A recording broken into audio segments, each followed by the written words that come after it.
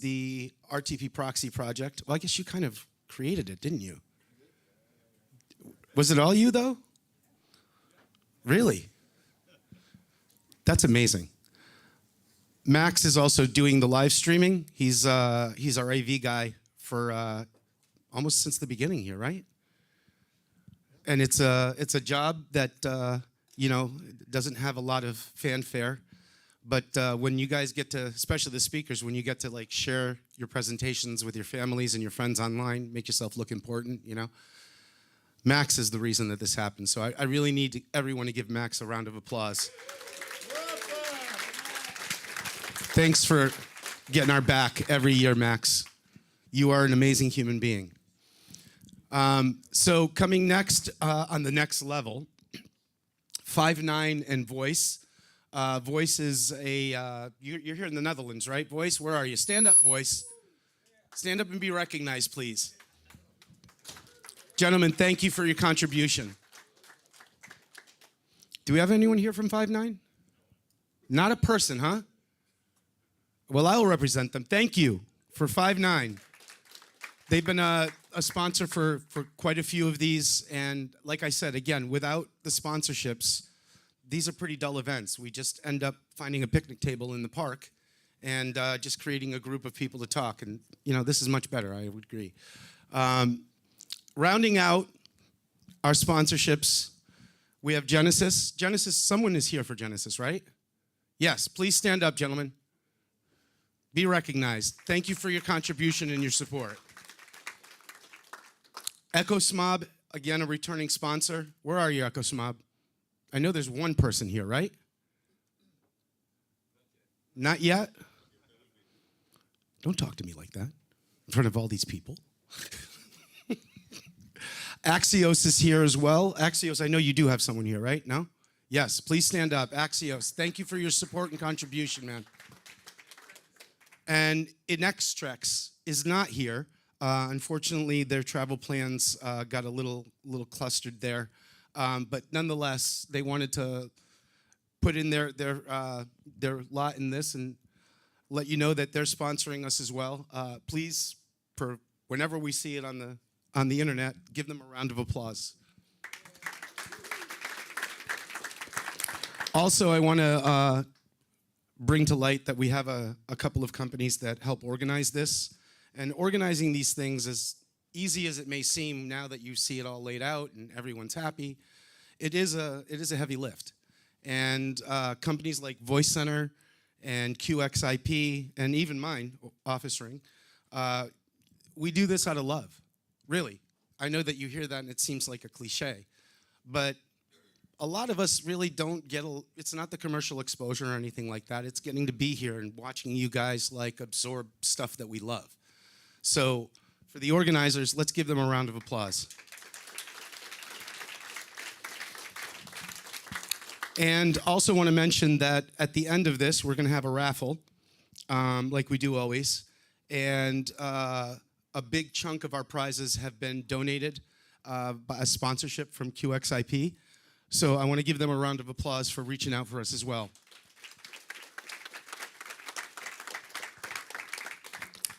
So for those of you that are kind of coming up with your companies, you're not quite at the level that, you know, sponsorship makes sense for you, maybe economically, something like this. I don't want you to lose sight that for this to continue, we have to have sponsors up here on this board. So as you mature, as your companies grow, keep us in mind. Obviously, we know that you're grateful, but anything that you can do to show us a little bit more in the future, we're always looking to see if you can contribute and help out. So with that, I think we're pretty much opening up here, right? Am I missing anything? I didn't say it was your turn. Thank you, Alex. It's not no.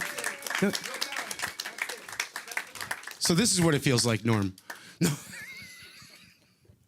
So listen, without further ado, let's kick off the 2025 OpenSIPS Summit with our founder and keynote speaker, Bogdan. Do you want to put it over here for me? No? You sure? It's on? Okay, thank you, Alex, for the nice introduction, and thank you all for being here. All the time when doing the, let's say, all the work, all the effort for putting together the summit, you know, going all through the all the work with getting the sponsors, getting the venue in place, getting speakers, setting up everything. The only thing we have in mind as end result is providing for all the attendees the opportunity to meet one each other, to exchange ideas, to follow up with the latest news with a project. And yeah, it's a great opportunity to socialize and why not, having fun. So at the end of the day, the summit, it's not, let's say, focused on something with the importance for the project as much as the importance for the community, for the people, so basically for our participants. So let me start. Okay, bingo, yep. So, yeah, as always, I'll try to do the most generic presentation, covering what are the latest news in terms of project, in terms of latest release, the latest features, news, and so on. First of all, where have we come to? Because as Alex mentioned, even if it's a rainy day outside, we are still happy celebrating the 10th year in being in Amsterdam. So the summit, as we know it today, as a format with 4 days of overall conference, started in exactly 10 years ago, 2015. That was the first edition. Not sure how many of you remember. We had the event at, yeah, that's a funny name, the Fashion Hotel in Amsterdam. It was a nice location, no worries. Yeah, since then, so that's a 10 years old picture from that event. So that's what we considered as a starting point for the summit, again in the format that we know today. In the previous years, in the previous 5 years, we had different kind of smaller formats, usually trying to go around other conferences, for example, during ClueCon or Astricon, just to do like a one-day event, smaller things. But when we get on our feet, again, was 2015. And you recognize the room, it's the same room, right, like now. This is, I think, 2018 or 19. Was the last the last summit in Amsterdam. After that, because of the COVID stuff, we had 2 years of online, and then we went not because we have anything against Amsterdam, but in 2022, when we had the comeback in the live format, we went for Athens, because it was late in the year, was like almost October, and yeah, no chance with weather over here, so we went somewhere warmer. And where is Vasilios? Here. He made that possible in Athens, in putting together the summit. Then, to make also Alex happy, we went to Houston. We will visit him. Yeah. That sounds so self-serving. That sounds like... No, you are part of the community. We are taking care of everyone. So yeah, why not? So yeah, 2023 was Houston. Last year was Valencia, thanks to the QXP team helping us over there with organizing everything. And now we decided to come back to Amsterdam. And don't ask me exactly what will be next year, because we don't know. And probably we will do like a poll or something to see exactly what are the, let's say, preferences Do we stay here? Do we go to another city, another continent, whatever? At least we stay on the planet level, yeah.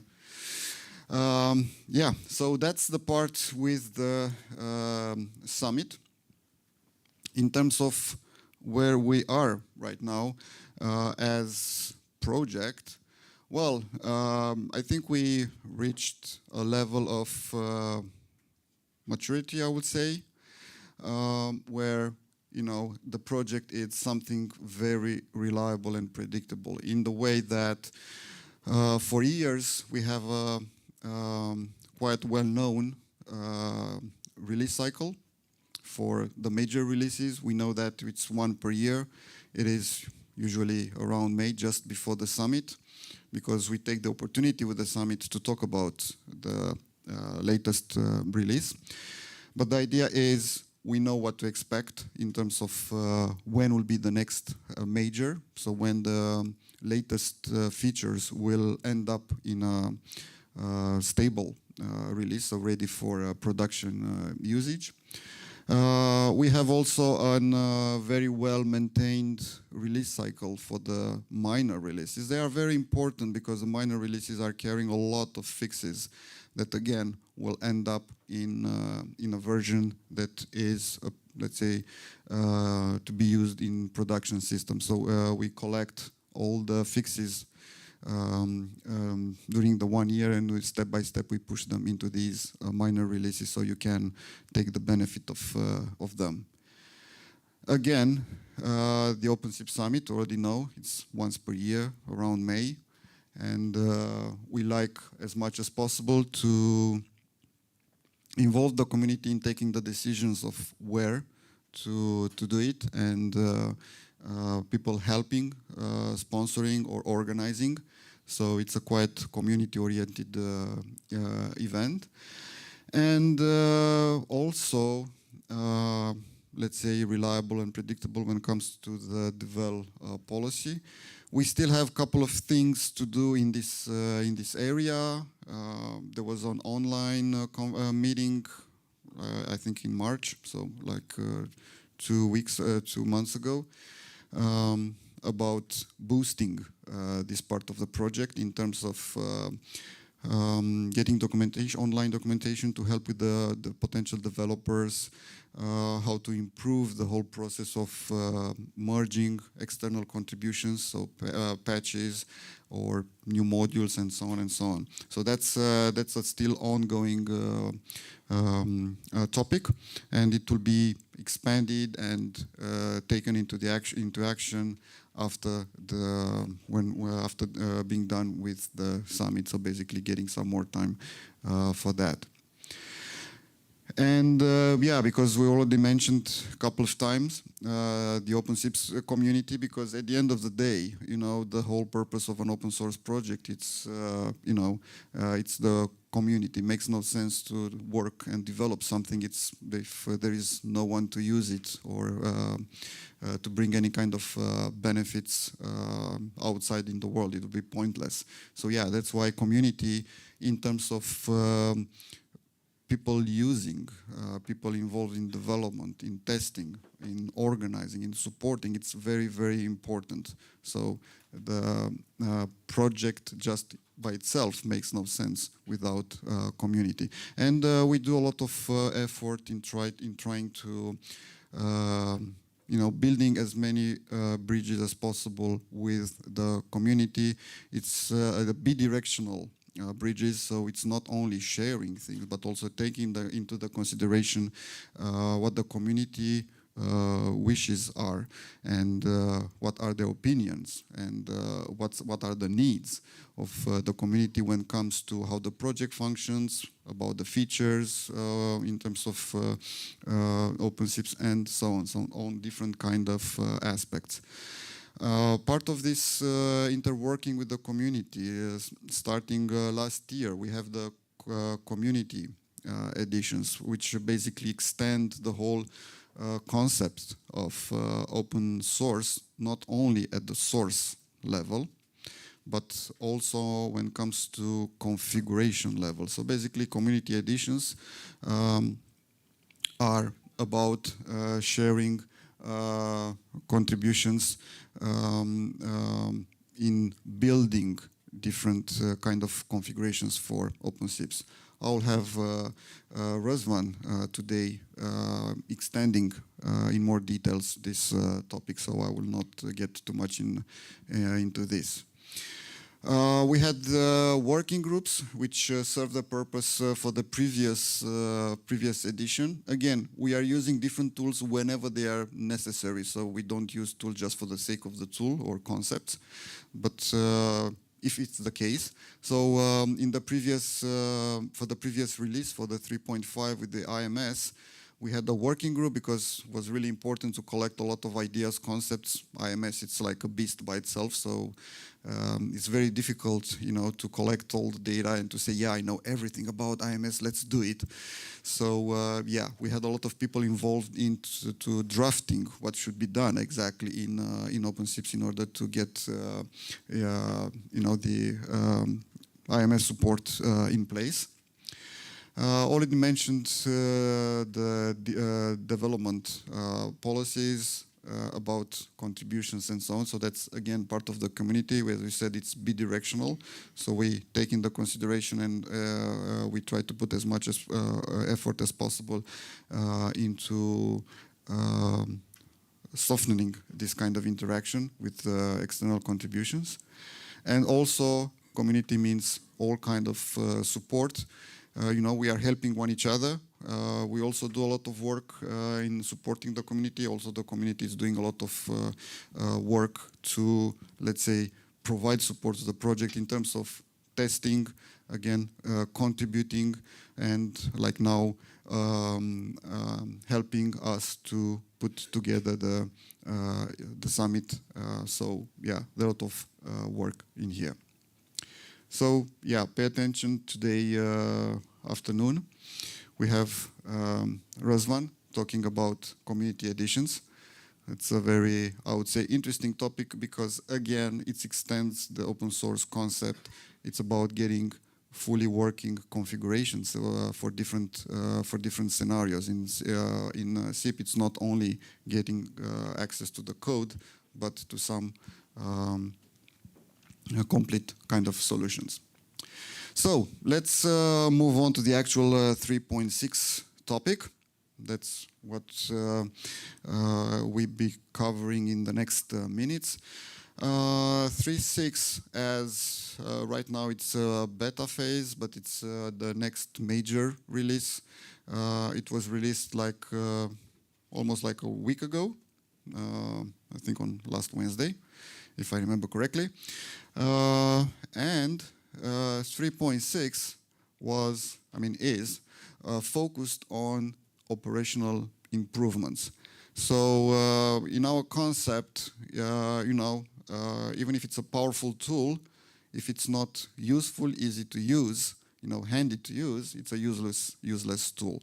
So we do a lot of effort in making OpenSIPS easy to as possible, easiest as possible to be used under, you know, production kind of environments. So basically in operational activities. And here it's not only about simplifying, but also improving, looking for what will make, again, our life easier in that area. And at least for now, the plan is to have 3.6 the last on the 3 major version. So basically it will end up the 3.x, let's say, family. And that's why we choose this operational improvement topic, because it's somehow closing the circle with the 3.0, the first in the family, which was focused on DevOps improvements. So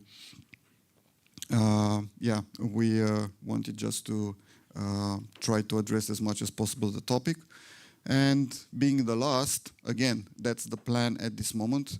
I'm not saying that we're going to change it, but still, let's say, having some other options under consideration. And being the last, we said, okay, it has to be an LTS release. So yeah, that's the plan for 3.6 at least in how it looks like and what it's trying to do.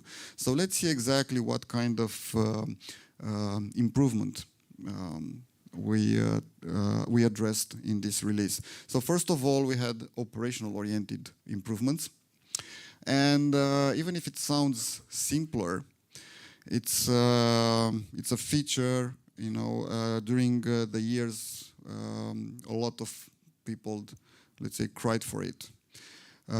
Dynamic sockets. So basically, at the runtime, you can dynamically manage, create, remove SIP listeners from OpenSIPS. I will not get into the details why it wasn't done so far. It's because of, let's say, historical reasons in terms of how the code was written from day zero. Basically, all the code in OpenSIPS so far was written having in mind the fact that, you know, the sockets, the listeners will never change.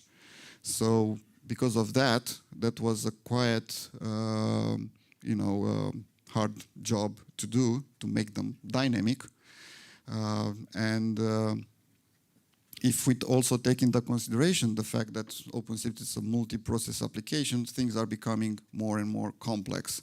I mean, you create a socket, but it has to be visible in all processes, and not to mention to allow the communication between the processes for whatever related operations with that socket are. So, yeah, it was a very challenging task. And the result was this socket management module, which is typically like more all the management tools in OpenSIPS is DB driven. So basically in the database, you just describe whatever extra sockets you want. So extra to whatever you put in the configuration as static sockets. You can do an reload during runtime through the MI interface. So that becomes very, very handy when you have typical scenarios where you may have a dynamic interfacing with customers, carriers. Like you have, let's say, an SBC, you add a new carrier. Yeah, you don't want to shut down the whole system just to add a new listener. Maybe like you have a VPN to interconnect with some carrier. In that case, you know, it will be right now very, very easy. Just add in the database, do a reload. There is zero downtime, no impact on the traffic, and you can bring up a new interface for a new interconnection. Or if you have like a trunking system, again, it's more or less the same. So you are exposed to you know, potential variation when it comes to the networks you are working with in terms of, again, connecting to carriers or customers. So it's there are two scenarios, this kind of SBC or trunking, where you may hit this kind of problem. You need to quite often to add, remove new listeners, and again, nobody wants to shut down the system just for adding a new listener. So this is a very powerful feature. In the same time, it's a very, very easy to use. So basically, it's just provisioning some stuff into the database also to describe the sockets, just load the module, and that's it. So it's not much to talk about here. It works. It's simple to use. Nevertheless, it addresses a very, very, very useful need. If we follow the line of things that were, let's say, wished for a long time, also by us, also by community, we managed to address in 3.6 the structured SDP. Over the years, you know, okay, we have the signaling, where you can do a lot of things about the SIP side.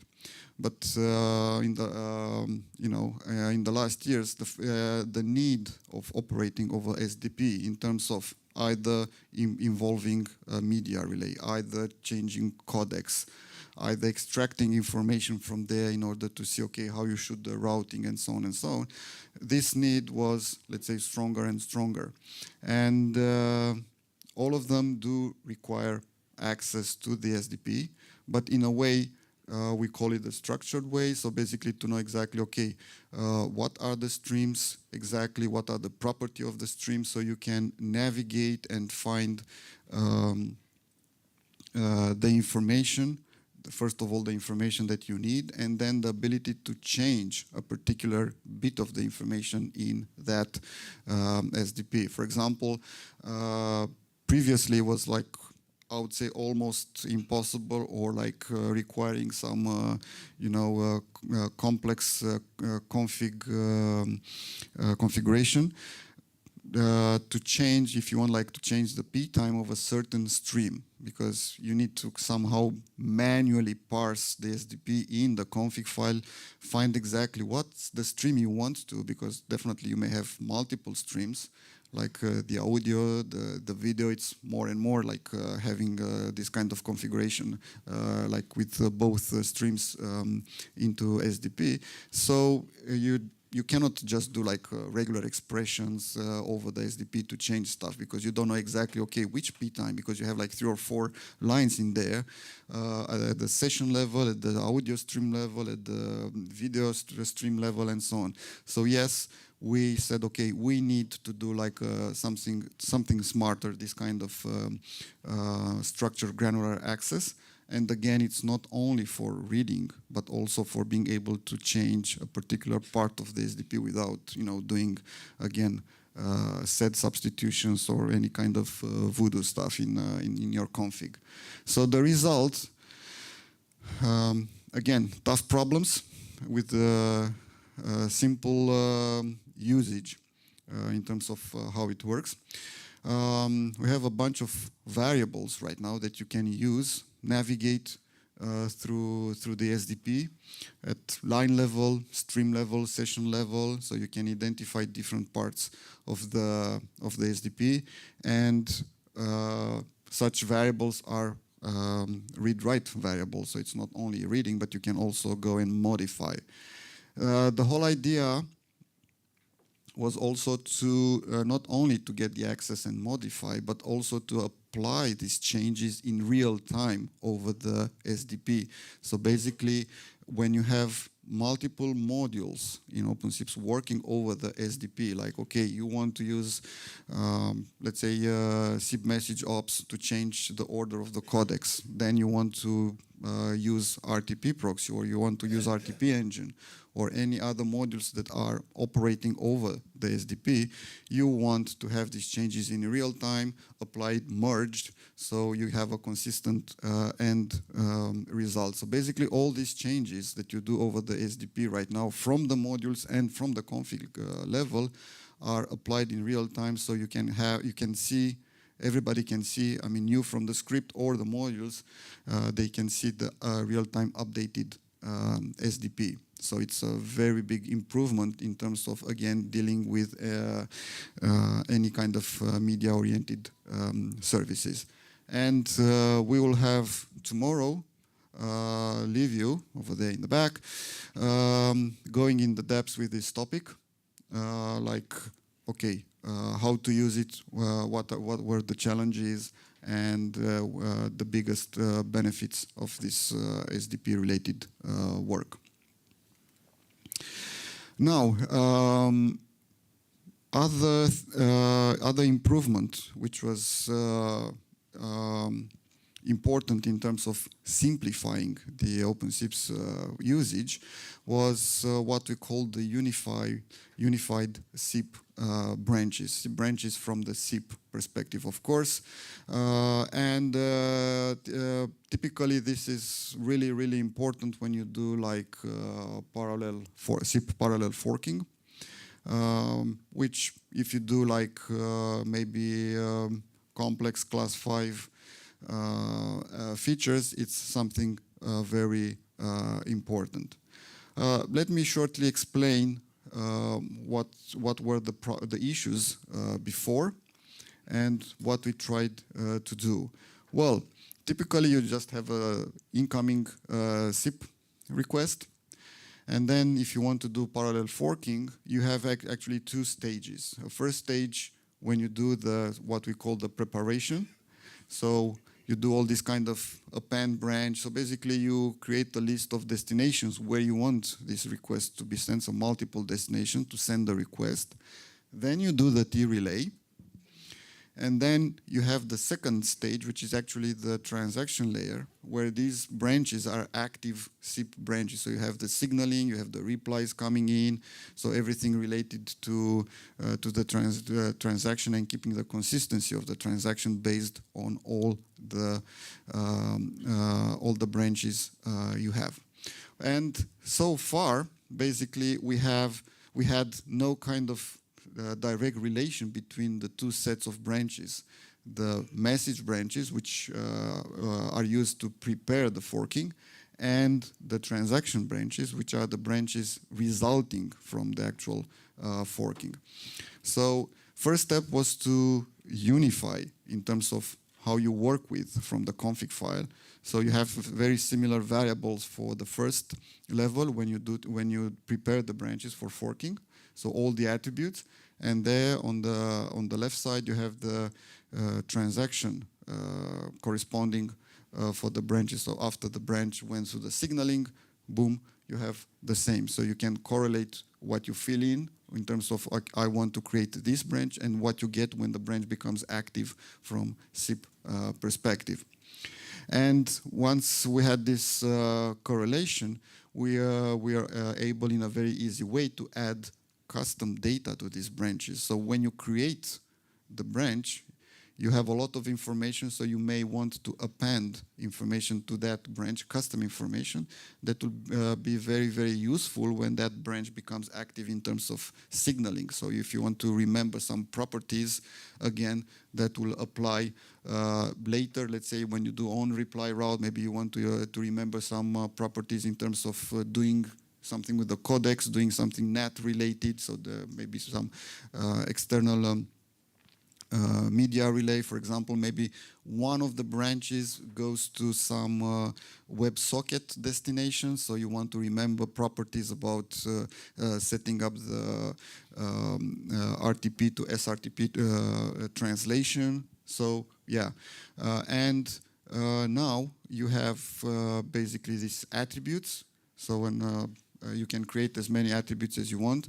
You can set them into the message branch. So when you prepare the branch and you'll see them, they'll be automatically carried into the transaction branch. So you set them and then you can use them for the whole duration of the branch automatically. In the same way with the flags. So you have this kind of a continuation between the two sets of branches in terms of custom data. And the last step was, okay, we have branches, but sometimes when you do different scenarios, you actually need to have this data access between the branches. So at a certain point, maybe you want to check what happened so far with the other branches in order to take, you know, an decision in terms of scripting. So yeah, you can once you have the branches ongoing, you can access information from a different branch by using indexes. You can look at the current set of branches, the active ones. You can look also at the past completed branch if you had like a serial forking step before. So yeah, it's a very powerful tool again to check what's the status of various information in all the branches, and also to, let's say, search the branches based on attributes. For example, if your parallel forking failed and you want to deallocate some resources like external relays and so on, maybe you want to check, okay, which branch had the relaying ongoing, so you can go and shut it down or deallocate that resource. So you can very easily do this with get branch index by attribute. So you can get the index of a branch by looking for an attribute. So yeah, again, if you do complex parallel forking, you will see that everything will simplify dramatically by using, and it will be more clear in the config file by using these unified SIP branches in 3.6. And because we are talking about simplifying, the whole operation process, in 3.6 we have these config variables right now. It's a simple concept, but very helpful one. Basically, we have a dedicated module exposing some variable configuration variables, which are preset in the database. You have them into the config, so they are kind of in the config file, so they are kind of a global variables. And as the name says, you can use to have different kind of configuration settings. You can change these variables at runtime. So if you want to change the behavior of your OpenSIPs, they are restart persistent. So even if you change through MI, at the runtime one of the variables, if you restart, you'll still see the original. You'll still have the changed value that you push through the MI, and you can do the changes through the script with the variables, or through the MI interface. But again, that's a handy way to have like predefined settings that later you can tune during runtime. Again, you can have them persistent if restarts happen for your OpenSIPs. So handy to do. If you have similar configurations, these are very handy to do, like small tune-ups through such configuration variables. Right, and completely different set of operational improvements that we had in 3.6 are integration oriented. So not only at scripting and OpenSIPS specific features. One of them, thanks to Maxim and CPSoft, we had the RTP IO module. Traditionally, we had OpenSIPS taking care of the SIP side signaling stuff, and then if we had to do work over the RTP part, we were using RTP proxy, RTP engine as external tool. So basically, you had two pieces of software, one taking care of the SIP side, one of the RTP side. What this RTP IO module does, it's actually pushing the whole RTP proxy as a library inside OpenSIP, so you end up with only one application doing both SIP and RTP. It's exactly the same code for the external RTP proxy as the built-in, as a library RTP proxy, so it works exactly the same, exposes the same functionalities, but they are linked together. They communicate as a single application, and yeah, it's a single application. It's more efficient in terms of, let's say, managing, especially if you have small embedded systems where you don't want to manage too many applications in the same time. So yeah, that's something that we have right now available in the 3.6 version. About integration, we have two modules right now, making things easier if you are running OpenSIPs in AWS. Because yeah, let's face it, the scenarios when you run applications in clouds, it's more and more often. So yeah, we need to look into that, especially in making OpenSIPs as friendly as possible when it comes to integrating with the different kind of resources which are provided by such clouds. And looking at the AWS, we extended OpenSIPs to be able to directly talk to the SQS service in Amazon. That's a queuing, simple queuing service. So basically generating events, more or less. So we have the events SQS module, which you can use in order to push events into the SQS service in Amazon, because there are a lot of people using this SQS in order to centralize different kind of events, not necessarily only from the OpenSIPS level, but maybe from other components of the platform. So yeah, it's easy to get everything on the same kind of service from all your applications in the platform. So that's an addition in 3.6, and it's very, very easy to use. Like, you can publish messages, so push events from the script level. You can, if you want to simply make OpenSIPS to push different kind of events which are generated by OpenSIPS to SQS, you can do like this, subscribe here. You'd say, okay, if that event, in this case the OpenSIPS event happens, then push it to the SQS consumer. So yeah, in this case you can feed whatever kind of events are generated by OpenSIPS, you can feed them into the SQS service. Or you can use externally the OpenSIPS CLI in order to generate events to be pushed to the SQS. So you have all the possibilities. And the second, okay, we had the events. We have also the DynamoDB, which is a NoSQL database. And the good thing is it's a service in AWS. So you don't need to bother about scalability, about resilience, and the high availability of such a service. You just use it as a service. So it's very, let's say, appealing when it comes to building services. So yeah, we built a driver in order to be able to communicate with the DynamoDB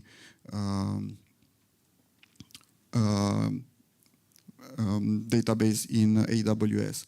It's using the CacheDB interface, so yeah, works exactly the same as all the other NoSQL backends in OpenSIPS. You can do typical storing, fetching of different kind of keys.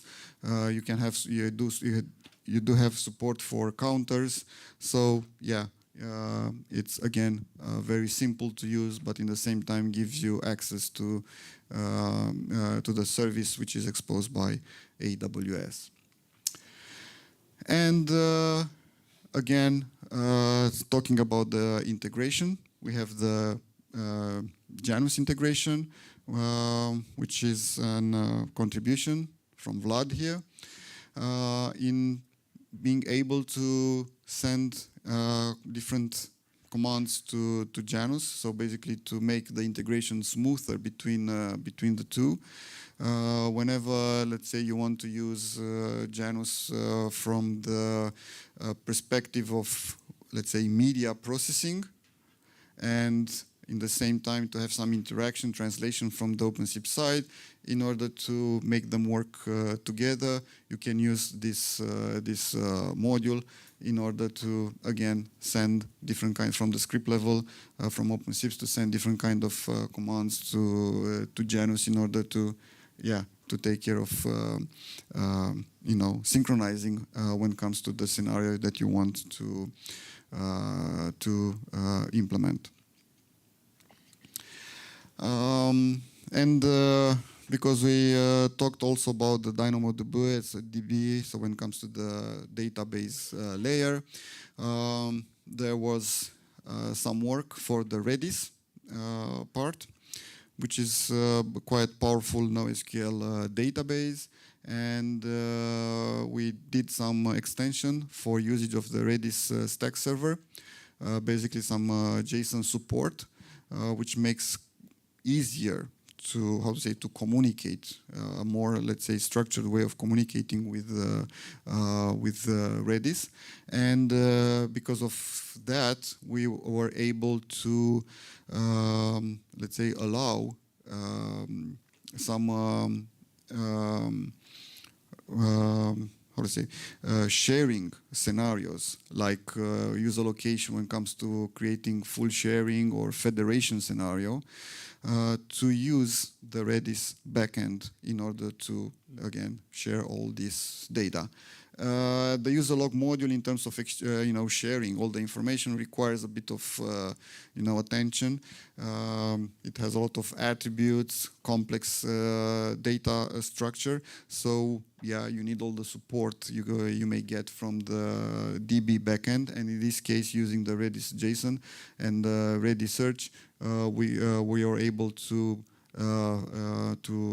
let's say, implement the sharing scenario with user location by using the Redis database.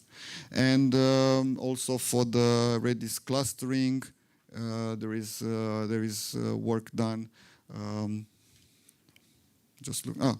Yep. Here we had Norman contributing on this, on the ability to support dynamic changes in the Redis clusters by moving keys from node to node, and basically OpenSIPS relearning where a key is stored in the cluster. So yeah, some really cool stuff that again facilitates the way of using Redis for different kind of services into OpenSIPS. And when it comes to, again, integration, just to mention, it's not at the software, coding, let's say, level. It's more like integration in terms of configuration. It's one of the community editions we have.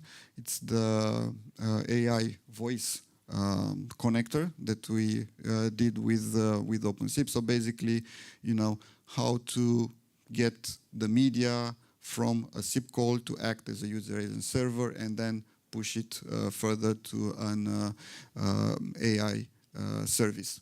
So that's again, that's an integration at the scripting level, and Darius will show on Thursday at the workshop, like how easy it is to deploy using Docker such an AI voice, and extend it to do different kind of scenarios, even interactive IVRs or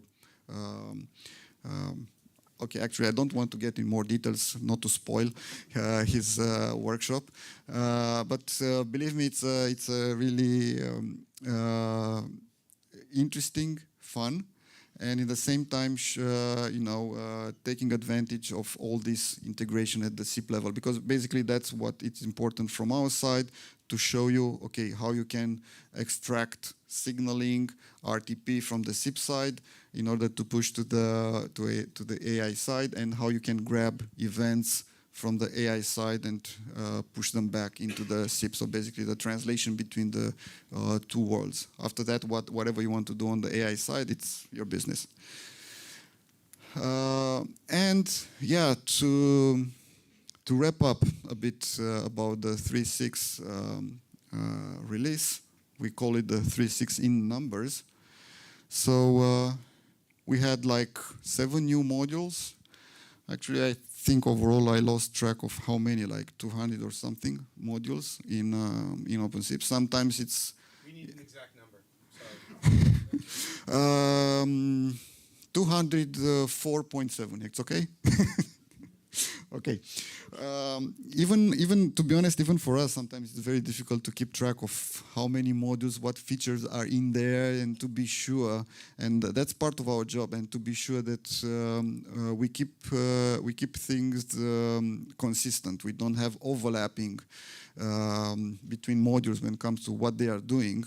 And on the other hand, to be sure that all the modules do work with, when you put them together in a script, they somehow fit. They are not like oil and water.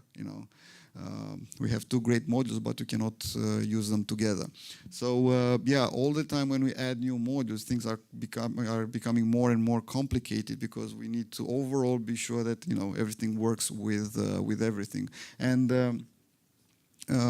here we try as much as possible to use automatic testing. We have this SIP tool we created to run different kind of OpenSIPS configurations and to be sure that things are still working and nothing is broken. And even for the 3.6 release, after we did coding and said, there is a song, we are human after all, right? So even if we did the coding and we did our own testing and said, yeah, it works, the next day, some tests start failing and said, okay, you missed that kind of scenario, that doesn't work, and fix it, and so on and so on. So yeah, all these tests are very, very useful. Again, because it goes through different kind of scenario and they ensure the consistency of OpenSIPS when it comes to all the modules. We have like 34 enhanced modules, so basically heavily modified modules in terms of adding new functionalities, maybe improving and so on. Because otherwise we had like 173 modified modules during this 3.6 releases. Quite a large number of commits.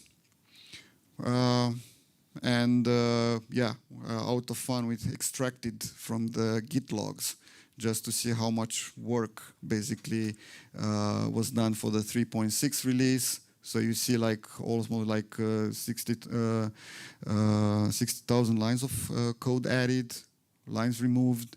Yeah, sometimes we do also that. We do some cleanup or maybe merging, simplifying things. And all this work was done overall by 32 contributors. So it's not only the work, let's say, the core developers are doing. We had a lot of pull requests, like completely new modules or patches or fixes and stuff like that, coming from the community side. And that's an improvement because we compare the numbers with the previous years. And this number of contributors, it's keep increasing, which is a good thing. It shows that people are interested, are using, and they are willing to contribute back to the project. So that means, okay, it's a vital, important part of their infrastructure. And yeah, it gets bigger and bigger. So it's like more than 200 megabytes of code on the GitHub repository. So yeah, when you try to clone, be patient. Otherwise, more or less, code is for developers. It's not like it's restricted, but if you are a regular user, you just go for the packages. It's much, it's more, simpler to download and install the packages rather than go and compile everything because you need a lot of libraries. And considering the fact that there are a lot of modules using a lot of external dependencies as libraries, okay, you don't want to go through all these. You just install the packages that you need. So more or less, that's it about the 3.6. Again, during the summit, we will have more presentations or workshops detailing a bit some of the features, new features in 3.6. So that's not all, folks. We are not done yet with this.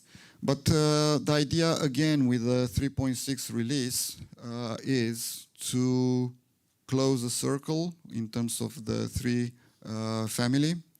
version family, and to make it simpler and better when it comes to usage. So from the operational side, right? Okay, so that's from my side. Thank you for being patient and listening such a long walk through a lot of various features. Seriously. I need to apologize for that. Thank you. Thank you, Bogdan. That's the way to open it up. I've got a couple of minutes, so I've got time for one question. Who's got one? You don't count. Unless there's nobody else, then you do. Any questions out there? Okay, we're going to hand it over to Vasilios. Test. Regarding the DynamoDB module, do you have support for consistency, for consistent reads? Not eventually consistent. By default, it's eventual, the reads. When you Speak up, man. when you make a read request in DynamoDB, it's doing that thing. Test. Is it? Oh. Bogdan's messing it up on you. Do you have support for strong, consistent reads in DynamoDB? Have you looked at it? By default, it's doing an eventually consistent. I think that's more like... It's just a flag. Yeah, I will start with a disclaimer, like I'm not the developer doing that, so I don't know much of the details in terms of, and what you're saying, it might be a simple setting when it comes to how you connect to the database, to DynamoDB. I'm not sure exactly what are the defaults in the backend. But definitely, okay, we can check, and if it's something, it might be a simple mod param or add a new mod param. Okay. Was that enough? You're fully satisfied with the answer. Well done. First question, 100% answer. So we've got Eric Tam here from 5.9. Eric, were you in the room when I... Yeah. You were, and you didn't stand up, did you? You were the one that said there was nobody here. The tomfoolery and shenanigans never stop. Eric's going to be talking to us about a dialogue on state. He's from 5.9. He's also a gentleman that's been on the circuit with us for, gosh, almost a decade too, right? Like, yeah. Weren't you at the first? Yeah, I was before that, too, when we were at ClueCon. Wow. That's like ancient history. So without further ado, as he's adjusting here, I'm going to let him take it away. Let's give him a round of applause here. Eric? Oh, by the way, one more round of applause for this man over here.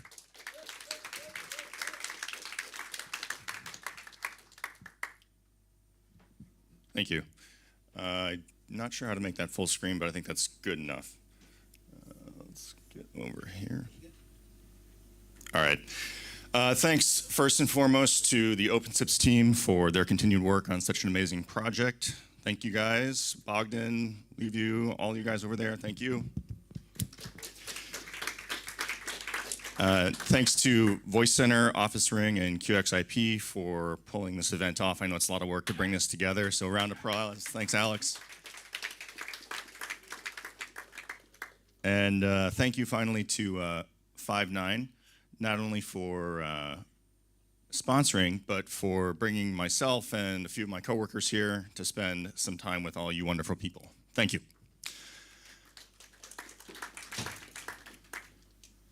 Okay, really quick. It's me. I'm Eric Tamme. Alex butchered my last name, but that's pretty common. I've been in voice for over 20 years. As Alex said, you know, I was doing these before there was a summit. I remember being at ClueCon in Chicago in like this little tiny room. Yeah, so I appreciate being with all you guys here. It's great to be part of the community and participating. I'm interested in communications kind of generally. I do a lot of HF amateur radio, primarily in Morse code. I tell people that I've kind of gone full circle on the spectrum of communications from the sort of original digital mode to voice over IP. I like phones generally. I have a small collection that's actually a payphone on my wall in my house that I bought off a route in Texas around 2007. I am a pilot. I knew I wanted to fly since I was 7 years old, and that is the actual plane that I fly now, and it's affectionately called the Flying Tomato. Okay, I'm here to talk to you today about farmers and sheep. I promise you are at the right conference. Has anyone ever watched the farming shows like This Farming Life or Clarkson's Farm or really any kind of like farming show where they have livestock? Show of hands, anyone? Okay, that's more than I thought, so maybe it's not the wrong crowd. Okay, so in springtime on these farming shows, it's always lambing season. And they have to collect and sort out the sheep. So each of these farmers has different fields, but they share barns.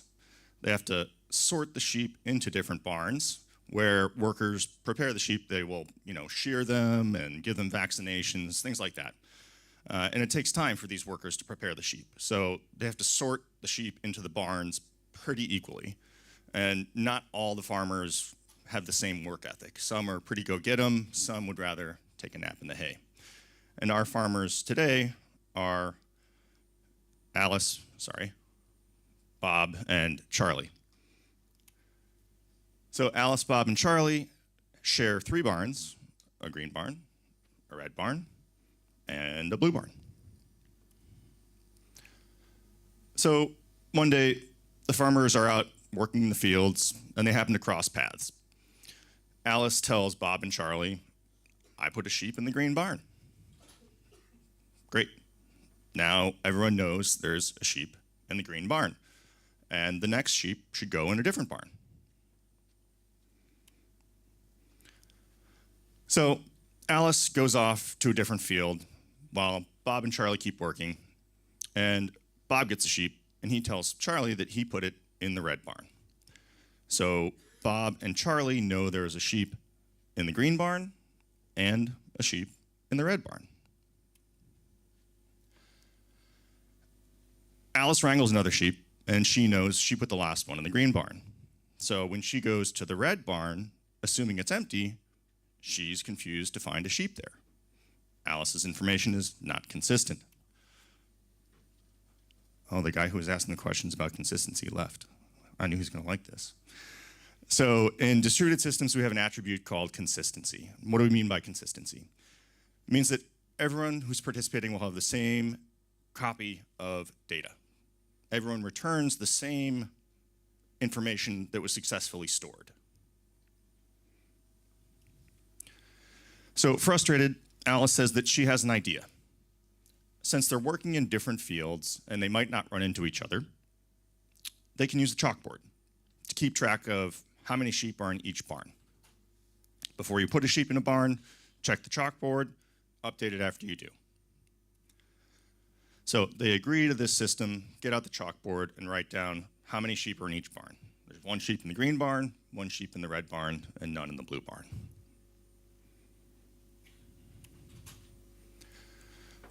Okay, so they have their chalkboard system. Charlie has finally corralled his first sheep, and now that they're using the chalkboard, he sees that the blue barn is empty. He doesn't want someone else to show up and mess up the board while he's gone putting his sheep away, so he leaves a note telling people to wait until he's finished. He goes off and puts his sheep in the blue barn, updates the chalkboard, and then removes his note. But meanwhile, both Bob and Alice have been waiting to use the chalkboard. Charlie updates the chalkboard, leaving a note saying, "Don't mess with this until I get back," goes to put his sheep in the barn.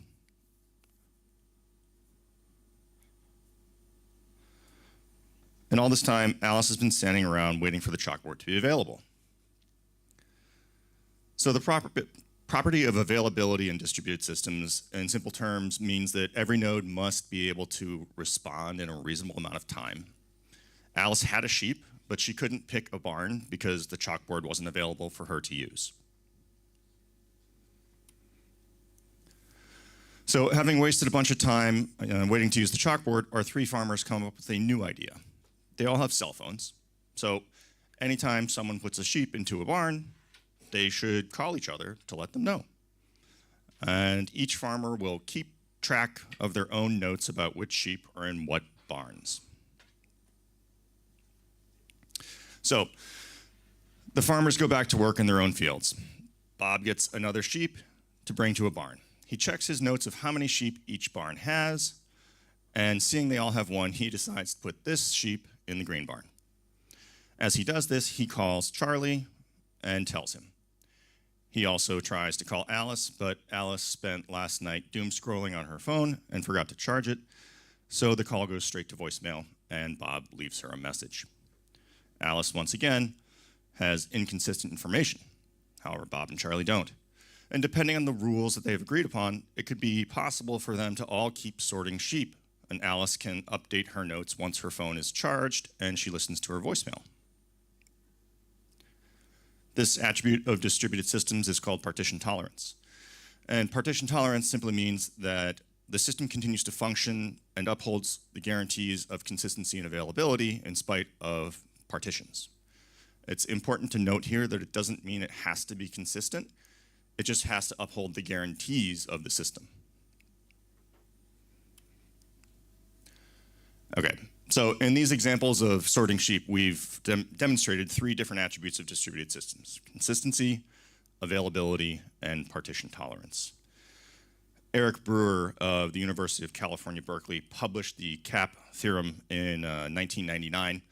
And in 2002, Seth Gilbert and Nancy Lynch of MIT published a formal proof of Brewer's conjecture, rendering it a theorem, rather. This is often pitched as the pick two kind of concept, but in reality, you really only need to sacrifice consistency or availability in the presence of partition tolerance. However, many years ago, some really smart folks at Sun Microsystems penned the 8 fallacies of distributed computing, and the very first fallacy they wrote was that the network is reliable.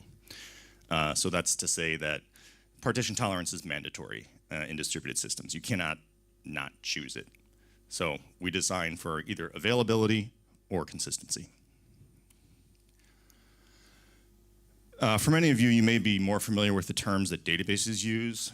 ACID, for example, prioritizes consistency over availability, whereas BASE prioritizes availability over consistency. And there's some examples here. Many relational databases such as MySQL, Postgres take the ACID approach, while many distributed databases like Cassandra and DynamoDB, one of the databases that Bogdan mentioned, take the BASE approach.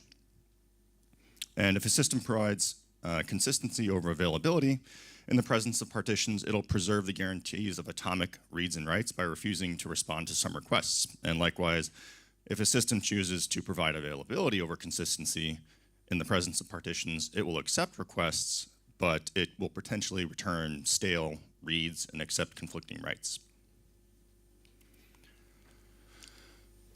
Eric Brewer and Armando Fox also propose a perhaps more flexible way to think about CAP theorem through the harvest and yield metrics.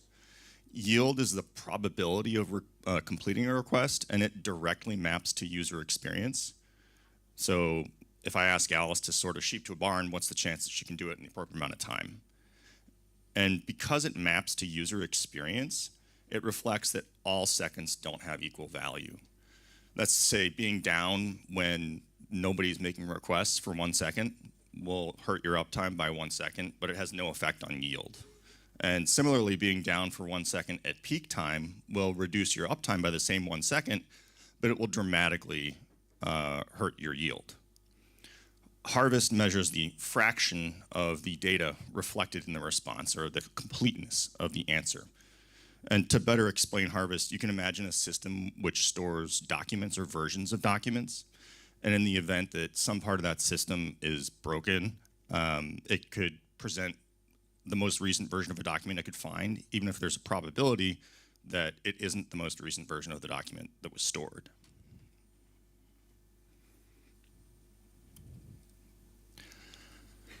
So back to farmers and sheep.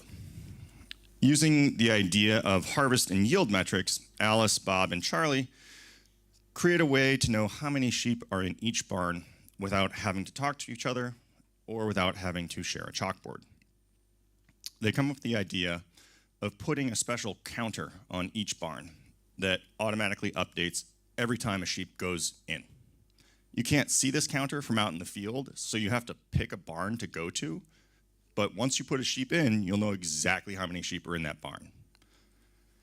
And then each farmer will keep track of their own set of notes about how many sheep are in each barn. And they'll update them anytime they put a sheep in. If they don't have any notes about how many sheep are in a barn, they'll just pick one. So this system has a high yield because each farmer can make their own decision without depending on any external resources. And after visiting a barn once, each farmer will have a large fraction of the data to make their choice upon, giving them a high harvest. So this is a very loosely coupled system. The farmers don't depend on each other to communicate with one another, and they don't share a single system that keeps track of the sheep. But there's still information being preserved in their notes, and some farmers can be forgetful and lose their notes. That's okay though, because the cost to regain state is quite low. A farmer only has to visit 3 barns to regain a large fraction of the data. So how well does this work? Let's change our example slightly. We still have 3 farmers, but now we have 50 barns. And we have to sort 100,000 sheep. And there's a 1% chance that anytime a farmer catches a sheep, the notes that they have will fall out of their pocket and they'll have to start over again.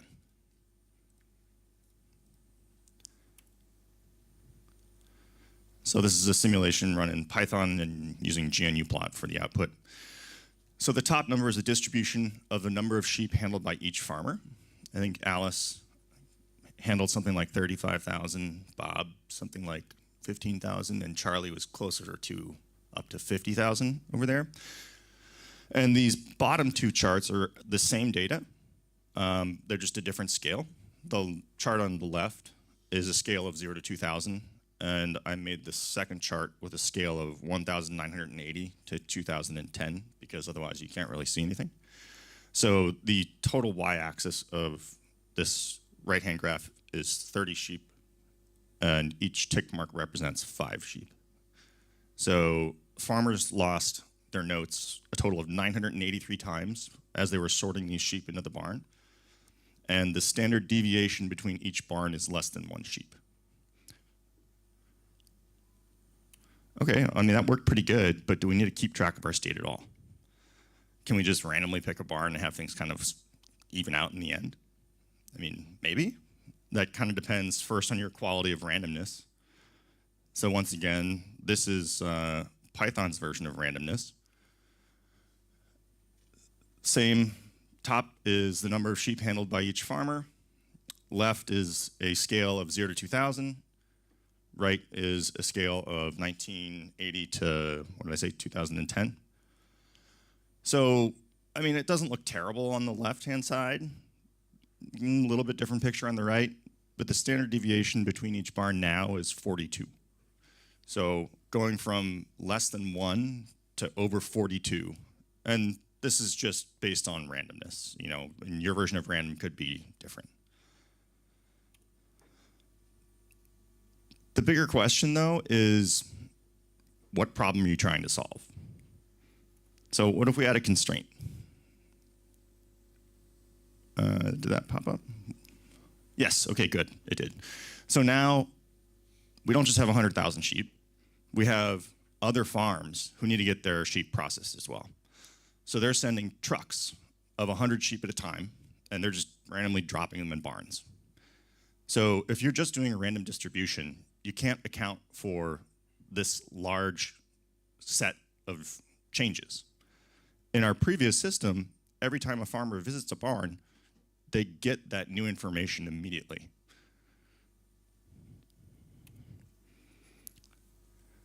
So as you can imagine, these concepts are applicable to more than farmers and sheep.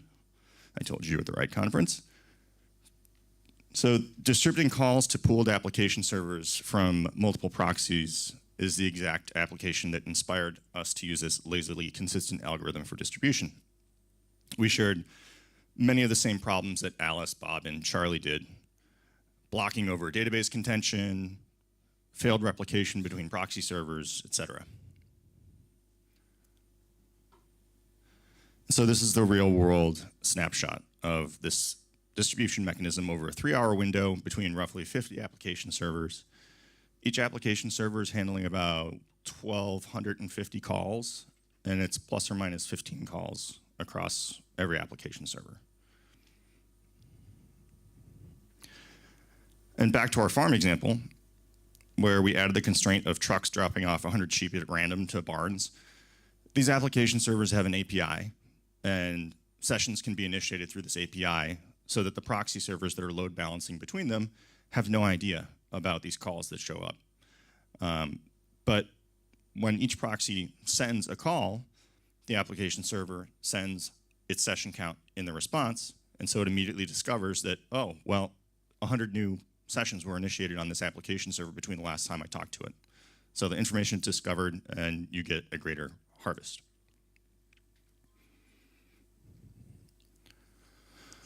So OpenSIPS obviously has mechanisms for distributing state. The cluster module in particular is one that first comes to mind.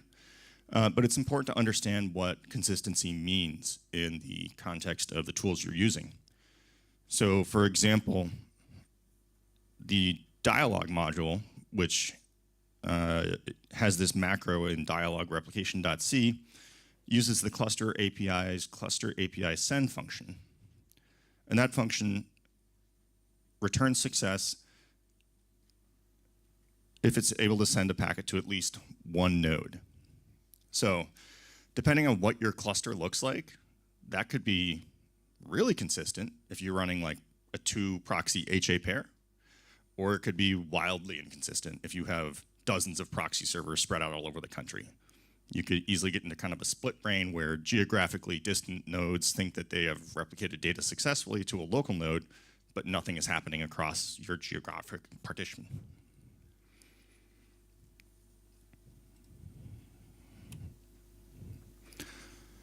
So this replica success rate is also called replication factor. And in other systems like Cassandra or in Dynamo, the replication factor is tunable. And for anyone who's interested in a deep dive into sort of cap theorem and consistency and stuff like that, the DynamoDB paper is really great, and it's pretty accessible, and it talks about a lot more stuff like vector clocks to maintain consistency and things. So if you want to go off the deep end on it, I would recommend that. So the replication factor is tunable. You can specify the number of nodes where you have to have had a write in order for the write to be considered successful. This could be a neat feature for OpenSIPS in the future in terms of clustering, to have a tunable replication factor versus just a fixed, like, one write means we're good kind of thing. And another idea that's kind of stolen from DynamoDB and Cassandra is to more explicitly inform the cluster of its topology. That's to say, like, defining logical groups of nodes that might share the same physical location or some other attributes, like you're in the same rack or on the same switch, and then specifying which groups must get a certain number of writes.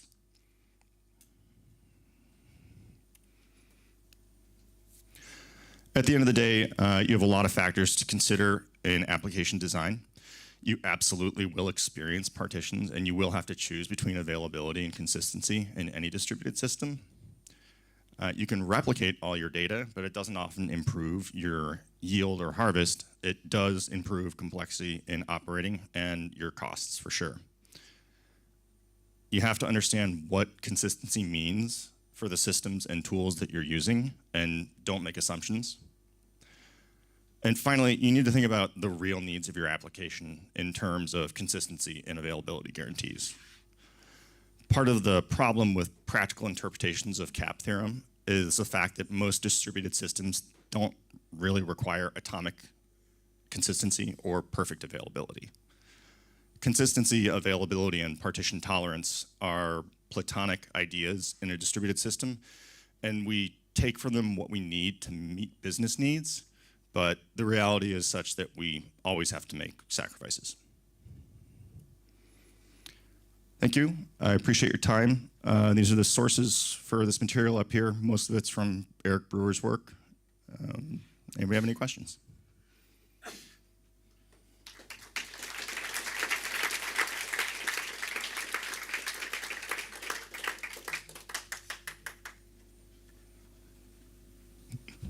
caught Alex off guard. That's it. Yeah. Let's see if we got some questions. That was awesome. Although I wasn't here, but I was here in spirit. Does anyone? Yeah, we do. Look, I don't even have to ask. You've got questions. You must have said something interesting.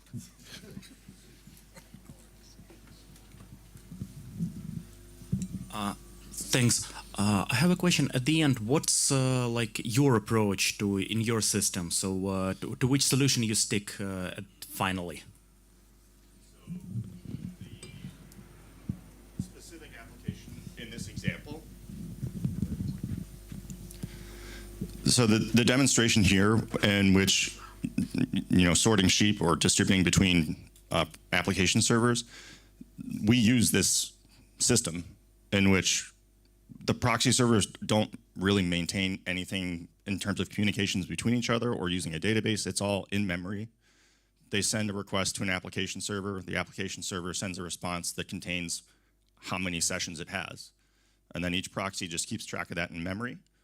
And that's what's been demonstrated in those slides. So that's the method we use for this specific system. But the point is that it really depends on what your problem is that you're trying to solve. In this case, we don't need it to be absolutely perfectly distributed. It's good enough to be within a standard deviation of less than 1. And that's what the simulations show. Did that answer your question? Did that answer your question? So if you were to rate the answer on a scale of... Do we have any other questions back here? Okay, let's give Eric another round of applause. Eric, thank you so much.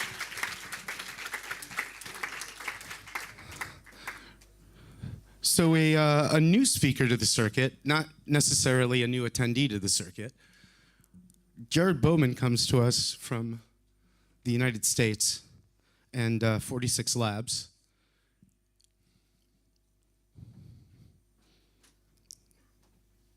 What are you going to be talking about? Talk to me like that.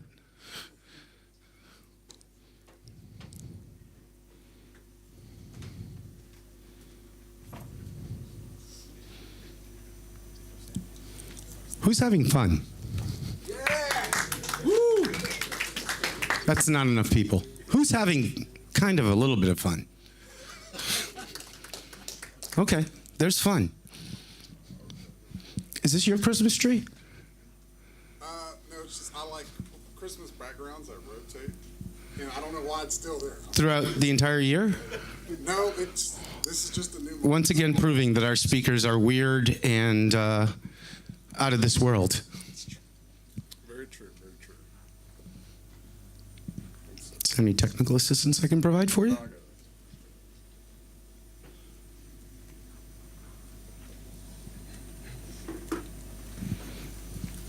Who's here for the first time?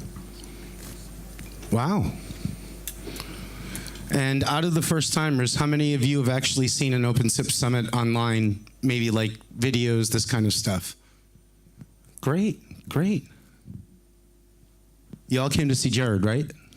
All the new people? Okay. I don't have presenter notes, so I'm just going to wing it. Let's go. You're going to wing it? I'm going to wing it. Let's go. Okay. Last time this happened, there were 3 ambulances and a fire truck. We can do better.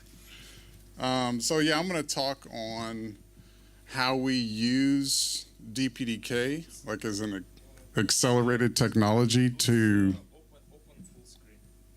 open full screen.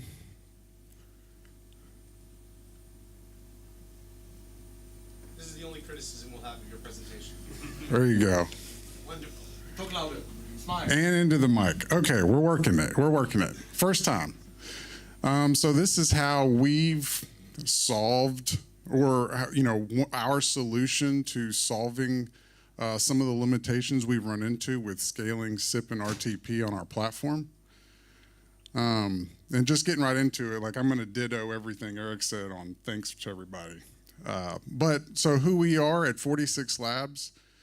We've been using OpenSIPS for a decade or more. We started as a as a platform, so a routing and rating and switching engine for carriers and service providers and other people who like to slam a lot of calls at a high CPS and concurrency. And we do a lot of like observability and analytics on that traffic. And that's how we started. And we took that and we morphed it into an enterprise solution. Because a lot of these larger enterprises, they have, they also have a ton of SBCs, and our platform fits in that space, acting as like a single logical SBC with distributed interfaces globally, tied together by the networking piece, which is kind of what we're talking about today. And then, like from the enterprise, we started doing a lot of origination, a lot of termination, a lot of toll-free ourselves. And in the past year, we've acquired 2 carriers, Hypercube and Impact, that have significant presence here in the US and also some international traffic. And that's really where we started dog fooding our own platform and using it for the scale of hundreds of thousands of calls at tens of thousands of CPS.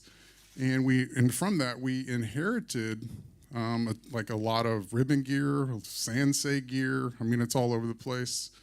But mainly ribbon, like for the TDM and the media gateways, and then a lot of SBCs that are distributed. And we've been replacing most of those SBCs with the platform. And in order to provide services, you have OpenSIPS, you have RTP proxy or engine. That's like that takes up probably 90% of our traffic. And so we all have to have network, and we have servers, you're buying routers and switches, you're having security appliances doing that, VPN, tunnel aggregation, like a whole bunch of the things you need to do in order to connect SIP to customers or pass media or do whatever you're doing from a voice perspective. And we recognize that the majority of our traffic is SIP and RTP, and we've actually, and plus it's built on like encrypted underlays. So like no matter if we're using the public internet, if we're connected over like Fabric or Megaport, like connecting to or interconnecting with customers, or even private interconnections, like we're building an underlay, like a base of encrypted tunnels, because it's multi-tenanted, typically, and then we run customer traffic and overlays. So that led us to building our own network operating system. And what that basically means is like where we may use a commercial solution like Juniper or something else, we built our own routers. We built our own security appliances. Those allow us to use basic like commodity hardware. You'll see here, like we use some, 2-generation-old stuff sometimes, but we're able to forward packets at a really, really high rate. And so we do this using DPDK. Like if you're familiar with XDP or eBPF, these are all like fast path, accelerated like methods for basically, making the kernel move packets through the system faster. So in a traditional scenario with a Linux kernel, you have packet comes in, the hardware causes an interrupt, you have the kernel copying that packet, then it does another copy typically into user space for your application, and that's where, like traditionally, OpenSIPS is going to read from it and do all those SIP parsing and SDP parsing and everything. So with DPDK, it basically bypasses the Linux kernel completely. Whereas like the alternative for XDP, it's more hooking into the kernel, so you get to like apply logic and code before the kernel does its main operations. But with DPDK, it's completely separate. We have a lot of like C++ and C developers that know that, and that's our hammer. And so this is the tool that we use. And for bypassing the kernel, and it's basically a framework. So it's like a set of libraries where you can read and write packets directly from the NIC buffers. And this is like basic Intel NICs, Mellanox NICs. it's just a set of libraries. You read packets, you parse them, you write packets. And most of the time you're doing so to make forwarding decisions, like in the case of NAT, like we'll see, you're rewriting parts of those headers. And VPP, which you can Google, is like a software router that uses DPDK for these cases, and that's the foundation for our NOS. So that's doing the IP forwarding, all the VRFs for the different customers, VXLAN termination for the overlays, SRv6, and like a whole bunch of other like standard router functions that you're probably familiar with or using commercial solutions for. And I think the best way to understand what I'm going to talk about and how we've used SIP or how we use these technologies to accelerate SIP and RTP is just standard NAT. Right, like this is a very common scenario. You have computers connected to a switch. You have layer 3, they have a gateway of a NAT router. Whenever you go to the internet, it's rewriting, one part of that packet header. So in this case, where you have outbound traffic, this is source NAT. So it's rewriting the source packet, or the address and the port typically, and it's forwarding onto the internet or any external network, and it's rewriting it to an address that has connectivity facing that network. And then it maintains a list of sessions so that, when you get return traffic, it can rewrite. And this is the basic foundation of everything that we're doing. But for like NAT, it's a good understanding because as the packet flows through the router, it's rewriting a portion of the packet header, and it's keeping a list of sessions so that return or future traffic gets rewritten accordingly. And then it maintains those for flows. So, using that basic technology, we're able to do 100,000 calls concurrent using 6 old, when I say old, it's like, we were laughing yesterday, we Googled it on Intel, it was like 2016 CPU. That was our benchmarking server. But yeah, and that includes, so it's like 2 cores for SIP and 4 cores for the application managing RTP for us.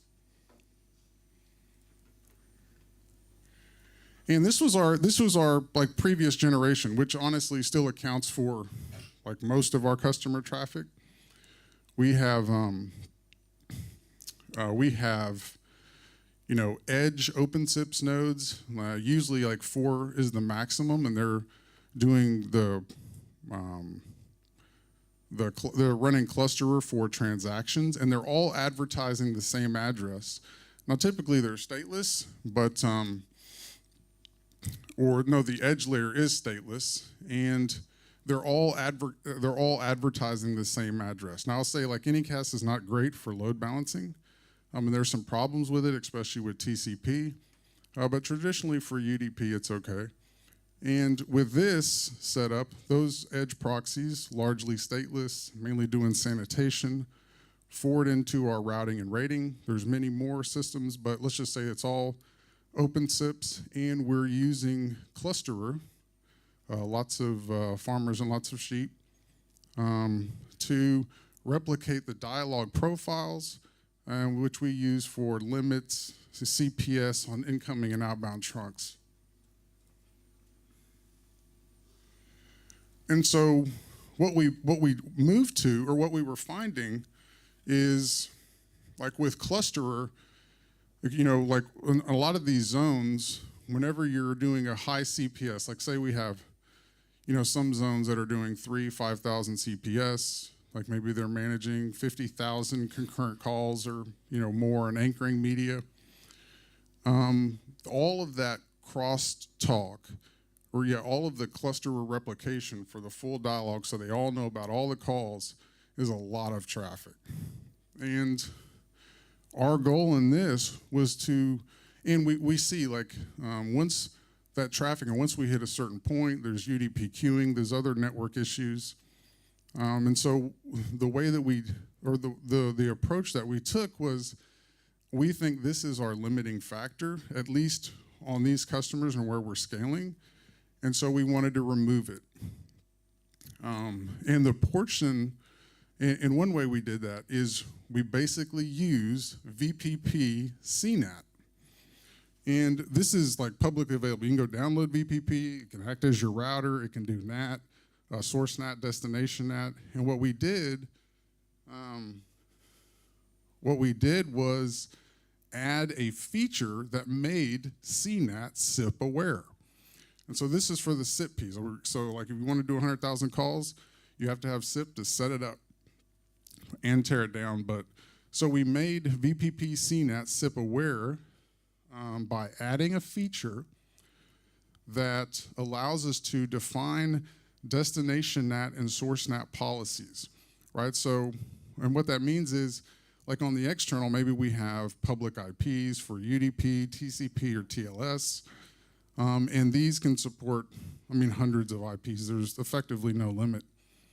And on the back end, what it's doing is it's managing the static state of translations with the awareness of all the OpenSIPS instances that are in a particular zone. And a zone is basically just like a network, like it's facing some external network. And yeah, so being SIP aware, when we add those translations, it's doing SIP option pinging, right? Like it knows the liveness within the second, and it's able to distribute the calls effectively using like a consistent hash over each of those nodes. And this is one of the coolest things here. So because like we want high availability, you never want to lose a call. One of the coolest things is like the way the hash works is it takes like 5 tuple, which is just a fancy word of saying you're looking at the source IP and destination, the source and destination IP and port with the protocol. For UDP, we include the call ID that we're parsing out of it. For TCP and TLS, we just do the 5 tuple, and then it does a modulus on the number of OpenSIPs that are in that zone, and then it picks it by an ID. So like, we're looking up like 0 through 5 if there's 6 OpenSIPs in a particular zone. And what's cool is because all of this is driven by Kubernetes, whenever those OpenSIPs are deployed, it's making sure that those translation tables on CNAT, like for the NAT entries basically, are consistent. And then we use BGP with BFD for sub-second failover between them. So if we lose the primary, like in less than a second, the other one's taken over and you don't lose connections. You don't lose TCP connections, right? Because it's just doing that. It's just rewriting the headers, and it's still the same OpenSIPS instance on the back end that's terminating that connection. Okay. And we literally did this yesterday at a co-working shop here, but we're using, and so I should have said, like for DPDK, when you have an application like VPP, or later you'll see like our media bridge, you dedicate and you isolate CPU cores to that DPD application. Like we actually like add the command lines, and for the kernel, that says like, don't use these cores, we're dedicating them for DPDK.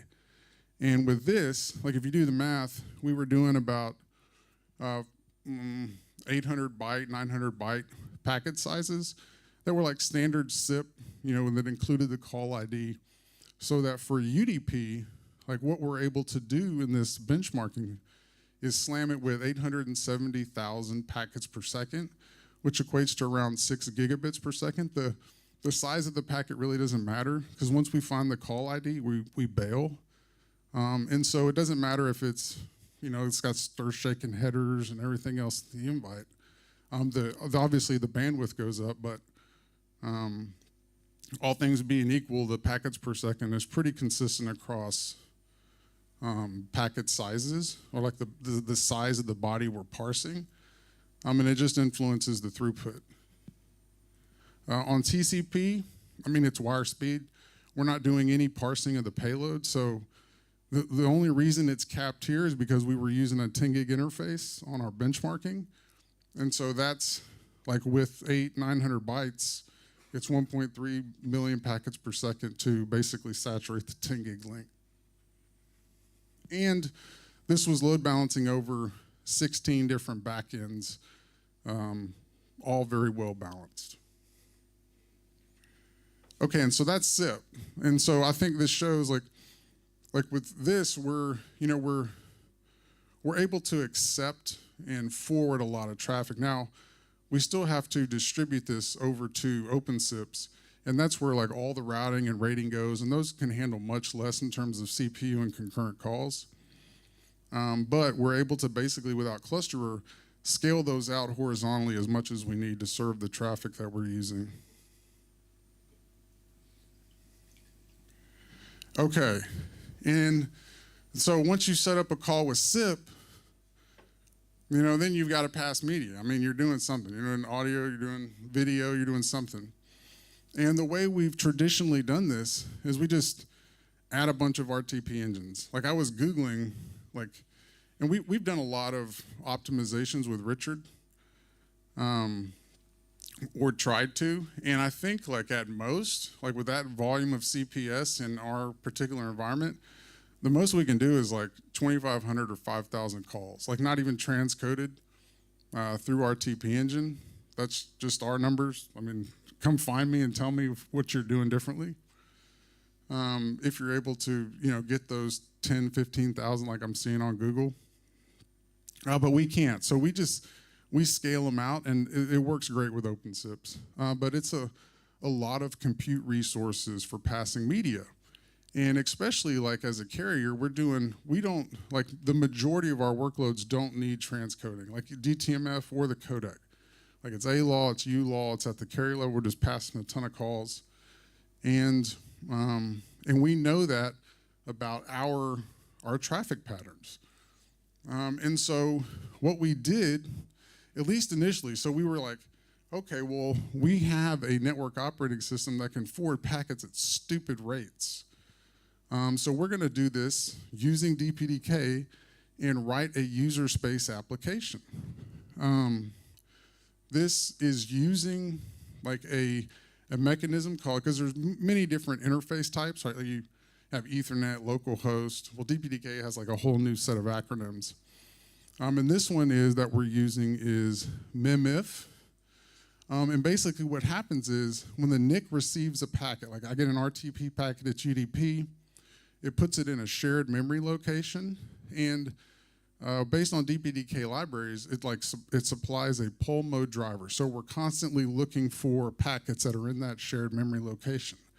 And it's the raw packet. I mean, we're literally, we parse UDP, we parse the headers, we do all the rewriting.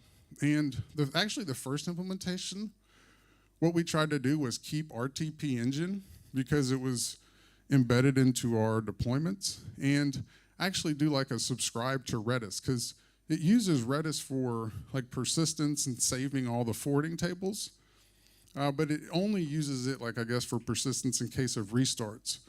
And so what we found is once you get to 1,000, 1,500 calls, it starts deprioritizing that stuff, and it's I'm not writing to Redis anymore. And so anyway, what we ended up doing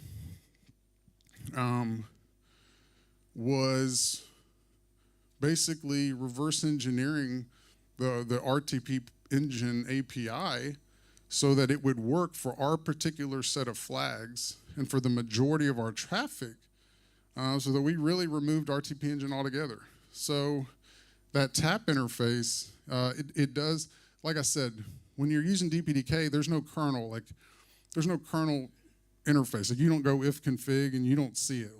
DPDK has consumed it, right? Because you're reading from its memory buffers directly. Well, we still need to be able to expose.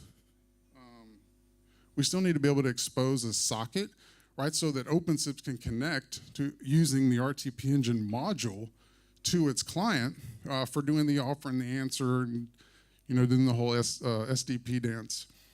But we did that, and we're able to insert the rules in our user space application, right, with where it's doing the forwarding for the RTP with zero kernel involvement, using the rules that are provided by the SDP offer and answer. So this is what RTP engine does with the kernel module. Like it's creating the record so that it knows how to do the forwarding. We just kind of copied that and used DPDK so that and what's similar here, right? Because this is just like NAT. A packet comes in, you don't touch the payload. You don't care about what's in it. You're just rewriting like the source part, like to your public IP if you're going out, or inbound, you're rewriting the destination part. Well, with RTP, when you're anchoring media, you're just rewriting both, right? So you're rewriting the source to yourself, like when you're anchoring, you're writing the destination to the callee or the caller, like depending on the flow. And so it's really like the same networking principles at a foundation level that we're using for the CNAT, like just standard NAT for SIP. And for Media Bridge, once you have the rules from processing the invites and the 200 OKs from both sides, well, now you're just rewriting packet headers, especially if you're not doing any transcoding or anything, which, like I said, the majority of our traffic is not. And again, we're dog fooding this. So like we run this through like wholesale and conversational platforms. They're probably doing 100,000 concurrent calls a day, anywhere from 5 to 10,000 CPS. And we dog food it. But we also, because we knew our traffic patterns, right? Like we don't have to support every flag when it's just for us. Like we don't do transcoding. I don't do SRTP yet. That's coming next. And we just started implementing RTCP in it so that we can do the query to provide the MOS scores and do the sender receiver reports. But yeah, and then we found a few customers. So we're actually deploying this for some customers, but it's because we know their traffic patterns. They're really not transcoding yet. And they want to be able to anchor a lot of ports. Okay, so this is like our media bridge, which again is like we implement the RTP engine API, but at the end of the day, it's just DPDK rewriting headers with one worker, right? And this is like, so the base setup is we have 2 benchmarking servers. They're running Cisco T-Rex. They're back to back. And we call the NGCP API and we set up all the calls. And then we have T-Rex basically generate 220 bytes, right? You take like a 20 millisecond packetization, you have 50 packets per second. They're roughly 160 byte payload, 220 bytes. And then this is what we're able to get. So with one worker, 1.45 million packets per second, pushing about 3 gigabits, and all the way up to 4 workers using the T-Rex output. And then this is like effectively using that ULAW like packet size with the 20 millisecond. This is a little bit over 100,000 calls. And I just said 100,000 conservatively. Talk to us like that. And so putting it all together, this is like what a location deployment looks like. Now it's so much different. I mean, goodness. But what's really cool is we segment, so everything facing external networks, because like the whole platform is about moving traffic from like a customer side to a vendor side. And these locations or these zones facilitate different external networks. Like you may be at an enterprise facing a private network, you may be on the public internet, you may be having a VPN with Verizon or something like, you're just facing some external network. where the internal network is really used for like routing, rating, the observability, like all the things that go into, you know, having to deal with after the call so that you can bill for it and provide metrics and analytics on it. But what's cool is, we move like the main forwarding and processing to the edge with like specific like hardware, like single socket, no hyper-threaded, fast memory, and like their only role is doing SIP load balancing for the zones, and that's multi-tenanted. Like I said, like there's no limit on how many external IPs we can assign to it, and if there's effective. I mean, well, there is a limit to the number of networks we sit on from a CNAP perspective, but basically, it's multi-tenanted. Right, so it can do a zone for a customer, do multiple zones for a particular customer's deployment. It can do multiple tenants, multiple zones. It really doesn't matter. And then similarly with Media Bridge, right, like just like, you know, it's like a JSON configuration that defines the client. So the switch uses the RTP engine module. It connects to Media Bridge 2223. We identify that client by its source IP, and then we know like all of the interfaces that are used and the directions for the call setup so that we can build the rules for passing media. Oh, I guess that was it. Yeah. But so yeah, if there's any questions, I could talk on this stuff all day. Yes, we know. Let's give this guy a round of applause first. Okay, I've got time for a couple of questions. Who's going to be number one? Way in the back. You have a fan.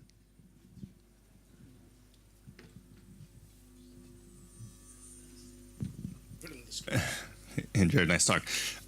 So I get that you removed the cluster module from the initial load balancing portion. That's still being used in all the zones. So all the zones are using the cluster module, or how are you keeping track of like the rate limiting and stuff like that now? Stop it. Just wait till I come to you. Nobody can hear you. Just wait. Very good question, because that was something good question. It's still in there. We're trying to remove all of it, but we still use it, but not for like the limits. We've pushed the limits to a caching layer. And like I said, it's Dragonfly now as opposed to Redis, and we've basically dropped it in as a multi-threaded Redis. But do we have any other questions?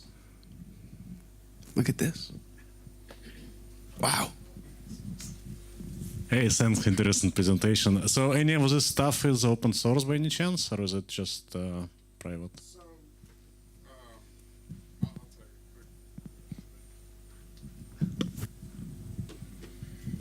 you quick. So everything is built on open source, and we push everything upstream. Like part of this, like that makes this work, is like the type of service field, because that's how we signal on egress traffic. So what you'll see is like we merge everything upstream, but it's the individual components. And because like Media Bridge is really custom built for us, like it's not gonna, take care of everyone's scenario. We haven't released it yet. Plus, it really requires or has a dependency on our network operating system and the APIs it exposes for configuring that underlying network in an automated fashion on our Kubernetes platform. So it's like we contribute the individual components upstream, but it's hard to do the whole thing because, we started this 5 months ago. Like, we had bought those carriers like a few months prior, and we just had a lot of traffic to deal with. So we were just trying to make it work for us. But hopefully, eventually, like this stuff makes it up. Your intention is to share. Always. Another question. Here you go. I knew there would be one from you. Thank you for great presentation. Short question: why DPDK and not XDP?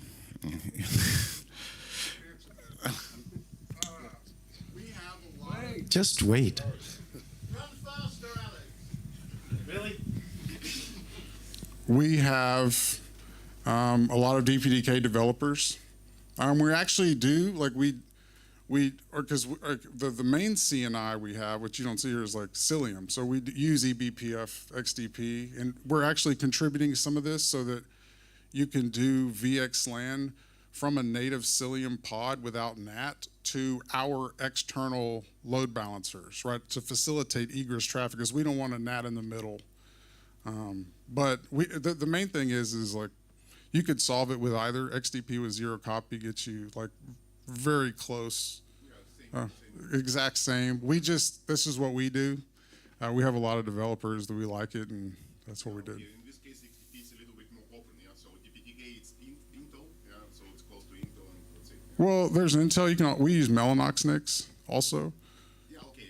I'm not talking about network devices. Yeah, I'm talking about developers. Yeah, and developers at Intel, XDP, Linux kernel. Yeah, so you have a little bit more developers and more, let's say, integration in any languages. Yeah, Go, C++, etc. Yeah. Well, so we have a lot of DPDK developers that do C++. That's what we. Wait. I guess you're all deciding we're going to the coffee break and not asking any more questions. I appreciate you pushing the itinerary along. So yes, that's the end of our first set of sessions. Let's give Jarrod one more round of applause. Well done, sir. Well done. So we're going to have a coffee break for about 30 minutes. This is sponsored by Voys. We have some treats and coffee out there for you. Make sure you get back here promptly so that we can continue the day. Quite amazingly, we're on schedule.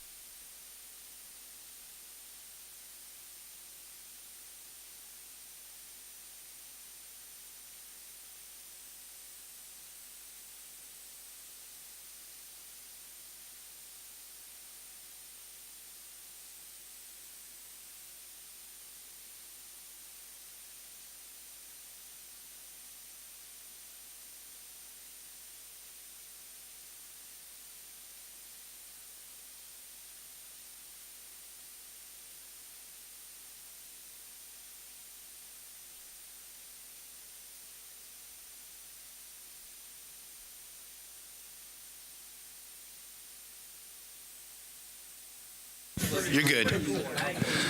3 minutes.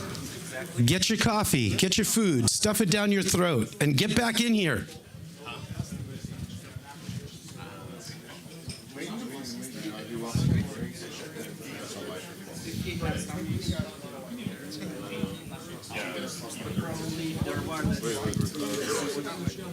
By the way, thank you for doing the OpenSIPS audit, security audit. It's been a pleasure, yeah. It was awesome, man. Thank you. I never got a chance to thank you in person. Thank you for making it happen, actually.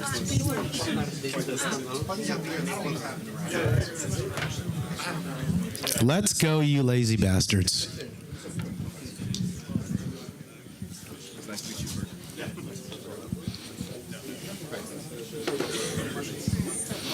You guys playing Pokemon?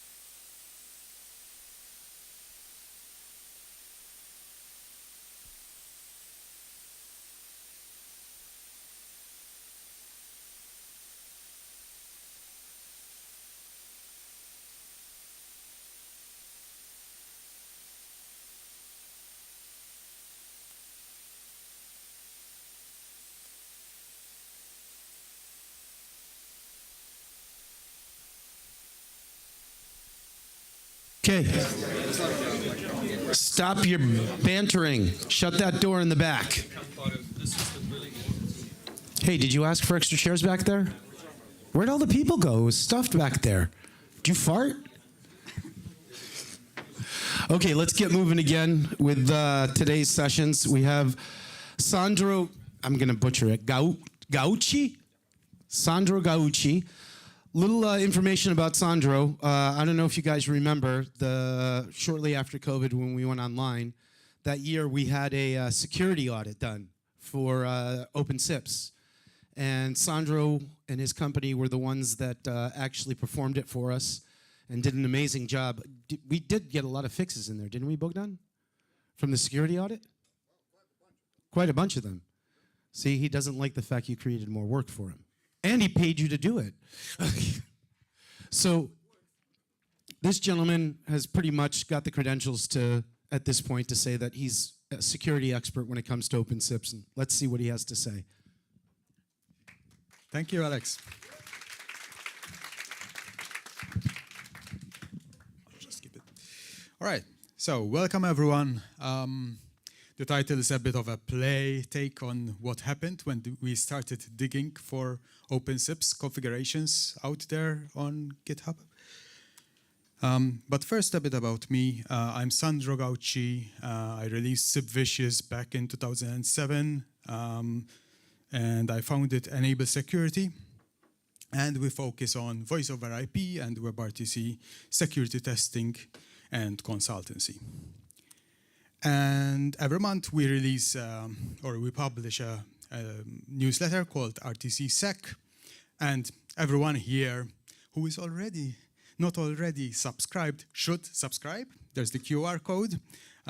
You can scan it, or you can scan it at the end of the presentation.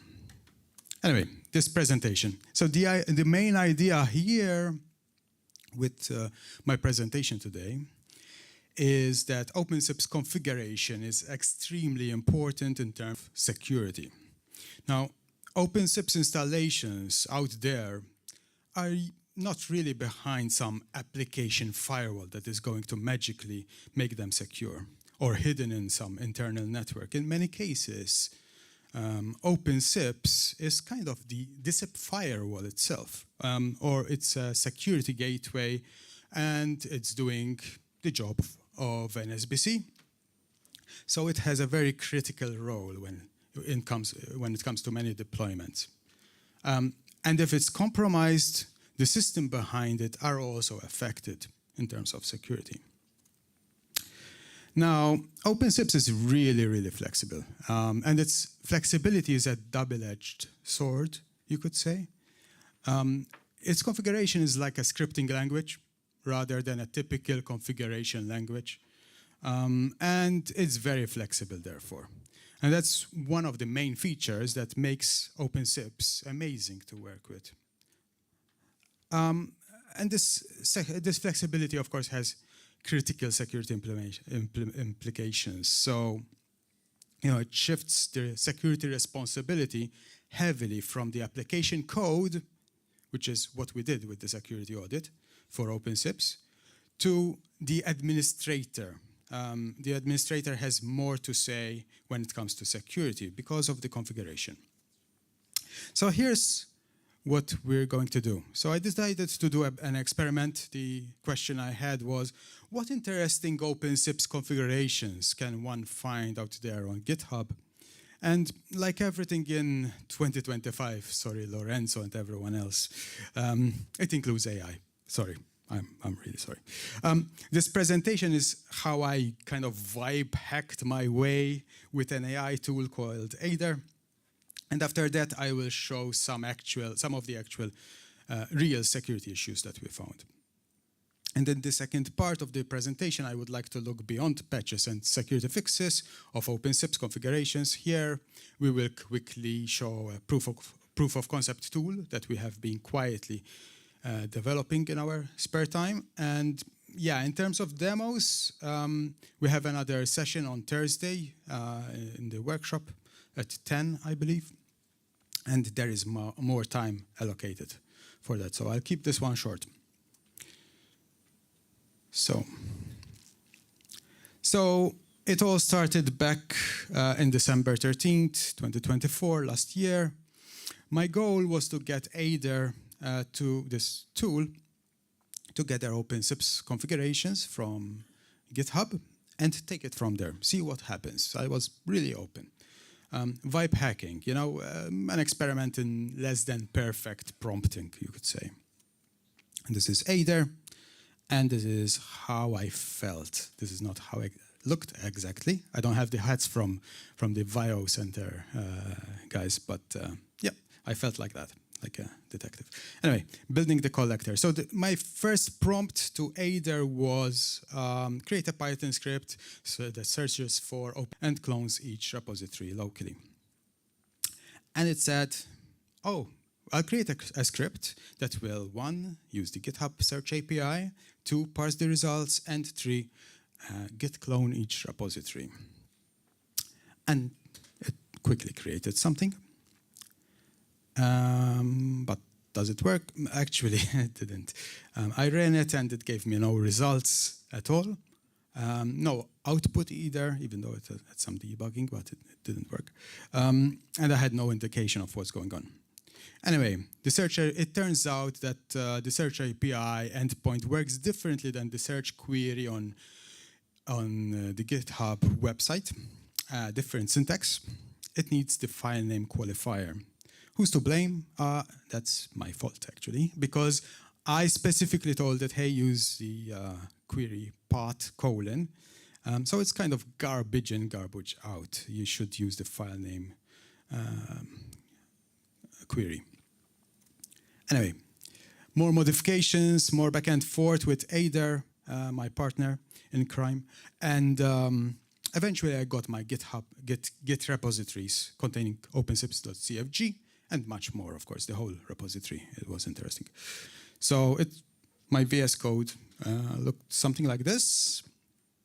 And I chose this particular OpenSIPS.cfg. It's a 9-year-old configuration file. It's quite old, but it seemed like a good example. It seemed to have a lot of good stuff. Sorry, quick UXIP. Guys, I use this as an example, but it's really old. And I don't think it's used anymore. I checked with Lorenzo, so it's all good. And I asked it, hey, what does the check alarm route do in this OpenSIPS configuration? So it gave me an answer, and it seemed to make sense, so I went with it. And then I noticed, a quick skim. I noticed, oh, there's an exec function. It's being used, and let's ask it what is happening here. So I said, okay, and there's the exec function. The command looks risky. So yes, it agreed with me. Yes, the send alarm route contains a potentially risky exec command, and it gave me the snippet from the configuration and told me why it's risky and told me, hey, it's better to do it this way.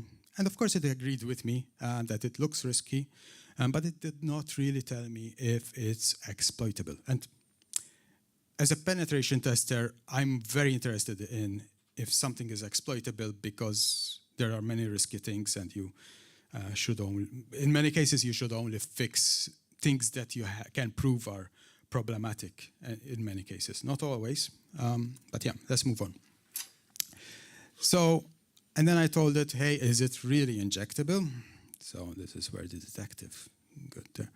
And the Aider, it told me, okay, this is where the variables come from and so on. And that it's used with the mail command. And it gave me some examples of how it might be abused. I told it, hey, come on, really? I mean, seems unlikely. Reasons why I am right to question this. And I love the first one because it says this is from Homer, which is a trusted monitoring system. And definitely it is. But it's not a good enough reason to trust something because it has a good reputation, right, when it comes to security. The second and third reasons make more sense, actually, which were, that it's only internal administrative stuff and so on and so forth. Okay, and then it even apologized. Like it sincerely felt sorry, I'm sure. So I found this funny. Anyway, but then I noticed that there's possibly some SQL injections. So I told it, yeah. But I think there are some SQL injections, in the OpenSIPS configuration. And so it found the first SQL injection. This one involves the variable, which is the request method, which I know is probably not exploitable according to my limited tests. I did not do too much tests here, but it's probably not exploitable. And then it found another one, which is more interesting, involving the UA, the user agent pseudo variable, from the SIP message, of course, so coming from the attacker. So that's actually exploitable. And do you like to look for more SQL injection vulnerabilities? And of course, I wanted to include a song, but I realized YouTube might cut us off, so I just put a screenshot. But I'm sure you can hear the beautiful song from Queen in the back of your minds. Let it enjoy that. Okay. Yeah. So it gave me 3 options. And I chose the second one, which is to write a script that scans for SQL injection patterns. And it looked like this. So there are regular expressions all over the place, written in Python, and searching for SQL functions of interest from, the right modules inside OpenSIPS. And if it finds those, then it also searches for the pseudo variables of interest, and it included a bunch. And then it searches for those pseudo variables when used within the SQL query functions. And the first thing I thought was, wow, this is really cool. And it gave me some results. I did not actually analyze them too much, but I was really impressed. But of course, like many cases, after a few seconds, you realize that it's actually missing the example that we were using, the Homer 5 example. So I told it, hey, it did not find the vulnerability that we were looking for. So yeah, we did a lot of iterations, and when I say we, as in me and Aider, of course, or Aider and I, me and my friend, and I kept telling it, hey, the script missed line 109, and so on and so forth, until we had some decent results. And this was, of course, this was mostly fixing regular expressions, which were either matching too much or too little, doing basic syntax parsing, again with regular expressions, which is far from ideal in my opinion. So I asked it then to add detection of exec misuse. So I wanted to move on from SQL injection. And it updated the script to look for these functions of interest too. But it seems to have hallucinated on some of them. For example, the pass-through, right? This is something from PHP and not from OpenSIPS. The only ones that seem real actually are the ones which involve exec underscore AVP, and so on.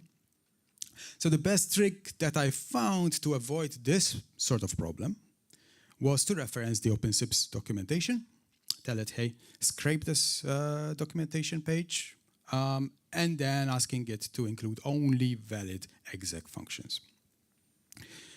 And then I told it, hey, it's missing this. And I knew this looked exploitable. So, I wanted the script to detect it.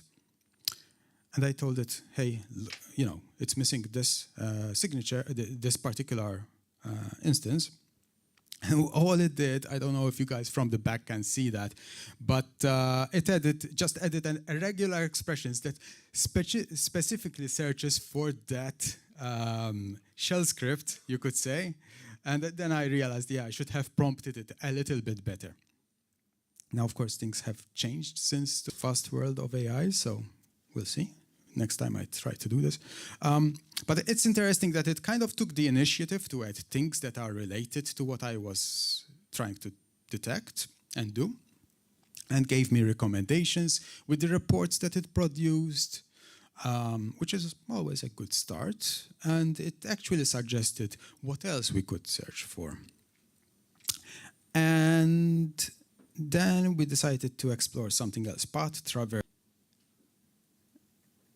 So I told it, hey, update the functions list that would to include functions that might be vulnerable to directory traversal. Now there is no information about this on the documentation or anywhere, as far as I know, if you do a Google search. So it was really guessing and trying to make informed decisions. So I focused on the second one. It gave me some options, and I focused on the second one, the REST underscore client module functions. And I thought it was an interesting suggestion that it could be used with file : // I mean, this is a common problem not necessarily in OpenSIPS only, but any other scripting language that uses libcurl. So that's an interesting assumption. Makes sense. But yeah, I thought, hey, do the REST functions actually support file : or only HTTPS and HTTP?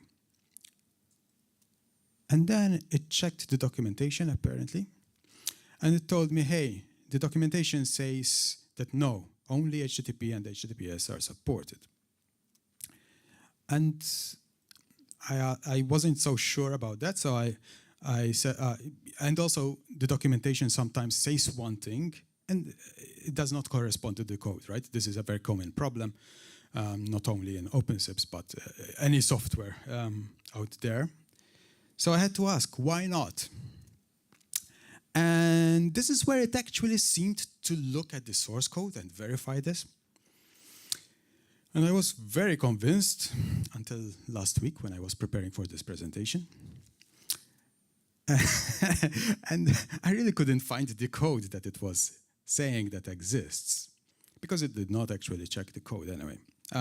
So I checked manually. I used another AI tool because it's 2025, Claude Code, to check that I'm not missing anything in that module. And I also, of course, wanted to reproduce the problem to make sure. And this works. So if you have a configuration like this, and if in the instead of the request you allow user input, then you can specify file colon slash and any path name, and it could be a problem or maybe not. It depends on it. But yeah, it does work. So it was lying to me, but this all cost $5, so I think it's okay. And there was much more, of course, but I'll stop here for today when it comes to this story. But yeah, all right. So actual vulnerabilities found. I mean, this was fun, but really quite messy. There is definitely some value, and the models have really improved in the past 6 months. So I'm sure, if I were to run the same exercise again, I'd get different results, probably better results, I would hope. But I certainly had to manually test and check things for myself. Is the SQL injection in the failure route. So this is an example of SQL injection in a failure route. Not easy to exploit because you need to generate a 408 error, and that's when it gets triggered. But we did manage to reproduce this. This is something for Thursday, okay? So the demos on Thursday will include this. The second one is the Homer config,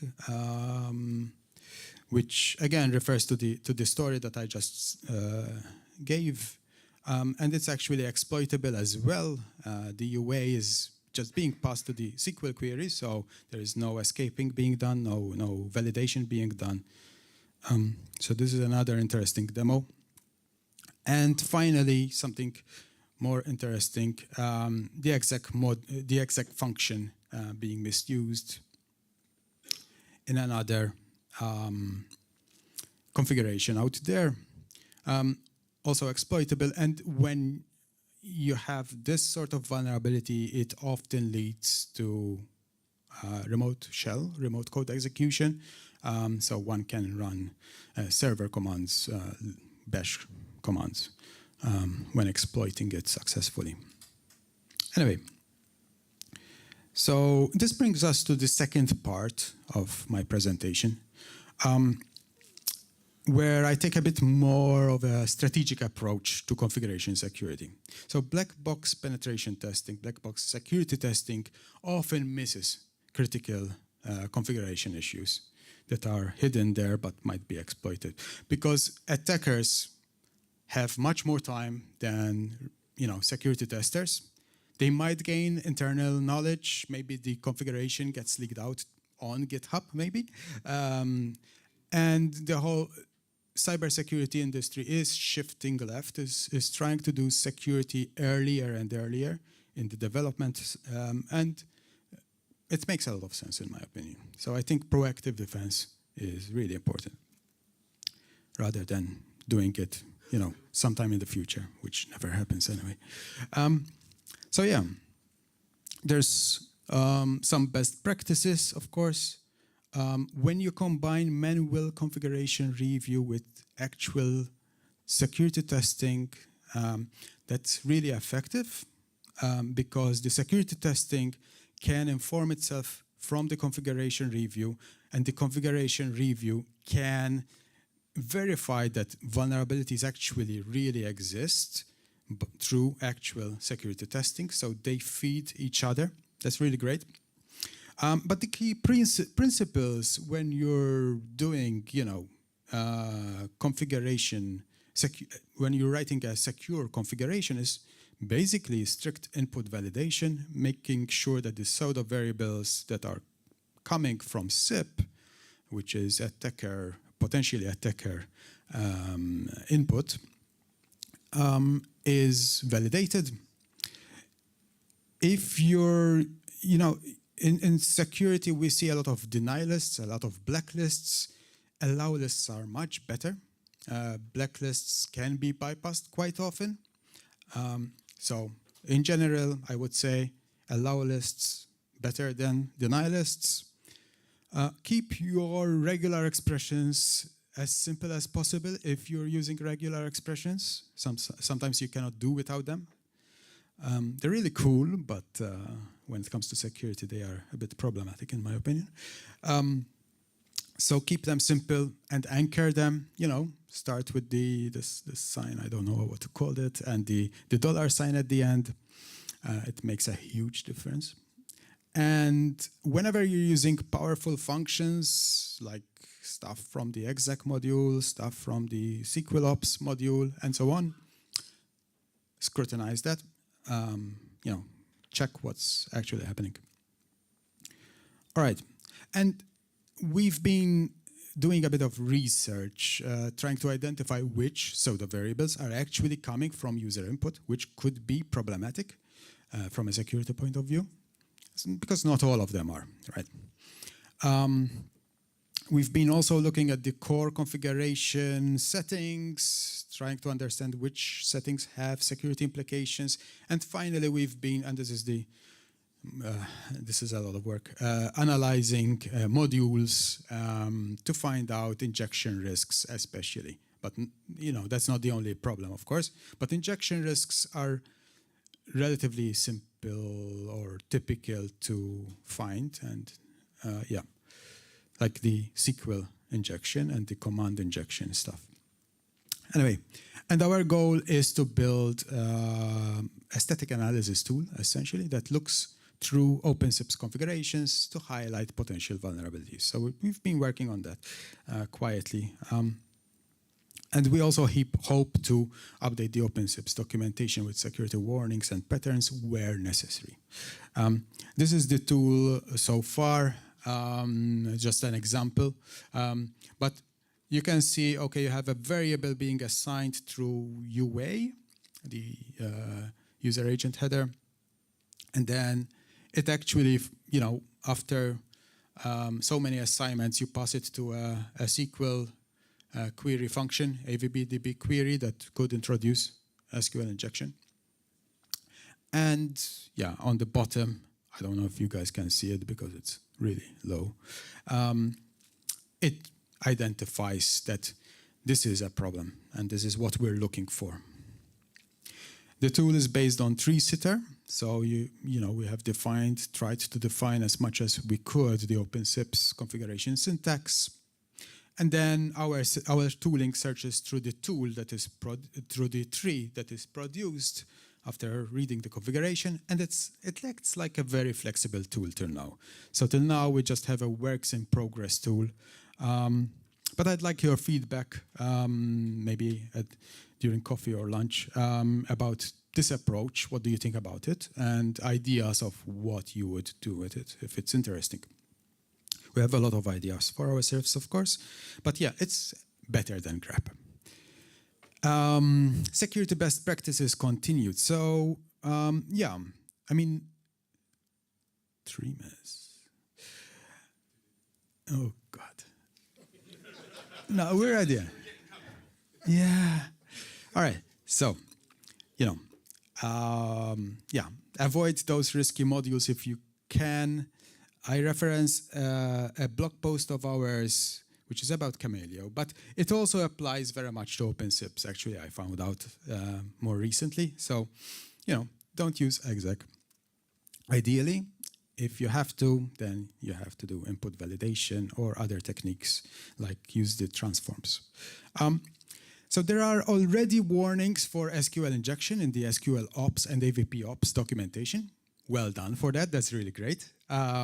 This is something I think that may need to be done for more documentation in modules and functions. And also we need to provide, in my opinion, not more, but we need to provide examples that show how to securely do stuff, because the examples in the documentation are often just putting pseudo variables straight in there, which are problematic from a security point of view.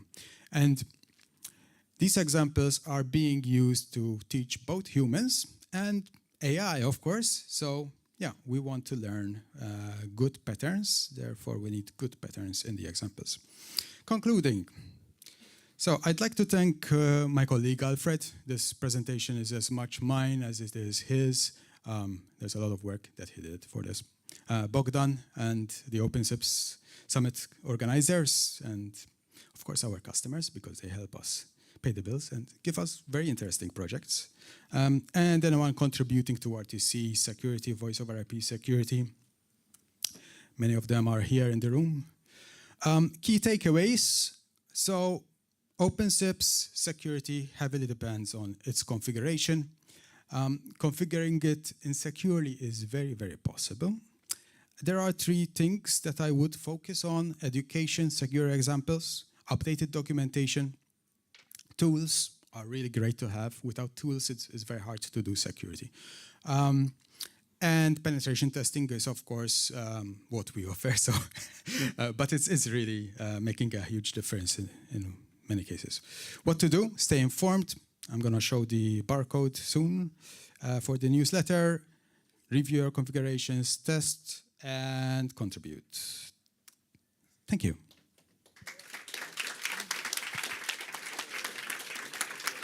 I'm not going to let you do questions, but I'm going to tell you. So we don't have time for questions, but the good thing is Sandro's doing a workshop on Thursday.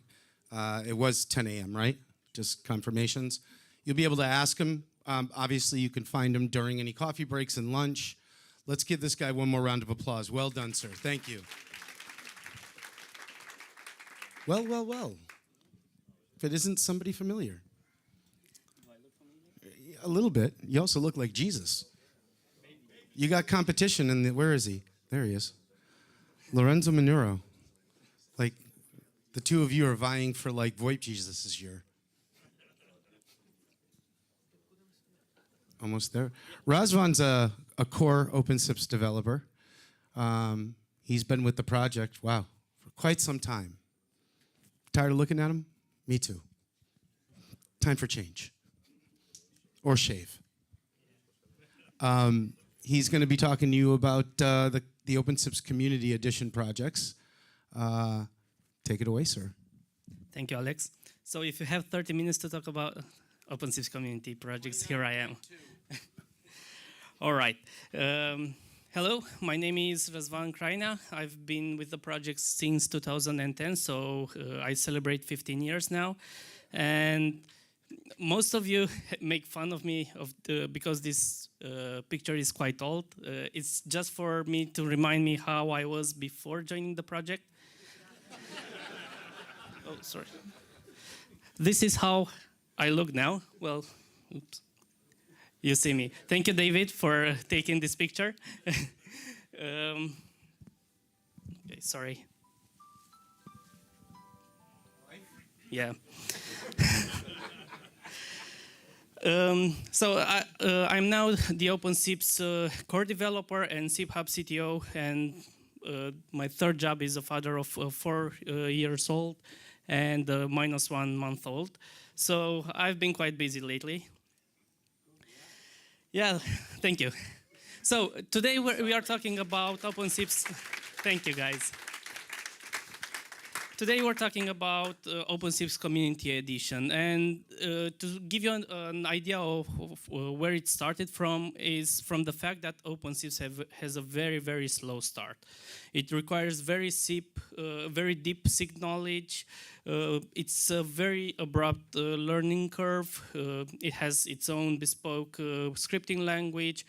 It's quite hard to customize, and it has a lot of integration. So if you want to have like a full setup, a working setup, you have to integrate with different other projects like media servers, databases, billing engines, and so on and so forth in order to make something running. So it has like, as I said, its learning curve is something like this. You start from the beginning saying, hey, I need some SIP stuff, let's use OpenSIPS. But then you hit a very big wall the first time.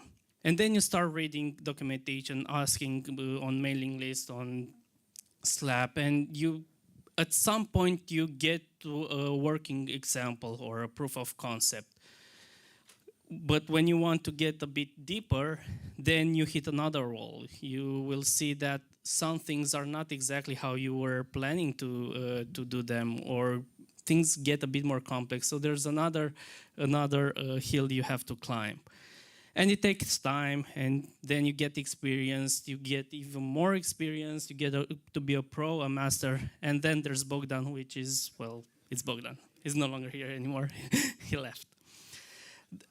This is what the community edition is planning to address. So its main goal is to provide a simple yet running or a scenario that you can easily take and spin it up and get it running, so you can get some a glimpse of what you need. So its goals, so the whole, let's say, community edition concept is to simplify OpenSIP's onboarding process and provide some working example, because everybody was asking us for working example. They have to be complete solutions, so not just snippets of code. Sometimes it's very hard to just take a snippet of code and try to adapt it to your particular needs. It has to be easy to use and can be used to learn and troubleshoot all sorts of scenarios that you might find useful or interesting. And of course, everything is open source. It has to be easy to deploy. So the, let's say, requirement for a project to be a community edition project is to have a Docker Compose file provided that you can just take, spin it, and you have working examples. Has to be very comprehensive and beginner-friendly. It has to have beginner-friendly documentation so that everybody, whoever takes it, can use it as it is. And its main purpose, as I said, is just for a demo or a proof of concept. Spin it and, I don't know, tune whatever you want to achieve. We want to make it as easy as possible to get a fresh start with OpenSIPS. And the most important thing is that we want it to be developed with the community's efforts. So we want you guys to engage and do what you think it may be useful for this kind of projects. We've currently released 3 projects, but we have others on the road. It's the SIP soft switch, the voice connector, and the IMS CSCF component. All of them are in different projects, different Docker Composer files. I believe the AI voice has 2 Docker Composer files because it has multiple modes, but we'll see. Let's talk about a soft switch. Probably most of you already have a soft switch setup, not this one, but your personal soft switch. Basically, what it provides is a standard calling services or limited class 5 and class 4 services. It has user registrations, allows users to call between them, has some basic call forwarding or do not disturb flags or ACLs, how we call them. It provides voicemail. just like a regular, actually not a regular, but a very, very small set of features PBX that you can provide. It has a provisioning web interface and also support for PSTN carrier in case you want to, you definitely want to break through the PSTN world, of course, in such a soft switch scenario. Its layout is, it consists of a database, a web interface, where we have the SIP and media layer, and then we have on one side carriers, and on the other side we have the SIP users. In terms of Docker Composer, it consists of a simple OpenSIPS SIP server with its associated configuration file, a database that is being used to store different data, the control panel, and the FreeSwitch media server for providing voicemail capabilities, RTP proxy for media relay. This is how they interact. They use, of course, their own interfaces, like either SIP interfaces between FreeSwitch and OpenSIPS, custom RTP proxy interface for discussing between OpenSIPS and RTP proxy, MySQL here, and MI here. So different other, their own interfaces. It also comes with a set of testing suites. They are based on SIPCert for those of you who haven't used it yet. It's Docker-based, and the idea is to provide all that. The idea is to have all the features that we provide be tested through SIPCert. So when you spin it, you will be able to run the SIPCert test suite, which consists of 27 tests so far, which test different features and different scenarios, from the gateway to the user, user to user, user to gateway, and so on and so forth. One of the, let's say, requirements, or ideally requirements, is that whenever you contribute with a new feature, also add a set of tests for it. That makes us keep the project as functional as possible with as many features as possible. And of course, it's easier to develop afterwards. Another interesting project, I would say, is the AI voice connector. This AI is a bridge between SIP world and AI engines, which don't, as far as I know, none of the, let's say, well-known engines provide a SIP interface. That's what we have tried to do so far. So it consists of a B2B engine, which is handling the SIP part, and another component that is converting everything, signaling and RTP, to whatever the AI engines we are integrating with are using. It's written in Python, so it's very easy to extend, and it has various integrations. It has two working modes. It may work with a conversation AI, so you just call in, the B2B answers the call, and you, from the media perspective, you're talking to an AI engine. Or it works in the listen-only mode, where, for example, you can have two users calling and fork the entire traffic, or copy the entire traffic to an AI engine, which is doing transcriptions or summaries or whatever you can do with transcription. In terms of integrations, we have 4 different working integrations. So we integrate it with Dgram, where we can do speech to text, grab the text, the transcription, send it to ChatGPT, get a response back, and play back to the user. So this is in the conversational mode, but also we can do transcription in listen-only mode. DeepGrant has a very interesting feature that can also do participant detection. So even though we are sending 2 streams, it knows which one is which and can map the conversation for each user. We also have OpenAI integration, where we can use the ChatGPT real-time module to stream the RTP directly, and the AI responds back. I believe this is what Darius is going to present you on Thursday. We have Azure AI speech integration for conversational AI, but we are using ChatGPT for interpreting or discussing with the or actually we use the Azure AI just for transcription, if I'm correct. Take the transcription and send it to ChatGPT in order to add some AI logic to it. And we also have Banafo, which is a very powerful transcription, offers very powerful transcription services, and it works in the listen-only mode. Of course, we can use it for speech-to-text, but not sure if we can do text-to-speech so far.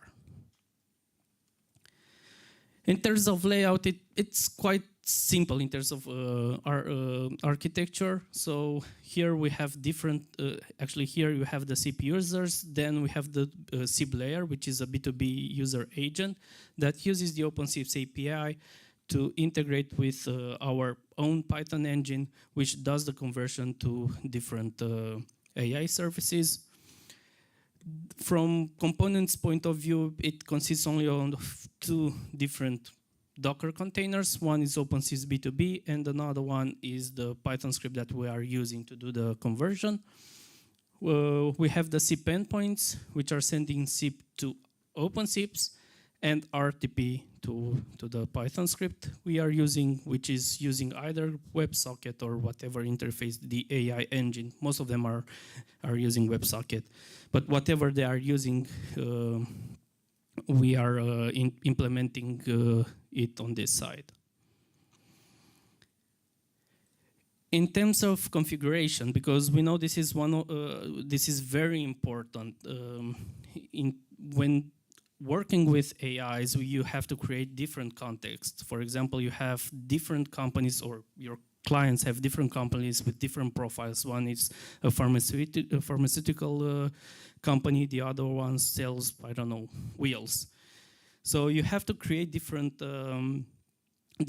profiles for each company. Everything has to be very, very dynamic and very easy to configure, and this is how we've built it from scratch.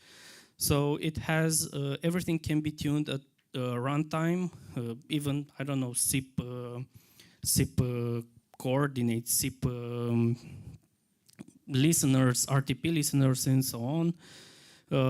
Everything is dynamical. You can provide it when the call starts.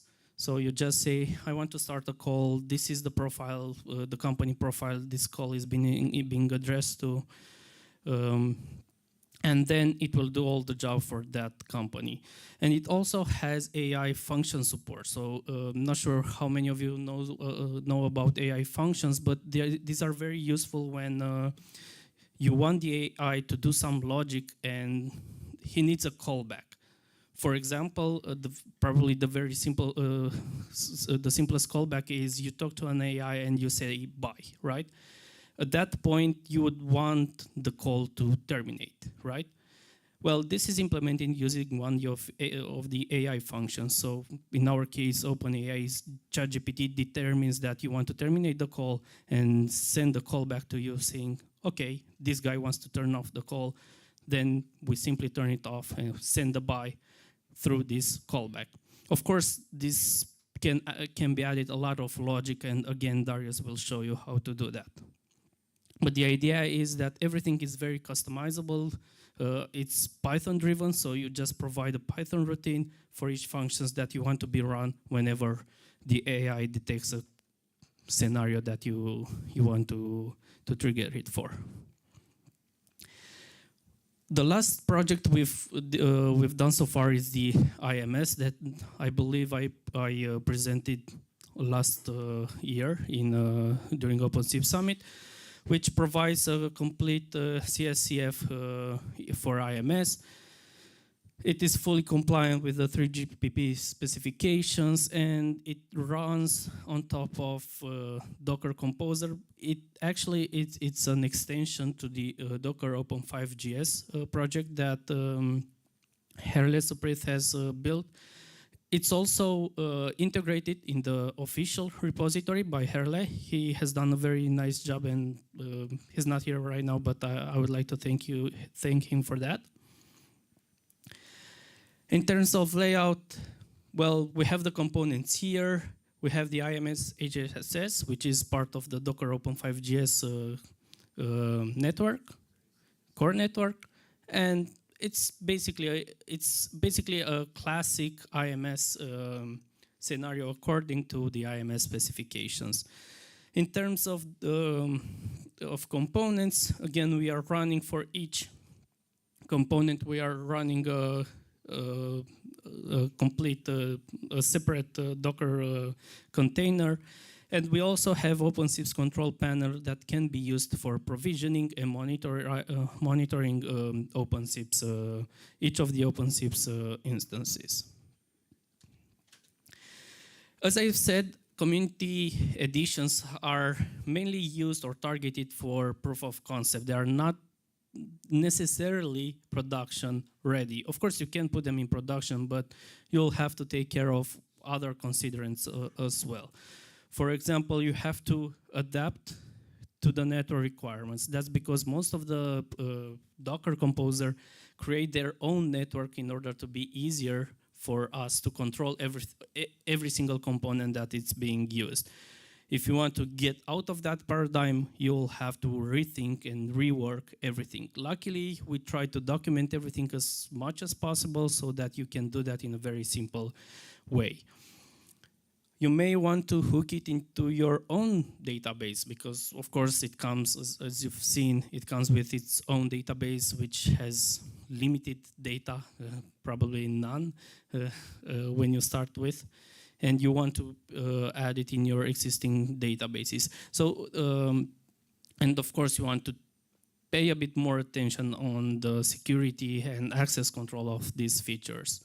For example, the OpenSIPS AI voice controller doesn't have any sort of authentication, the default configuration, of course, doesn't have any sorts of configuration of authentication or nothing. Everybody can come.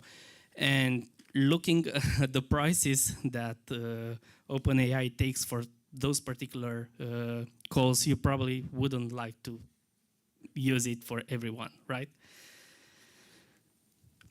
In conclusion, the goal for these projects are to simplify the onboarding process for every single scenario and to provide real-life uses for specific scenarios. All you have to do is take it, spin it, and you should be able to have a very quick demo or a proof of concept. And again, I really want to emphasize that we want this to be a community developed projects. In terms of future works, there's a lot of improvement. For example, we want to add in SoftSwitch, we want to add different other useful features. For the AI voice connector, we want to implement other integrations with different other AI engines. And of course, we want to do as many tests as possible. But we also like to add some new community editions projects. For example, we are currently working on an SBC that we want to provide a configuration for, or a trunking system, an MS Teams integrations. All of these we want to be as simple and ready to use as possible. But that wouldn't be possible without your involvement as well, the community's involvement. So we really want to, I mean, it would be possible, but it will be on a slower pace. What we're trying to do is to make things as simple as possible so that you guys can contribute as well. And of course, we would like you to share your stories with us. That's about it. Oh, it was quite quick. If you guys have any questions for me. Okay, I can talk about, do you want me to go back to the pictures I show you? No. No. It's over there, the third slide. Are there any questions? Okay, Shlomi? Yell, you're way too far. I am not coming back there. I am not coming back there. I know you're asking a question just to make me walk, fucker. What? Do you really? You can't meet me halfway, huh? Lazy SOB. So the question is part of what we are working on is to give like the Janus OpenSIPS JS Community Edition, and we are wondering what will be the best way to start. Does there is any template we should clone? There is like any base template for new community efforts, or what should be the exact steps so we know how to do it? This isn't privileged information, is it? Yep. It is? Yep. Okay. No, it's not. Thank you, Shlomi. That's a very good question. The template, well,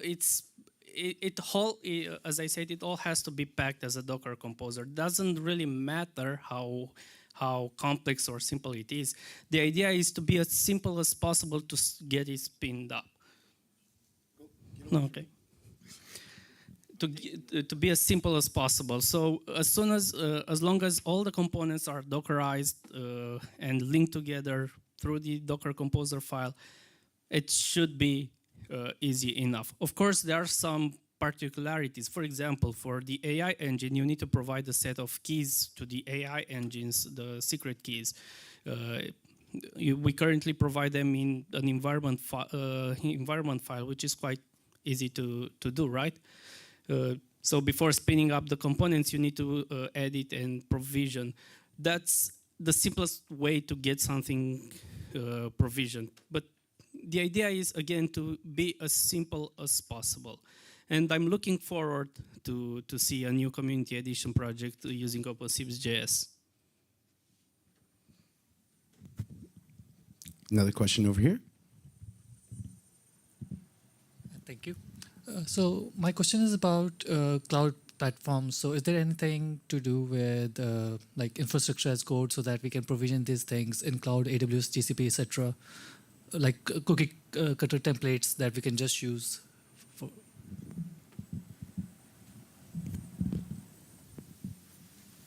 Nope, so far there's nothing pre-provisioned, but you can always contribute. So again, it's just a simple Docker compose, which most of them you can import them in different cloud providers, as far as I know. For example, I think DigitalOcean has something like that. So you just take it and import it, but you still have to tune, for example, advertised interface, because some of these clouds are running behind private networks, so you don't have direct access to them.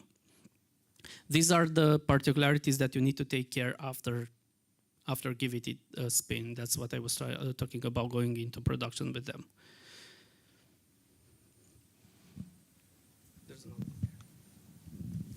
Stop trying to do my job. Okay, thank you. Okay. I'm important for like 1 week out of the year. Don't rob me of it. Thank you.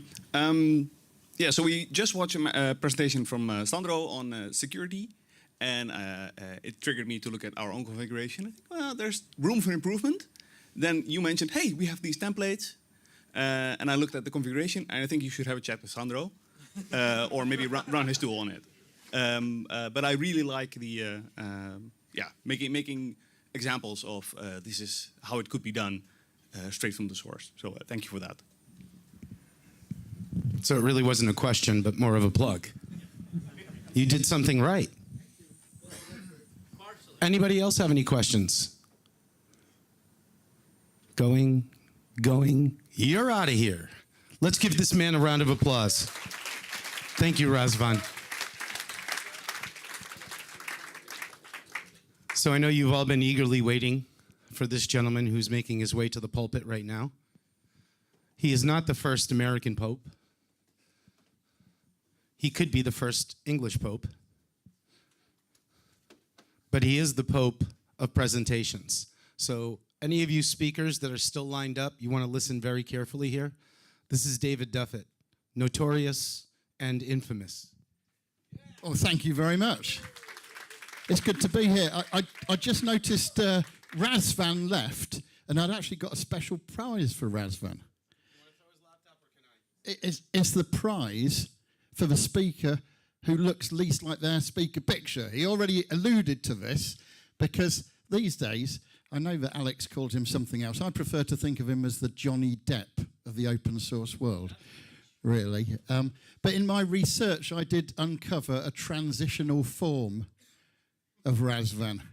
That's the sort of midway point. So for those people that really don't believe the transition, there you've got some evidence. Anyway, let's carry on.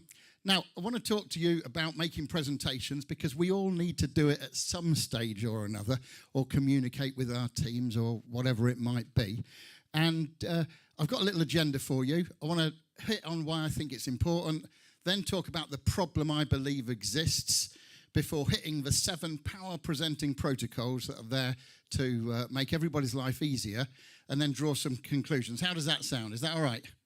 Permission to continue? Okay, in that case, we jolly well will. Now, often I do this thing called a geometric test where I ask people, there's Razvan, he's just come back in. Often I ask people to do a geometric test at the beginning of a presentation to help people get to know each other a little bit better. But it was brought to my attention that Mark Spencer, in the foreword he wrote to my book, which was very kind of him, identified the fact that I did the same thing about 20 years ago. So I can't do it anymore because people think I'm just doing the same thing. So I want to do this other one. It's going to be difficult for me with the microphone, but all you have to do is clasp your hands together like this. Can you all do that? Can you all do that? Okay. And then you will immediately notice that either your left thumb or your right thumb is closer to your body. Who are the left thumb people? Pop your left thumbs up. Or your hands up. Have a good look. Keep your hands up. Have a good look round, because these are the sexy people in the audience. It's a scientifically proven fact. Who are the right thumb people? Put your hands up. Have a good look at those, especially because they think they're the sexy people in the audience, especially you, Sandro. But it works for everybody. Okay, now let's carry on and jump in. So why is effective communication and communication and presentations like two sides of the same coin? Why is it so important? Well, even if you're only selling your ideas to your colleagues, you might need to communicate effectively. Now, if that doesn't work, you might need to get another job. And these days, if you're looking for employment, very often there'll be some kind of presentation, some kind of communication thing in that selection process. Then there's team cohesion as well, making presentations or communicating in some other ways. Well, we're in the open source world, but ultimately we've got products or services or something that we want to pass on to people, and so communicating is key. And if you want to attract people into your community, then making a presentation is great, just like young Razvan did then. And by the way, isn't it great to hear about that community-driven sample code? That's amazing, Razvan. That's a brilliant. By the way, yeah, that's right. Round of applause for Razvan. And actually, I got Razvan. That was your prize for looking least like your profile picture. You're very welcome. You also won first place in training. It is signed, Razvan. It is signed. And Razvan's kindly agreed to be my chocolate monitor as well, haven't you, Razvan? Well done, that man, because I like to give away chocolates during presentations, but I can't do it myself because I'm clicking and miking. Okay, right, let's jump in. So, there are various reasons why you might want to give better presentations and better communications. That's a little bit about me. Won't go into too much. I like JAGs and I like Asterisk and all sorts of other open source projects as well. Okay, action is the key. If you want to get exceptional results, then you need to do something exceptionally different. You need to take action. And I'm here to remind you that gym memberships don't get you fit, do they? You can pay for a gym membership, but it won't get you fit. You need to actually go out there and do it. And so I would encourage you, if you want to do better presentations, do more of them. You know, if something's worth doing, it's worth doing badly until you can do it well. So please don't sit there with your arms folded like this and think this does not apply to me. What I'd prefer is this kind of attitude, thinking, how could this apply to me? That'd be much nicer. And if you're not careful and you make your presentations better, it could seriously affect your career. Okay, so here's the problem as I see it. Of all the presentations that are out there in the world, and there are thousands, just in terms of Microsoft PowerPoint, there are 30 million presentations every day. 30 million. That's before Google Slides, Prezi, Keynote, and all the other ones. And, of course, statistically, it cannot be argued, that most of them are going to be about average. You know, that's a statistical fact, isn't it? But can you see at the left-hand side there, he said using his small laser pointer down at the bottom, as we tend towards 0 in terms of presentational quality, we've got BCP. What BCP stands for is buttock clenchingly poor. So if you've ever seen a presentation that's that bad that you're kind of wriggling about in your seats a little bit, then you've probably witnessed a buttock clenchingly poor presentation. At the other side, we've got standing ovation great. And can you see, standing ovation great is when a presentation is so good that you just want to rush out and do whatever the person at the front is telling you, whether it's start using Janus, buy a book, see a film, whatever it is, you just want to do it because it's been that good. Here's the difficulty, and you can probably relate to this because you've probably seen a few. You might even given a few yourself. I know I have. A lot of the presentations that are in that lower half in the blue area, well, there's a disproportional representation of technical people. When technical people come to give presentations, they're not always the best. I'm not talking about the ones in here, because the ones in here are geek to geek, okay? And there's a special pass for geek to geek presentations. But when it's geek to non-geeks, that can make life difficult for people. Okay, has this ever happened to you? You're watching a video and all of a sudden something goes wrong. You get the, you get just at the right point as well. You get a bit of buffering. What's the problem? What's the problem when this happens? Shout out a few example answers and Razvan will give you a chocolate. Igor, what did you say? Network. Razvan, give that man a chocolate, please. Razvan, you might want to take the chocolates with you. It's Igor over there, look. What else was a potential problem? We said network. Sorry? CPU overload. I like it, Alexander. Can you give Alexander a chocolate? Okay, somebody said bandwidth. I want you to keep all of this in mind. It could be a CPU problem. It could be all sorts of different things. But generally, we could summarize it as saying there's a connection issue. There's a connection issue of some kind, whether it's between the CPU and what it's meant to be doing or the network. Keep that in mind, please, because I want to submit an idea to you. And that is that lots of people step out to do a presentation without actually making a good connection with their audience. That's an important thing.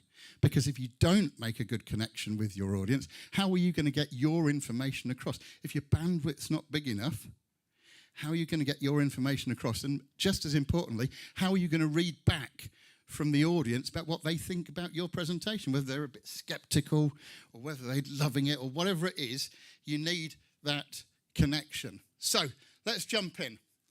And remember this, that when it comes to making great presentations, like Bogdan, you don't have to be a mile in front.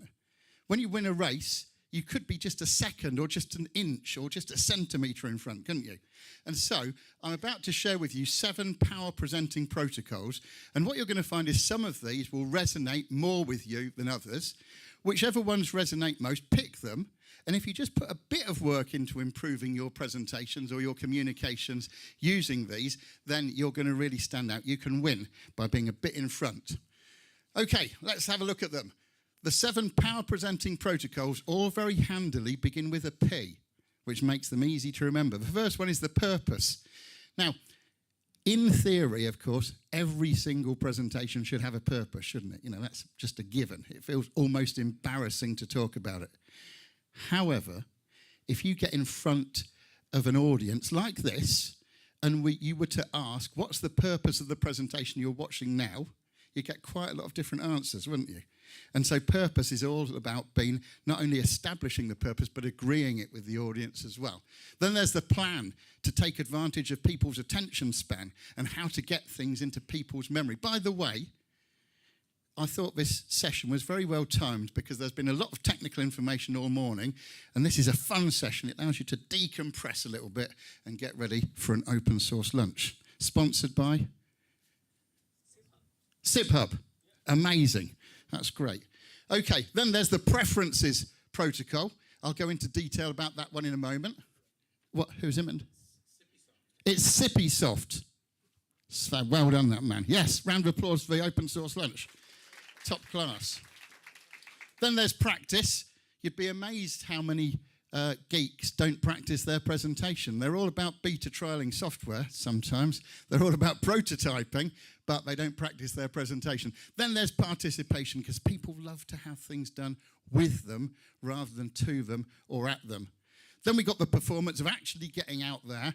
And lastly, the post-event. What do we do after the presentation or the communication? And by the way, these 7, I call them power presenting protocols, but I was privileged to deliver this presentation to Bloomberg in New York, and somebody came up to me afterwards and said, these are not just power presenting protocols, these are principles for communication. You could apply them to a meeting. You could apply them to just about any form of communication. Okay, let's jump in with the purpose. So we've got really 3 groups of people in any presentation. There's the presenter, that's you, when you're delivering a presentation. There's the sponsor, that's the person that asked you to deliver the presentation. So it could be your boss. It could be a conference organizer. It could be a sales executive. If you've been called in on one of those sales calls to give the kind of technical side, it could be that kind of situation. And then there's the audience.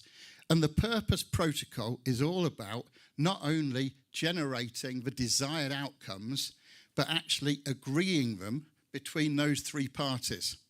Now, this does not have to be a large document. This could be 3 lines on an email.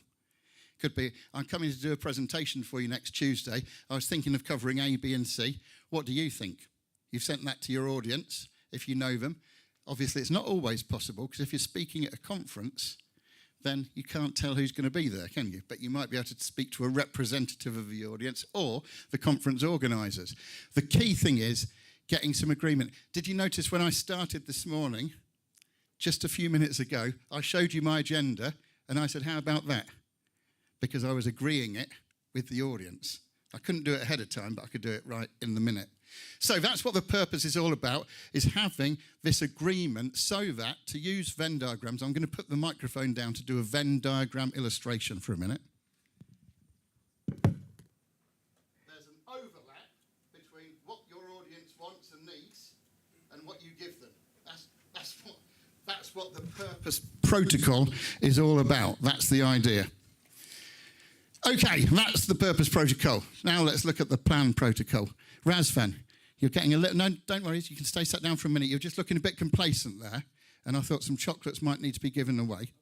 Just want to keep you, on the edge, Razvan, on the edge, this stuff. Okay, so when we do a presentation, often presentations that are given lack structure, and what we need to do is create a little map of a presentation. Now, I don't want to be over prescriptive. I'm just giving a framework here, because frameworks make the brain work. If you allocate about 10% of your time to the introduction, and by the way, intro stands for something. I'm not going to reveal it now, but if you can come and see me at lunchtime, or buy the book, and you can learn what intro means. So the intro takes up about 10%. Then you've got the main body of the presentation. Then you need to finish off perfectly with a QS3 ending. The main point is actually taking advantage of people's attention spans. And here's why. Any experience that you have, the beginning and the ending are always the most important. So if you think about the job before this one that you're doing now, you probably remember your first day at that job, and your last day at that job, you don't necessarily remember all the days between.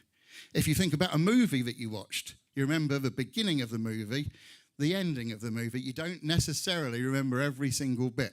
And so, when we plan the structure of a talk and we're putting our content together to manage it most effectively, to take advantage of attention spans and also pique people's interest as we're going through it, then we need to remember primacy and recency. But when the presentation period carries on and the attention dies down a little bit, as it naturally does, even for the best presenters, then we've got 3 other things there: overemphasis, outstanding, and familiarity. Let me just pick a couple of those out. Outstanding just means changing things up and making them different a little bit. Let me give you an example.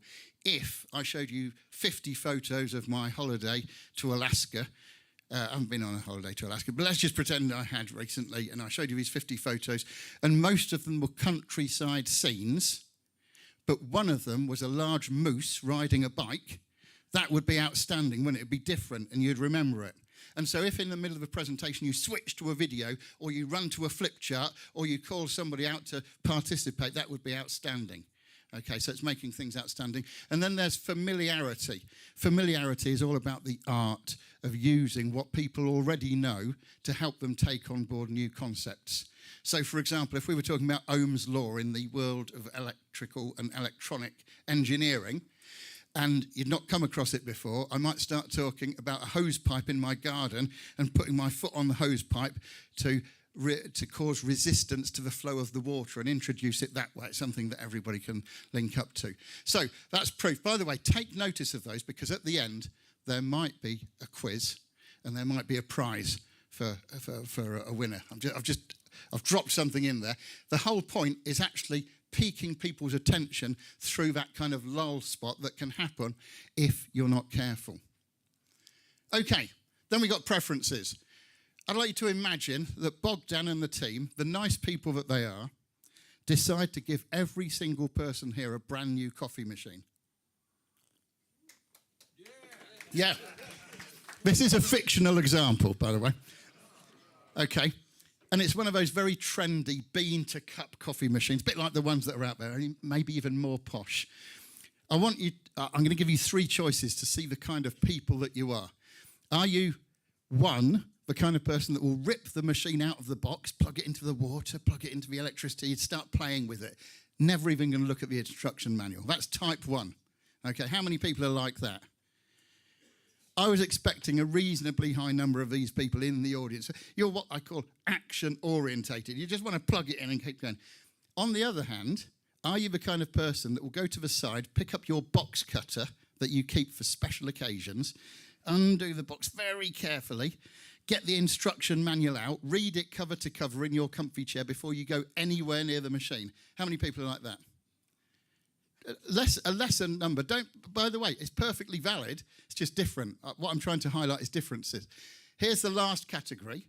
Who are the people that are going to sit down? They're not going to touch the box. They're going to leave it wherever it is. They're going to sit down in a comfy chair. If they've got a beard, they're going to hold it. If they haven't, they won't. And they're going to think about their relationships with previous coffee machines in their lives and what they'd like to get out of this new relationship. How many people are like that? Just 1. Fair enough, sir. Do you work in HR? Just wondered. Okay. If you wanted to involve... Oh, sorry. Oh, sorry, Alex. I missed you there. Well, you definitely work in HR in a sort of way, don't you? Yeah, if you want to involve a flip chart in that process, the chances are that you work in HR. But what I'm highlighting is none of those are wrong. They're all perfectly valid, but they're different. Can you imagine if you're an action-orientated person, you like to rip the thing out, and you are asked to do a demo or a presentation to a group of people, and you'll think, oh, yeah, I learn by doing. You might not even have this thought process, but if you were having a thought process, you might think, I learn by doing, they'll learn by doing, I'll put the mouse in their hands and get them going on it. But if they're the kind of people that wanted to read the manual, they wanted some input first, can you see there'd be a mismatch? All I'm trying to highlight is differences and being aware of the difference and walking in the audience's shoes. That's what I'm trying to highlight. Which reminds me, actually, at this stage, have you ever come across Jack Handy from Saturday Night Live? He was a deep thinker. And he said, if you're going to criticise somebody, you should really walk a mile in their shoes first. Because then, when you do criticise them, you'll be a mile away and have their shoes. Useful advice, isn't it? Okay, that's preferences. Then from preferences, we move to practice. Practice is just about doing it, and it's a gratuitous excuse for me to put a few pictures of my son on the screen. This is young Luke. When he was about 10, he said he wanted to learn to play guitar. So we got him a Learn to Play Guitar book and a very cheap and nasty Fender Strat copy and one of those terrible little amps that hangs on your belt. You probably know the ones I mean. And we said, go away and learn guitar. And if you do learn it to the extent where you can pump out a few tunes, we will then pay for proper lessons for you. And he did. And you can see that he went from perhaps a little bit sweaty and self-conscious in these first ones through until he gets to a point where he owns the stage. And now he plays Glastonbury, he's played South by Southwest in Texas. He's played a few different places. The point I'm making it is he pushed through. He could have given up at this stage and thought, well, it's a little bit uncomfortable, I don't want to do it, but he pushed through. And so it is with your presentations. if you want to be a great presenter, go out and do more of them. Look for excuses to do them. Create excuses to make presentations, because the more you do it, the better you get. It's as simple as that. Okay, then from practice, we move on to participation. You on standby for this one, Razvan, because when we talk about participation, I'm going to naturally include some participation. Yeah, you knew that, didn't you? You're bang on the money, you are, Razvan. Bang on the money. Okay, now, with participation, it's all about involving people, because if you note down nothing else from this session, note this small equation down: involvement equals commitment. The more you involve people in things, the more committed they're going to be in the outcome, because they've been part of the process. So, in terms of means and modes of participation, what kind of ideas have you got that you could use to involve people more in your meetings or presentations? Peter, what do you think? Ask questions. That, in fact, give her 2 chocolates, Razvan, because she was a willing participant. Thank you, Rita. Okay, Sandro. That's very meta. That's a sort of a meta of a meta of a meta one, isn't it? Razvan, can you sort Sandro out with some chocolate? Any other examples there? Sorry? Oh, ask them what they need. Yeah, that's a brilliant one. Lady at the back, chocolates. In fact, give her 2, Razvan. We're going all out. I don't want to get into that conversation right now. Thank you, Alex. Appreciate it, though. Appreciate it. Okay, yes, there's a few different ways you can do. Here's a few that I brainstormed earlier. Questions and show of hands. Storytelling. Storytelling is very, very powerful, because when you're telling a story, you're not telling people what to think, are you? You're just telling them a story. And they're deciding what to think themselves. They're telling themselves. Now, in any presentation situation, but even more if it's a sales kind of presentation, anything that people tell themselves is 10 times more powerful than anything you could tell them from the front. So if you can engineer your story so that people draw their own conclusions, but guess what? They might be the conclusions you'd like them to draw, then that would be massively powerful. So storytelling is key. Sharing experiences, taking part in demos, expert contributions. This is a way of dealing with people in an audience. If you think that they're going to want to contribute their expertise anyway, then get them on side from the very start and get them all on board. Group discussions, lots of different things. There's just a huge number, and this is only scratching the surface of participation. So the more you can involve people, the more committed they will be. It's as simple as that. Now, I want to stop for a moment. I want to pause. Is that okay? Let's just pause for a minute. You see, often technical people will say, I'm scared of speaking in public. Or, even worse, other people will assume that technical people are scared of speaking. Oh, they're all introverts. They're scared of speaking in public. Not true. Not true at all. Here's my thesis. My thesis is it's not being scared of speaking in public, it's being scared of being ill-prepared in front of a group of people. That's actually what's underneath it all. And my thesis is that technical people have spent years pumping their technical muscle. They went to college, they went to university, then they had on-the-job training, then they had product updates, then they learnt about even more features in OpenSIPS. They pumped that technical muscle. It was at the expense of pumping their communications and presentation skills and human interaction sometimes muscle. And so it's there, it just needs to be developed. That's my thesis. So what my business is helping technical people balance out their technical excellence with presentational prowess. And if you look at those first 5 protocols, purpose, plan, preferences, practice, and participation, all 5 of those happen before you ever get out in front of people. Because it's all about giving people the clarity and the confidence that comes from having structure and knowing what they're going to say. So they're much better prepared, and therefore they're much more adept at getting out there. Let's go for the last 2. Should we go for the last 2 before lunch? Do it. Yeah, let's do it. Let's do it. Okay. So then we've got performance. Performance is all about getting out there. There's lots of different things in performance, but if we were talking about using your voice, then I've got some P's for you for voice. There's pronunciation, there's the pitch of your voice. The higher it goes, the more excitable you can sound and invoke that excitement in your audience. The lower you go, the deeper you go, the more reassuring and safe you can be with your audience. And then there's the power of pauses. Because pauses allow people to take in what you've been saying, or if they've been fiddling about on their laptops or whatever, they allow people to join back in on the presentation. There's all sorts of things. And with your body, it's all about posture. It's all about kind of looking the part. Because if somebody comes on to give you a presentation, they look a bit like this, you know, that's not, you know, what I'm saying is attitudes are infectious. But sadly, apathy is more infectious than enthusiasm. So it's best if you can project enthusiasm. So performance there. Okay, and then the last one, post-event. Now, I don't like drive-bys. And when I say drive-bys, I'm not talking about drive-by shootings. You can see there that what this guy's got in his hand is a little PowerPoint clicker. It's a drive-by presentation. And I'm trying to stamp them out. And when I say drive-by presentation, what I mean is a presentation where I don't think we've given enough chocolates out, Razvan. Can you just randomly give some chocolates to people? Just the ones that look nice, like Saul. Hey, look, yeah, anybody you want to. When I say drive-by presentation, what I'm talking about is a presentation where the presenter didn't connect with the audience or a representative of the audience beforehand. Therefore, they're a bit uninformed. They drop in, they do a set-piece presentation that's not been adapted for the audience at all, doesn't take into account their learning styles, doesn't take into account what they're trying to achieve. Then they disappear off, never to be seen again.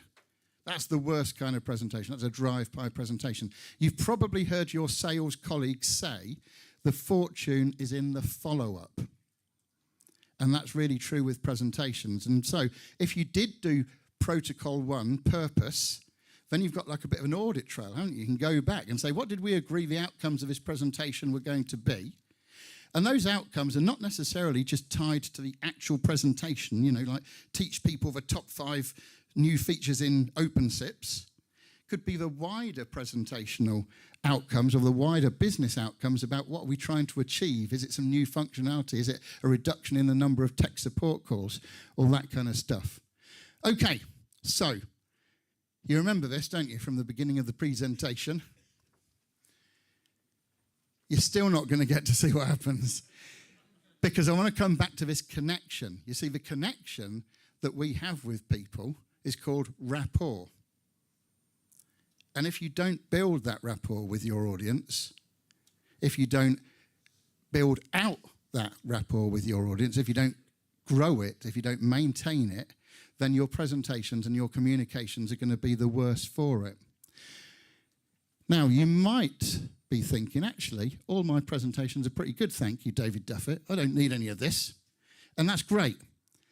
I would say there's always room for improvement. And so you can use those 7 power presenting protocols, not to build a presentation from scratch, which you can do if you work through them, but you can use them as seven different camera angles, 7 different aspects to look at an existing presentation to decide if you can improve, for instance, the participation, or if you've really taken into account audience preferences. And so you can move from being good right up there to standing ovation great instead of heading in the wrong direction.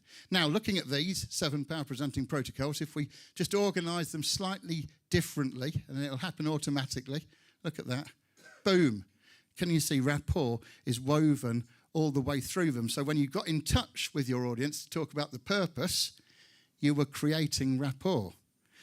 When you planned with their attention spans and their memories in mind, you were developing it. When you thought about their preferences, you were further expanding rapport. It's woven through it. If you think about these 7 power presenting protocols as being the components of a rocket engine, then rapport is the rocket fuel, and you've developed it as you've been going through there. Now, I've lost track of timing, Alex. Impeccable timing. Okay, here's what I do. Here's my advice. Never, ever, ever, ever finish on questions and answers. The reason for that of course, is to do with primacy and recency. When it comes to the ending of something, it's much more important to give a call to action, logical next steps, you know, the sort of thing. So you brought me up here for nothing, basically. Well, I've brought you up here to handle the questions, but it's not the end of my presentation. Oh, it's not? No, it's 2 minutes before it. So I think we've got time for 1 or 2 questions. All right, let me take care of this part. You know what I'm going to ask, right? I have a question. Does anybody have any questions? Really? Not even the people in the back of the room that want to see me walk? Or run. Or run? There's one over there. Where? One with the gentleman. Excellent. Halfway.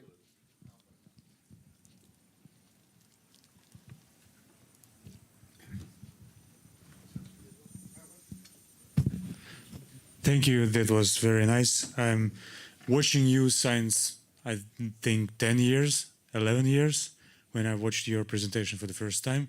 The main question, is it changed something in a time? Like, imagine you showing us how to do this in a proper way. For the last 10, 12, 15 years, how long you doing that? Is it something changed in a way how you presenting for us nerds how to behave on the presentations?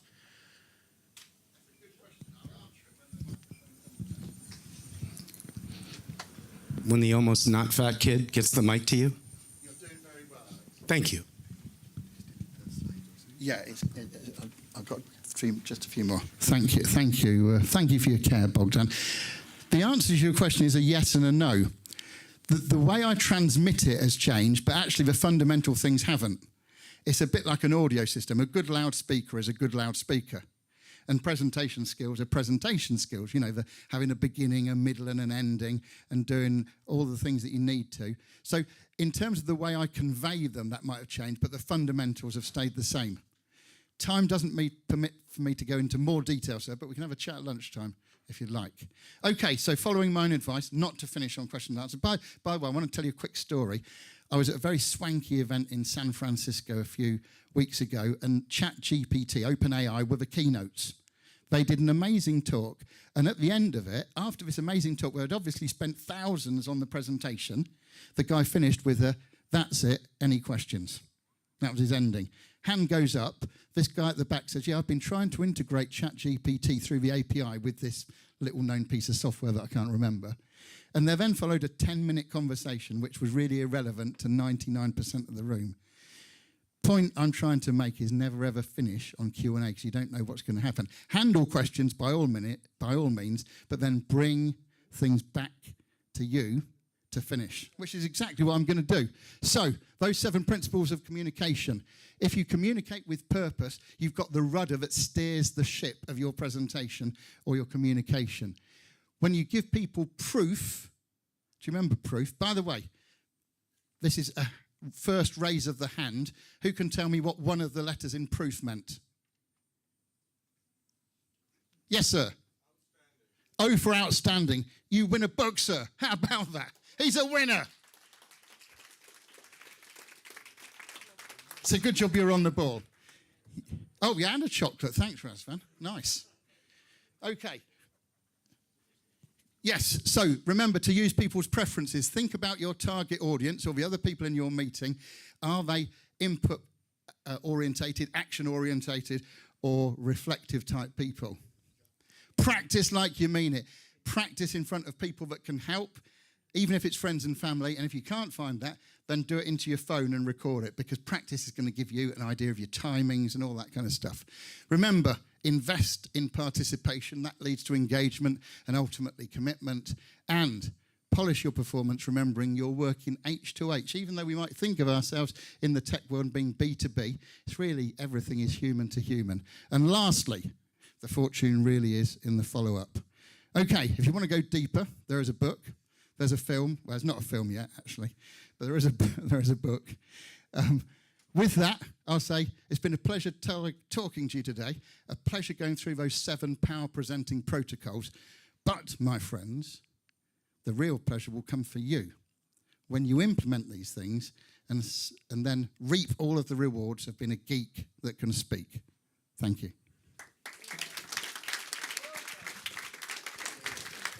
Thank you, David. Thank you for the chocolate. I don't see any more people yawning. Thank you for the amazing presentation. I hope all of the speakers that are going to be following David today and tomorrow are going to take some of this advice. So we've reached the midpoint of our day, sort of, and it's time for lunch. So I want to let you guys know that Sippysoft, Maxim, is our sponsor for lunch today.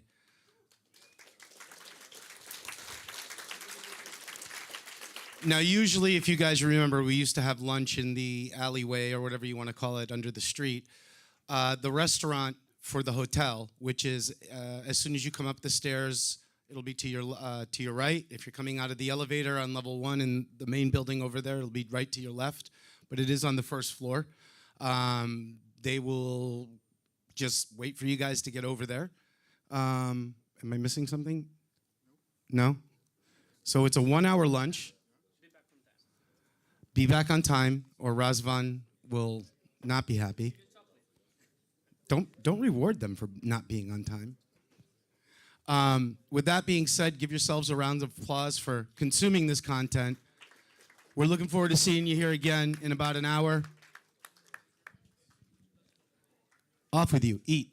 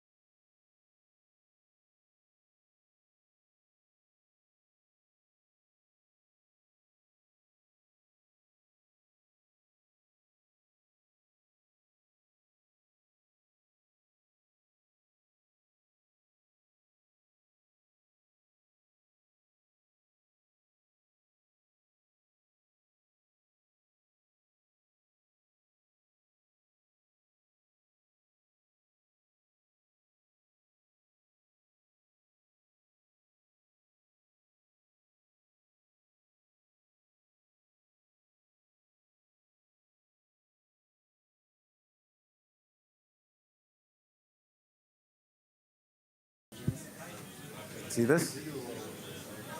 Does he do this when you try to talk to him at work? Yeah. Just ignores you, right?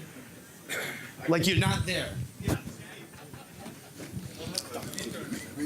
Seriously. Interns. Interns.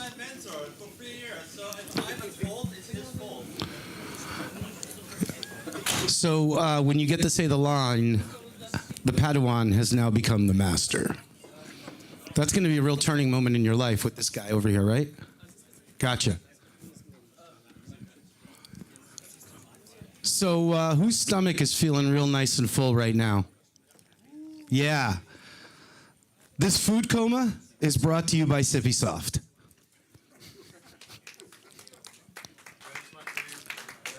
Now a warning. Some conferences would be a little, you know. Giovanni? Yeah, you need to get your butt up here, man. Stop taking pictures with the celebrities. Some conferences, you know, they might look down on things like this, where food comas might produce some adverse effects. So I'm warning all of you, I have 4 Sharpies up here. And if you are caught falling asleep, we are not responsible for what you look like in the mirror. It's just a warning, not a threat. Greed, honor, and paranoia. These are some of my favorite things. And they might soon be yours because Giovanni is going to convince you what it's like to be on the dark side.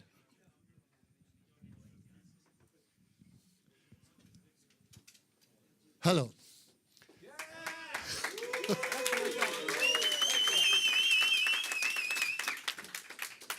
So actually, when I wrote the answer to the call for paper, I kind of over-promising, because all those things, it's kind of impossible. I mean, in 30 minutes to actually describe the setup and the configuration of all the moving wheels that go to compose the platform, yeah, is almost impossible. So let's say some sparse hints, and I would like then to have some question and answer, etc. So this is how you can visualize a classical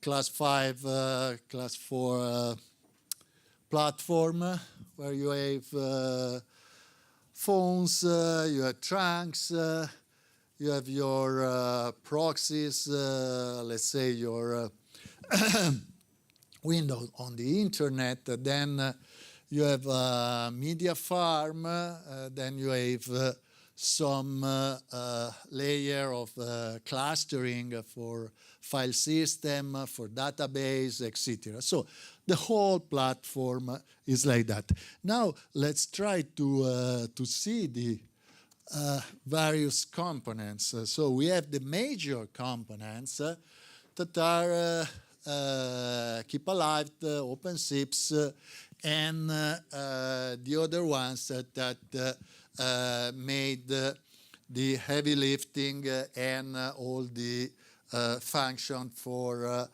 both for failover, for high availability, and for scalability. Then you have all the, let's call them enabler, that help us to connect all the various coggles into a more organic platform.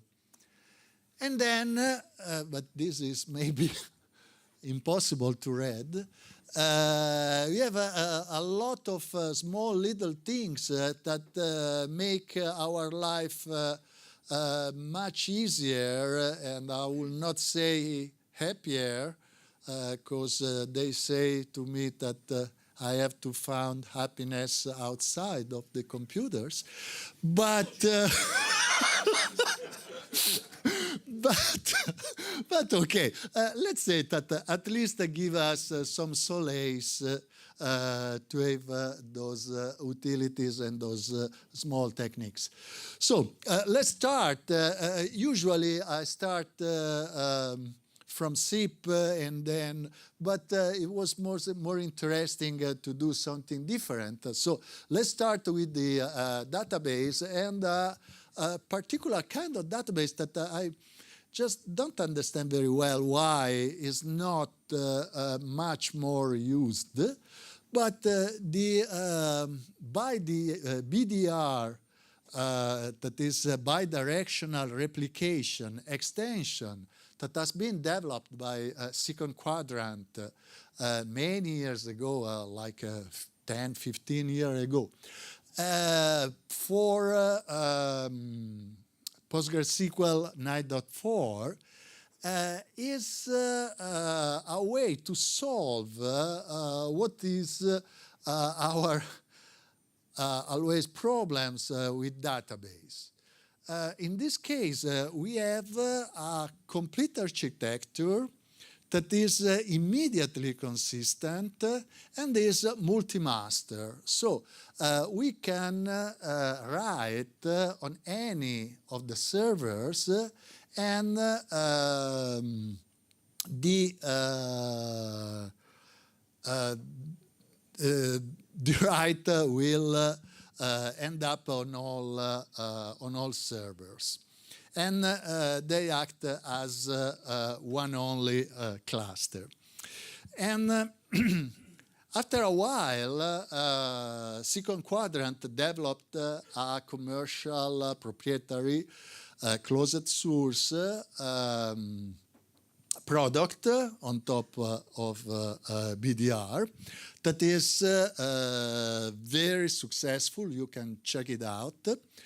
And but I always used this open source version that has been, I think that has been developed and fixed and refined for 6 or 7 years. So it's kind of perfect. I never found a problem with it.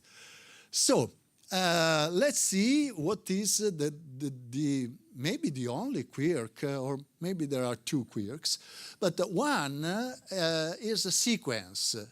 I don't know, probably most of you are familiar with MySQL, and in MySQL there is a kind of data that is called a serial, that is just, I mean, an integer that increment each time you use it.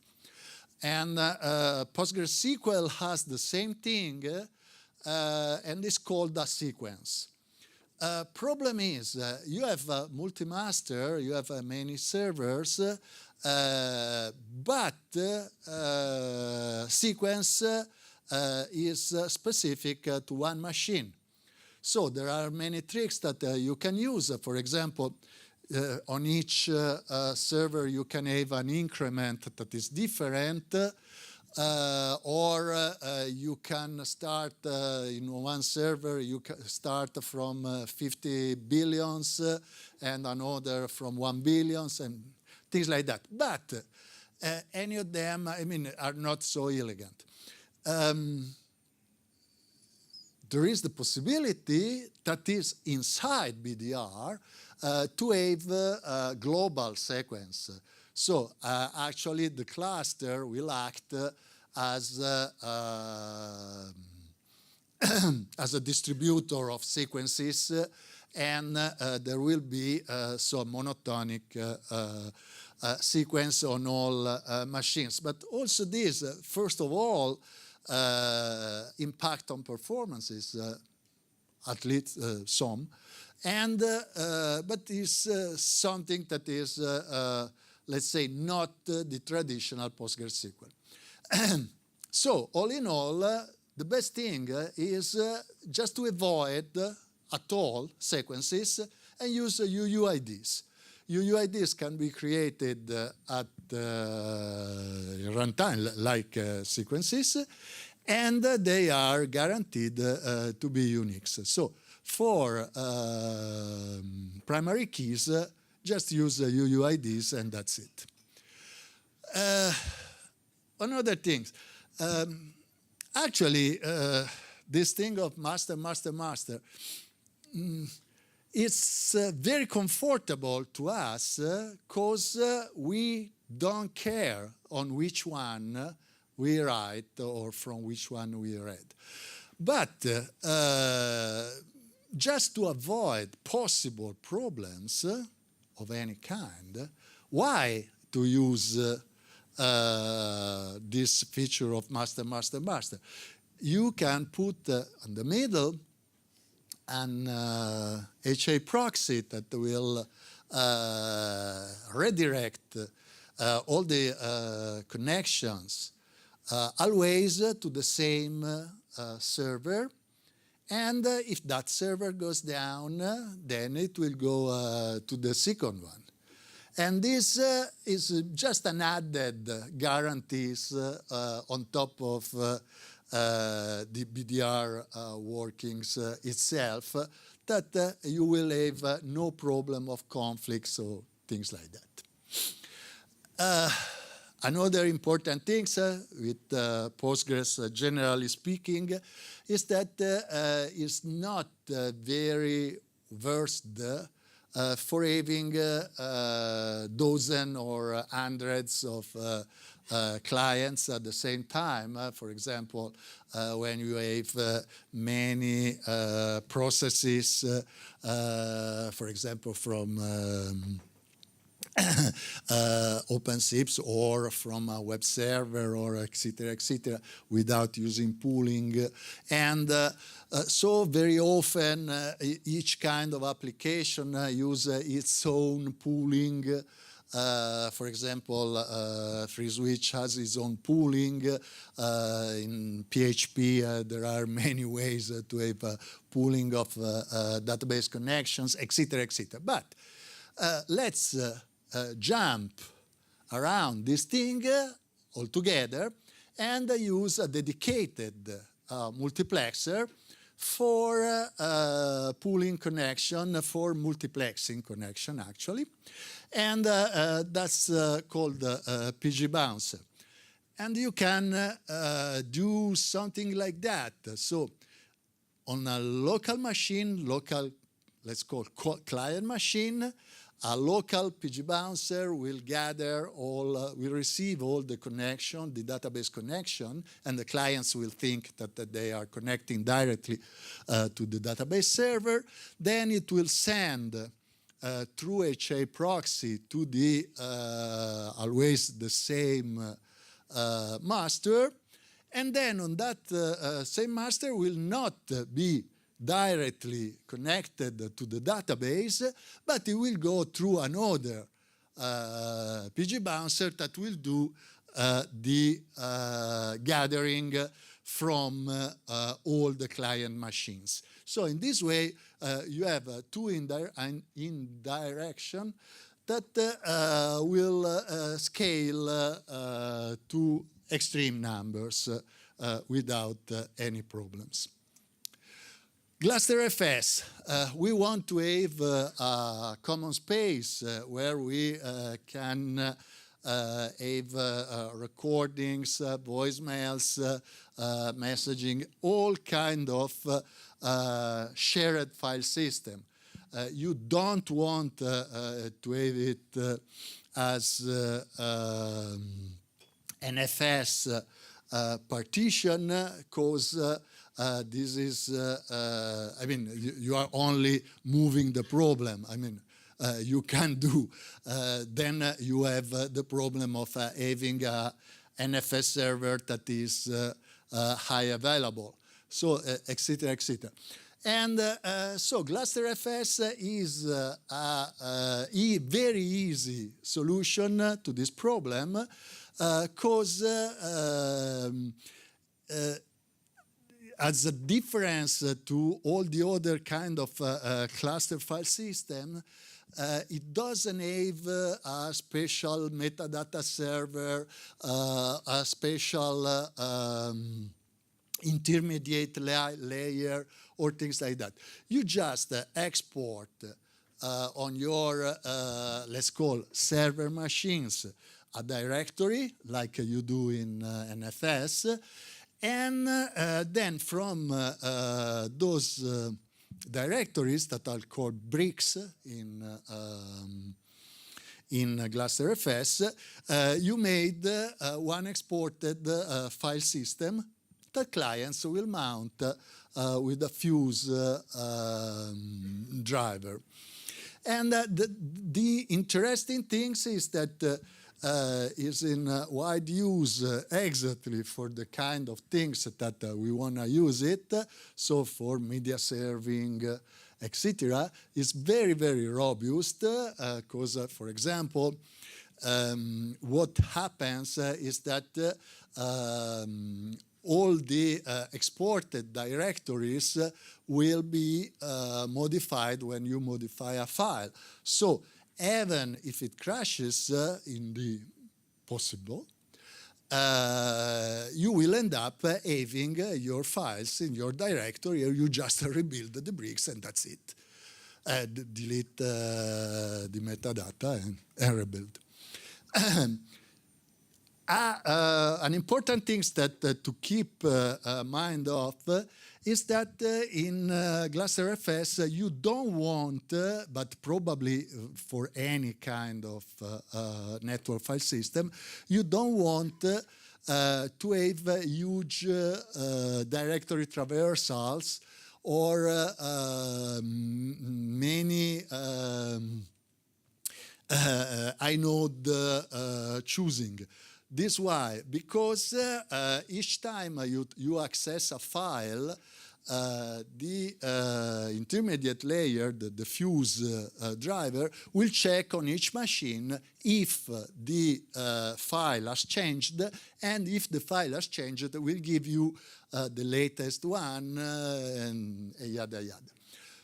Problem is, in certain kind of application, for example, a Git repository or a PHP framework, you can have, you must check the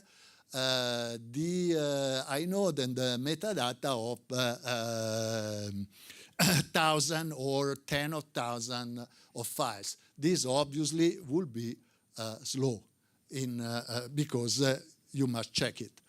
But for all other kind of usage that is not traversing huge file systems, is absolutely performant and brings no problem. Redis. Redis is a key value store that we use as for RTP engine. So RTP engine, when opens the sockets, the ports for the media flow, will write those session data into Redis. If you do a failover, the new RTP engine will read from Redis and we reopen all the same session, and this will not interrupt the media flow. Obviously, we're talking about UDP, so if you have a UDP-based call, RTP. In case of WebRTC, we will see after how you can go around, but WebRTC use a connected transport, so it's not so easy. And so Redis can be active, passive, slave, or master. And we see that the one that make all these simple word running, simple word because we're speaking about an active passive proxy and media proxy is Keep Alive. The Keep Alive use its own protocol to implement algorithms that guarantees that one only machine is the active one and the other one is the passive machine. And is extremely simple to be used. For example, if you make the comparison with pacemaker or all those hyper complex instrumentation for clustering.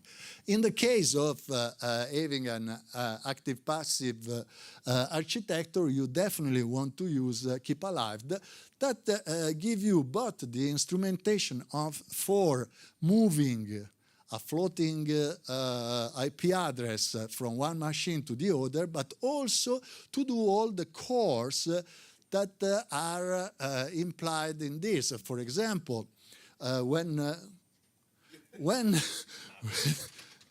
I have other like 25, 35 slides. Okay. And Keep Alive also do the monitoring, the checking, and all those nice things that are important for managing the active and passive machine. OpenSIPS, you want definitely to have a mid-register and all the presence and not traversing, pinging, all the things that do volumes, that do a lot of transactions. Because back-to-back user agents like FreeSwitch, like Asterisk, etc., are not geared toward many transactions for time. RTP engine. We want to have RTP engine to get all the normalization of for RTP. So inside our architecture, we have always like UDP G711 and not all the complexity that can be when interacting with client or trunks or things like that. So, for example, also the G729 conversion will be made on RTP engine. FreeSwitch can be set up in a way that use two different profiles. So a profile fundamentally is an IP address and a port. So to couple of IP address and port, so you have one that is internal, let's call it like that, and the other external, and one is facing the trunks and the DADs, etc. The other one is facing your phones. These allow to have completely different set of rules and completely different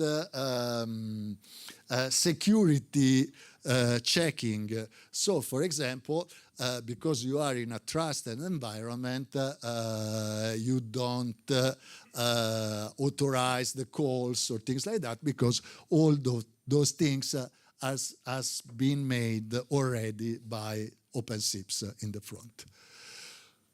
PG Bouncer is a multiplexer of sessions for PostgreSQL. HA proxy do all kind of HTTP, HTTPS certificates, etc., etc. But he also is able to route TCP connections. And so, for example, this is why we use it for choosing which master to use. Memcache, a lot of programs can be made to use Memcache to demultiplicate the number of DP queries, and particularly FreeSwitch can use it and must use it, and PHP too. OpenSIPS Control Panel and Fusion PBX are two GUIs for FreeSwitch and for OpenSIPS that are both written in PHP and are both very easily used as a base to build new interfaces and new services. So you can think of them as toolkits on which to build. Homer SCG rates we will hear during this conference, and they are must be for having a complete platform. And then we're here going through many small things that help us. For example, Mosh is a way to connect an SSL through UDP and in a way that is robust for network disconnections and things like that. Screen and Tmax, it serves to multiplex many shell sessions into one only terminal. Terminator is a terminal that can be split in many smaller terminal tiled, and is very practical to do complex things. And this is the user. This is Terminator, and we have 9 tiles. Each one is on a different machine. Each one is executing screen with a multiplexing of session on each machine. Control-Shift-X, and you have one of those tiles that bring up full screen. SNGrep, you know it. This stat is very good. When this stat is very good to see in an intuitive way correlation between different things that happen on the machine. TIG and if so fancy are a way to have a GUI for Git on the terminal, and those are very useful things when you are happening to work also for a little while on a new machine. pgdump, if you do the dumping on a SQL file with column inserts, you then have a very easy way to modify, customize, etc. The results. Always for, again, for PostgreSQL, you use copy2 with format CSV to export in comma separated values. That is very useful for many things, particularly when someone from marketing asks for data, and they use Excel. And WireGuard you use as a way to connect between different networks and customers. Unison to you know that. And the replace SIP header is an unsung hero, but it helps and is also the only way to do a failover client side when you use WebRTC. Okay, now, how much do they cost, all of this?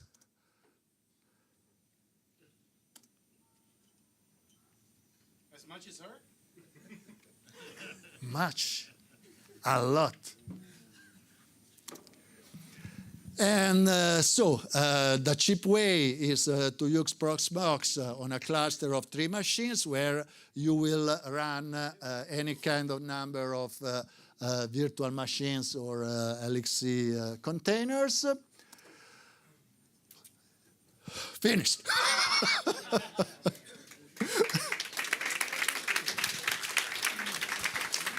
I can take one question as we're transversing here. Come on up. Do I have one question? You did a really good job. Everyone's thoroughly... Yeah. No? All right, let's give this man one more round of applause. Thank you, Giovanni.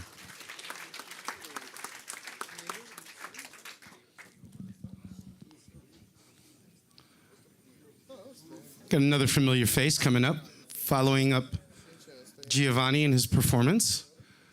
Optimizing OpenSIPS performance by a familiar face, Vlad Payu. I'm not done yet. No, I'm not done yet. Are you ready? Almost. You ready? According to Mr. Payu, he's ready. So we're going to let him take off from here. Let's go. Thanks, Alex. Yeah, so my name is Vlad Payu. For me, it's also like a special summit because 15 years ago, I got to join the OpenSIPS project and this amazing community. So I just wanted to thank Bogdan for this opportunity. Thank you. So today I'll be talking about optimizing OpenSIPS performance.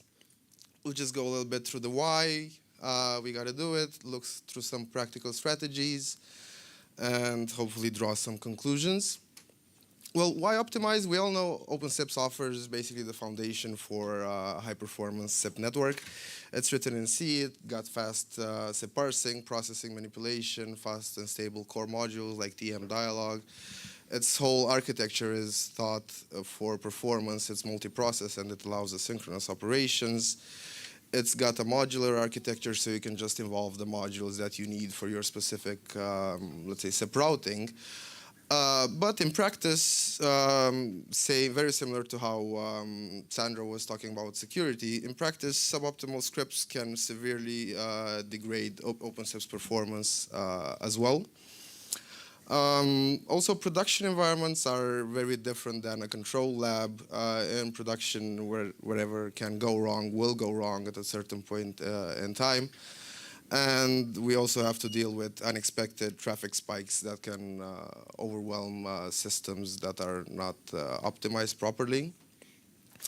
So let's just dive into what we can do about getting a better performance from our OpenSIPs. The first thing that I guess is on everybody's mind is using caching wherever possible.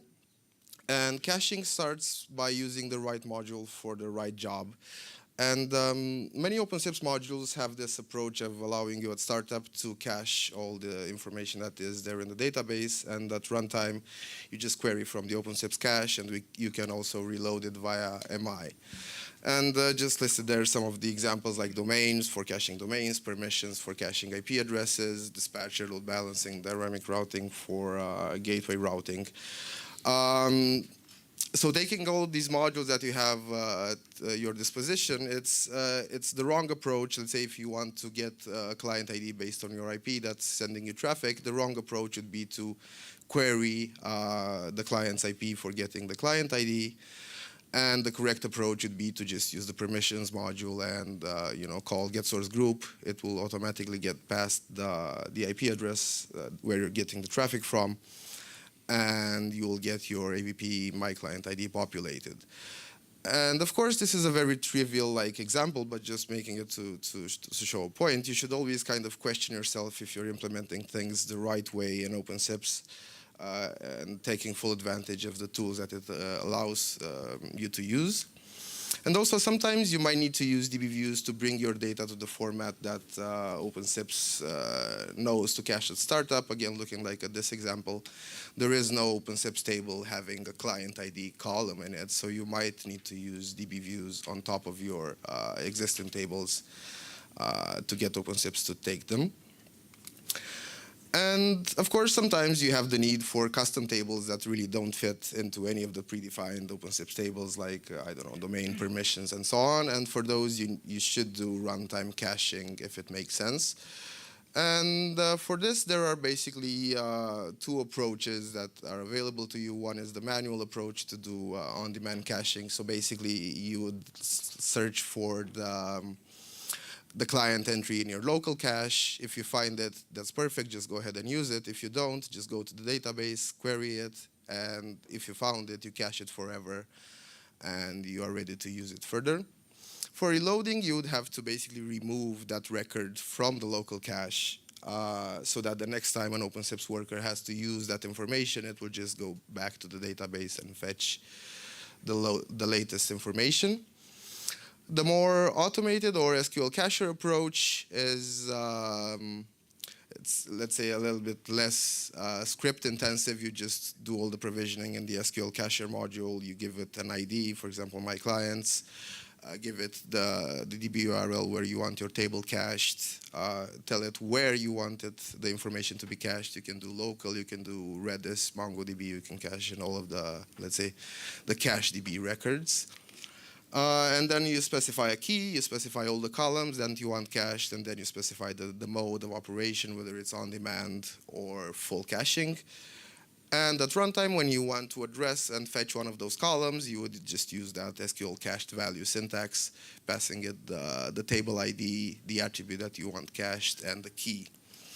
And again, as a similar approach for reloading, you would just have to call that OpenSIPS semi command, SQL cacher reload, and give it the key that you want to make OpenSIPS get again in its on-demand cache.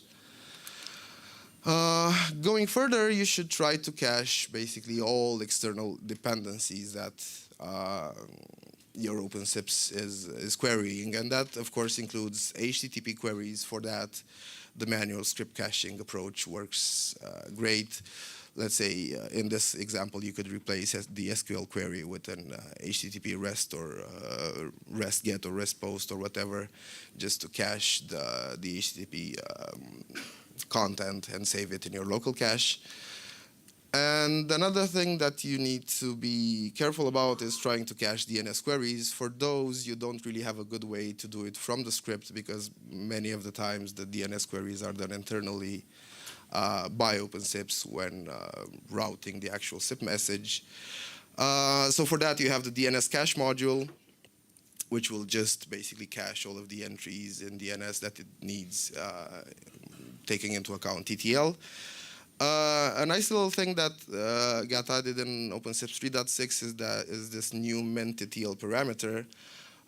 Too often we see, let's say, in environments like AWS or others, we see DNS names having a ridiculously low TTL, like 5 seconds. So even if you cache DNS, but if you have those very low TTLs, you're just going to end up caching something for 5 seconds. So if DNS itself goes down, then you're good for 5 seconds, but then afterwards you're lost in the water anyway. So this min-TTL parameter allows you to kind of break DNS, but give you more breathing room into how much time you actually have the DNS records cached. Aside from caching everything, one thing that is particularly hard to do with OpenSIPS is not shooting yourself in the foot. And that starts with basically maintaining a balance between observability and performance. Too often we're kind of so keen in observability, and we lose track that, okay, all this observability is actually killing my proxy. So you should avoid having a too verbose log if possible, or in production, just reduce the log when you don't really need it, and just bump it higher when you need it. If you're using Homer to replicate traffic, try to do that over UDP and to not use a DNS name for Homer itself. Since we can afford to kind of lose this HEP traffic. It's just lighter, a lot lighter to do it over UDP. And if you're going to use a DNS hostname for Homer, and if you're not doing DNS caching, you will basically do a DNS query for every SIP message that you replicate to Homer. So you can see how this can basically kill your OpenSIPS performance. The thing you should be wary about here is to monitor Homer aggressively, and if it goes down for whatever reason, you can't reach it over DNS, or the TCP connections are down or whatever, just make OpenSIPS stop replicating to Homer in the attempt of just maintaining your SIP service up and running. Next is, of course, the sync versus async discussion. So for the OpenSIPS scripts that you're writing, you usually want to have them be CPU bound. So you never want to wait blockingly for an external dependency, because eventually that dependency will just go down, and all of your workers will get stuck in waiting for the results. UDP, TCP queues will start to fill up, and then everything will just freeze, packets and calls will start to drop. And of course, in the old model, we had as an OpenSIPS worker just trying to go through all of these blocking operations and just wasting a lot of time, while in the synchronous model, we can just start multiple operations in parallel. Whenever they finish, they finish. And in the meanwhile, the OpenSIPS worker is free to just process other things like, I don't know, 503s, ACK, stuff that usually there are not that processing intensive, let's say. So using asynchronous ops in the OpenSIPS script will just dramatically improve the scalability of your OpenSIPS script, and you'll get better resilience to external service failures and just better usage of overall system resources that are available to you. And there is basically this running joke that the most amount of thing that any OpenSIPS in the world is doing is currently just waiting for RTP engine. It was the key, let's say, blocker in most of the OpenSIPS scripts around the world, just because you couldn't do it up until now. And that got partially fixed. Let's say in OpenSIPS 3.6, we added support for running asynchronous statements in on-reply route. So right now, the on-reply route can run basically anything that was previously available as a sync. I don't know, sleep, REST queries, DB queries, and so on. And we added support for asynchronous RTP engine queries. How that looks like is basically in the request route, you could just call a sync RTP engine offer, pass it some flags, tell it to give you the socket and the SDP. And then as the last two parameters, you can say, you can tell OpenSIPS what's the resume route that will get called, when the RTP engine request will finish, and how many seconds you want it to last at maximum. And then in the reply route, you can just investigate if did the RTP engine give me a new SDP. I will take that and put it in the body and then relay the request. If I couldn't engage RTP engine and it just timed out, then I'm free to choose what I want to do. In this example, I'm just rejecting the call with 503. And fairly similar for the on-reply route, we can call the sync RTP engine answer, pass it the same flags, give it the resume route that I want to get called, and pass it a timeout in a number of seconds. And here in the resume RTP engine route, while it looks, let's say, like a normal route, it will behave like an on-reply route. So basically, if RTP engine gave us a reply, we want to apply that changes in the SDP, but then the default action over there will be to just route the reply back to the caller. And if for whatever reason RTP engine timed out or just gave us an error, we can, for example, just cancel the branch from this reply resume route. And for buys, we can just launch the RTP engine delete and not even wait for RTP engine to confirm if it managed to free up the ports or not. Of course, this is the optimistic scenario where you don't really care about the reply, but if you care about the reply from RTP engine for MOS or loss or jitter stats, stuff like that, you can still do a sync RTP engine delete, get the buy resume route, and I don't know, push that to CDRs or whatever. So let's say we do all of this. We do all of the caching of external dependencies as much as we can. We deal with DNS. We deal with HTTP queries, DB queries. We async everything, and we're happy that, let's say, right now we have a CPU-bound OpenSIPS script that will basically never hang waiting for anything. That's all great, I guess, except the shared memory lock issue that OpenSIPS is having. And in practice, it's very similar to the Python interpreter, global interpreter lock issue. The shared memory allocator uses a global lock, and in a very high CPS and high CPU environment with a very complex OpenSIPS script, this will just lead to contention and starvation of all of the OpenSIPS workers trying to get this shared memory lock to allocate memory and go through your script. And we saw that when Liviu did performance testing like 2 years ago. Basically, I zoomed in a bit. I didn't give you the full picture, but we can see that everything basically kind of converges towards the allocator, and the allocator itself is using around 65% of all of the CPU. And just to put it in, in a more child-friendly diagram, it's some of the OpenSIPS workers will get the lock and be happy, and some of them will not get the lock in time and be unhappy because they can't process fast enough. What can you do about this yourself as a script writer? You could try to avoid contention as much as possible, and that starts with using proper variable scope. Too often I see people using like the AVP as the general processing thing to use in the OpenSIPS script, but that should actually be the var, the $var, which uses per process allocated memory, so that does not lead to increased contention. Basically, all of the rest, like AVP, dialog variables, shared variables, are allocated in the shared memory, so they are subject to high contention. Another thing that you can do when DB querying, if you know you'll get a single row, you can basically use SQL select 1. That will allow you to store the output in a var as opposed to storing it in an AVP, because in general SQL select kind of expects multiple rows, so we need the stack-like behavior of the AVPs in order to store all of the results from our DB queries. Okay, let's say you did also all of that. You're using all the proper variable scope, trying to not introduce further delays. But there's so much you can optimize from the script. We kind of needed to fix this issue from within OpenSIPS. So in 3.6, we added a new allocator, which is called fparallel malloc. This basically splits the total shared memory pool into 32 separate different memory chunks. Why 32? I honestly don't know. I just felt it's the right number.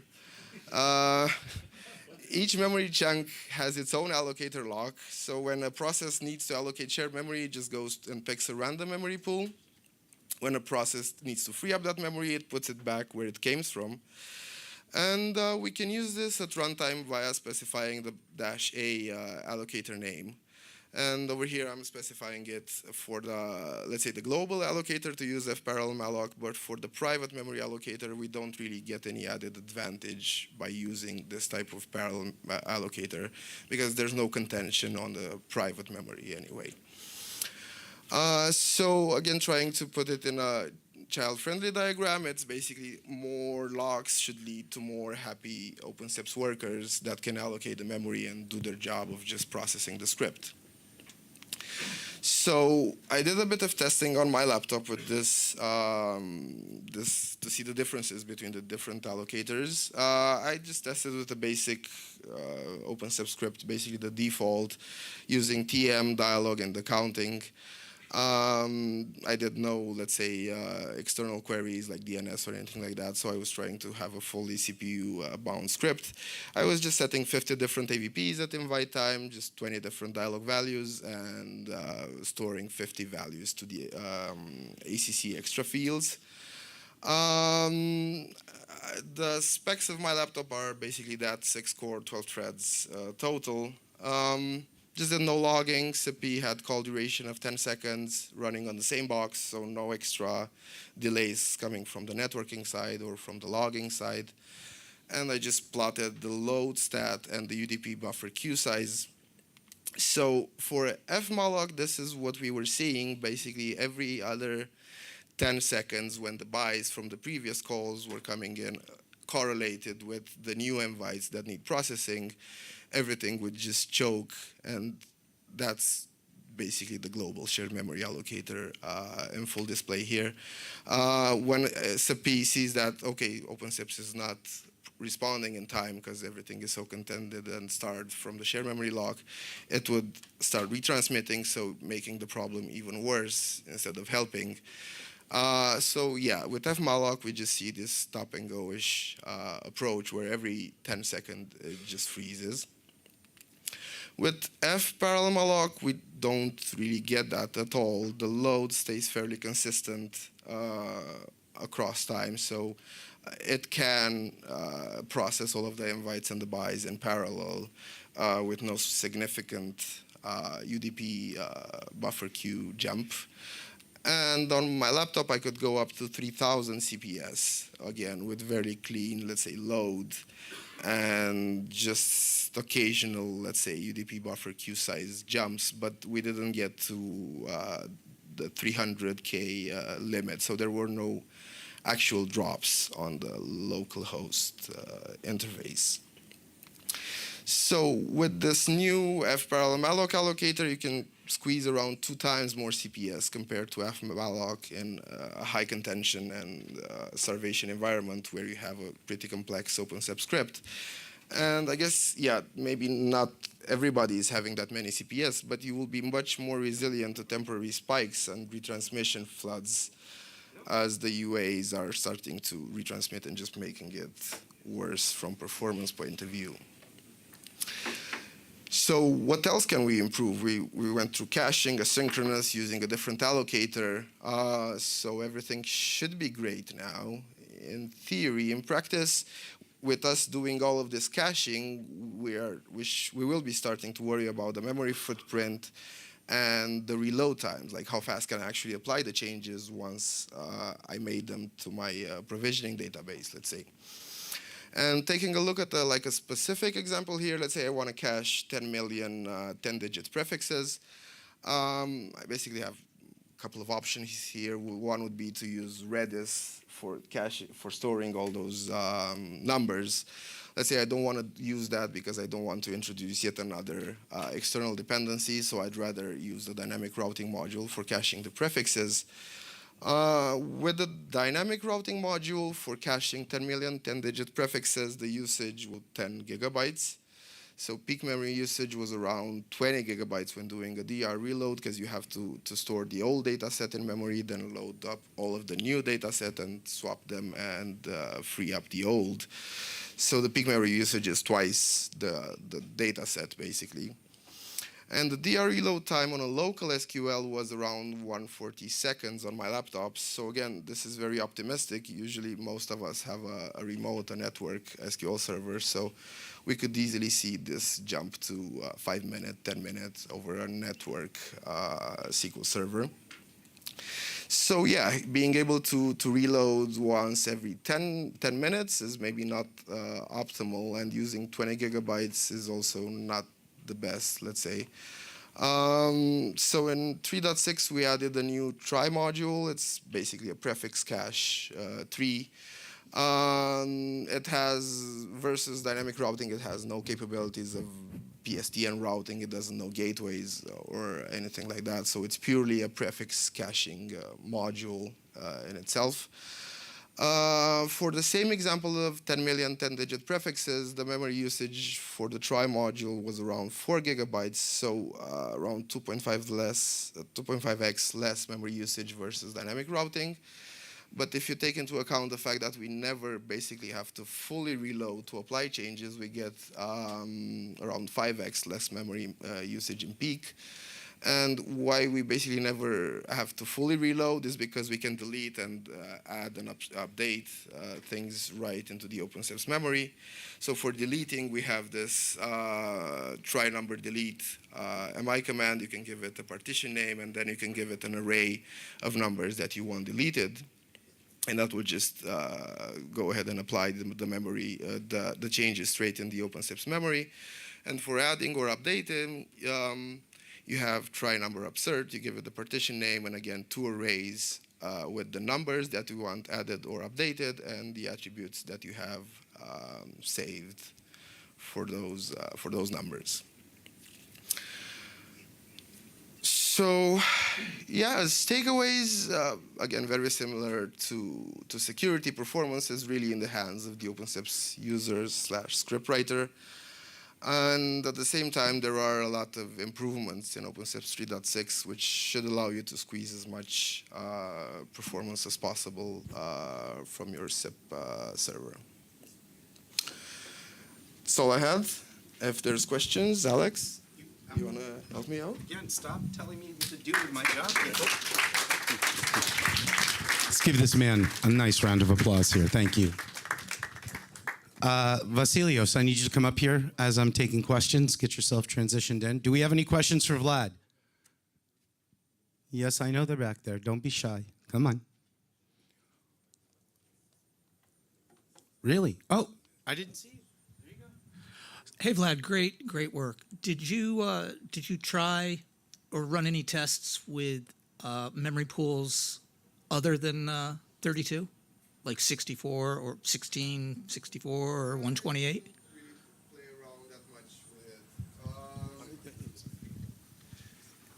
In theory, that should be the number of pools would need to be the number of CPU threads, because you want each process to have sort of like it's random. Yeah. Yeah, that would be, I guess, a good thing for the next version, to just detect number of CPUs, and that would automatically use the right number of pools. But right now I just went with 32, saying even if it's more than the number of CPUs available, it will be, it can't harm basically, but you don't want to go less. Any other questions? Okay, let's give this guy one more round of applause. Thank you, Vlad. So I see that none of you have been lucky enough to fall asleep. My Sharpies stay where they are. That doesn't mean that the threat isn't still there. We have some more presentations. Vasilios is going to be talking to us about scaling OpenSIPS. And soon after, I think we just have a coffee break after that. So then, yeah, break for Vasilios. He's got some great stuff to talk about. Hello, guys. Well, basically, I'm not here for that. Where is David? David, I'm here for a story, man. I'm here to tell a story. Yes, thanks. So, just a couple of words about Voiceland, and we started 10 years plus ago. We're a voice over IP provide. How do you like? We're trying to do some things differently. We are fully GDPR compliant. We have ISO security for cloud security. And we are planning our best bet, our business continuity plan for 2026. We're trying to be on the edge regarding the certifications and the compliance, the policies. All the things are changing. You may have noticed that so more and more extra policies every day for the companies. This is also a very hard part to maintain. This small word here and here and here and here, too much paperwork, too much effort. And of course, those are also one of the reasons why they keep asking me about why you are on AWS, why you are using AWS. Okay, the thing is that most of them are also solved for us. Not all, but most of them on the services that we use. So that's the reason why I'm here. This is exactly the reason. OpenSIPS. OpenSIPS, it's the heart of Voiceland. For us, OpenSIPS is everywhere. And I would like to thank you guys, because we started with a very small project back 2018-17 with our LRN service.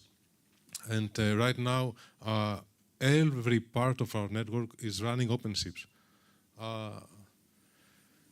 So we have SBCs on AWS, we have SBCs on bare metal machines, our new edge proxies running our new platform that you're going to see later is also running OpenSIPS. Our LRN service from 2017 is still running 2.2 on a private network. Uptime more than 2,000 days. Millions of calls from every part of that. The guys from the OpenSIP team, it was only a couple of times that were fired some critical issues regarding crashed systems. I remember just a couple of them some summers ago. But yeah, that's the main reason why I'm here. I'm here to tell a story that we started step by step, and now OpenSIPS, and we are very, very satisfied, and we will keep pushing it. And yes, Giovanni has been an inspiration for us also regarding what we will present.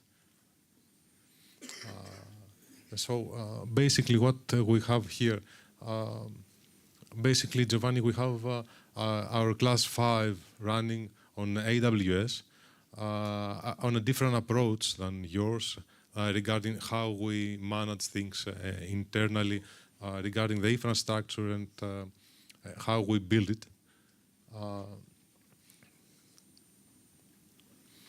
This is the main idea about our clients, our soft phones, mobile applications, web application works, different environments, different branches. They are all connecting to OpenSIPS. OpenSIPS has the ability to have many, many interfaces. So we have unified them so our platform can be able to work with all of them in one box, let's say it. So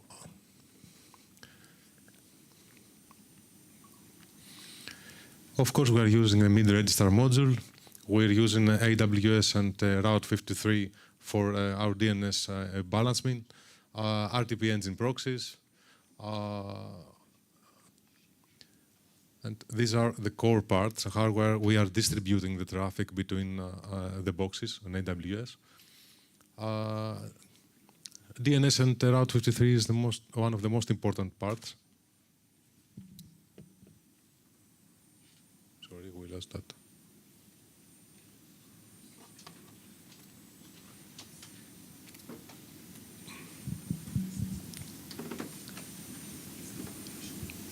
Let's wait for it. Okay, we're back.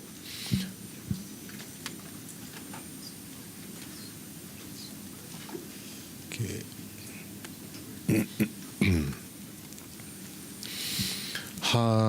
So we found a very easy way to distribute our traffic with Route 53 and DNS load balancing.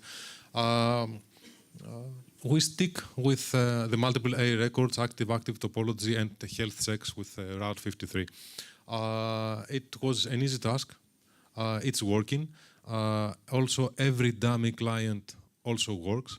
We found issues with some clients not working with DNS SRV records or didn't like. I mean about old clients, okay? But as you can understand, we have all kinds of clients on our network. So in this case, with the health check mechanism, if a node is down, automatically Route 53 is responsible to remove it from the response. So we found clients at least we didn't find any client to not be able to work with that scenario. It's possible for us to do the geo location and the geo redundancy with that, using that scenario. And of course, you can choose about where and when are the regarding the client, where are the clients and where are the SIP endpoints. So you can have with the same host name, we can partition our clients, point in Greece or point in any other European country or US.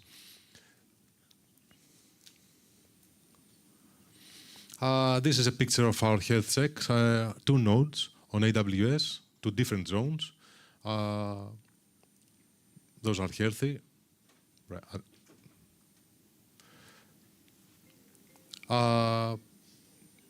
DNS health checks are done automatically worldwide by AWS, so it's access from all over the world, so it keeps an eye about what is going on and what is not.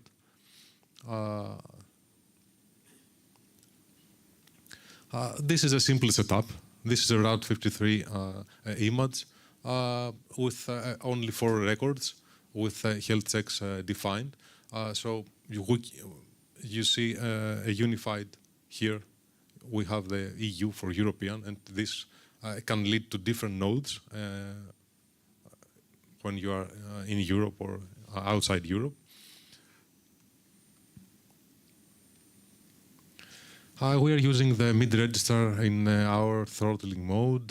We have MongoDB cluster already because of also of our configuration of free suites. So we use it also for the user location. We're using the federated cluster mode. We try to be as fast as possible if node is down. We choose very small expirations. And the reason for that is, as before, some clients, if they do not expire, they do not reconnect. But some others, they work some other. But at least both ways, we're also using the max deviation parameter, so we don't have that bombing effect, too many registrations at the same time if something goes bad. But we found that scenario to be able to make the transition if a node is down for almost every client that we tested. Also, most of our clients are also in different networks and using different type of networks altogether, which I mean, or active-active or active-passive. So every time they use a load balancer, for example, they have maybe problem if the phone is registered from one line, the router is not correctly. So in this way, we are forcing the phone to re-register to the platform. We found to be the best solution. I don't know if anyone has done has another optical area, but we found that to be the best solution to keep everything connected.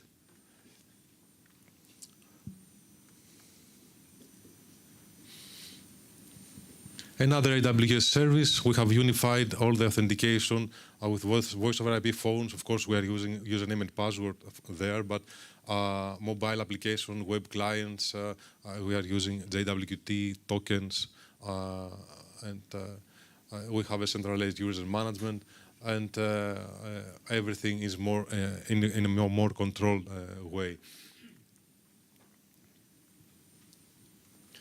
So regarding our backend, we are using RDS. Of course, we are using Redis, and you will see later. We are using Redis, and we are very happy about the new announcement about the cluster in 3.6.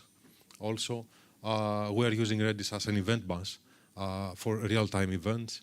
SQS is a very nice addition to that also, but Redis is faster.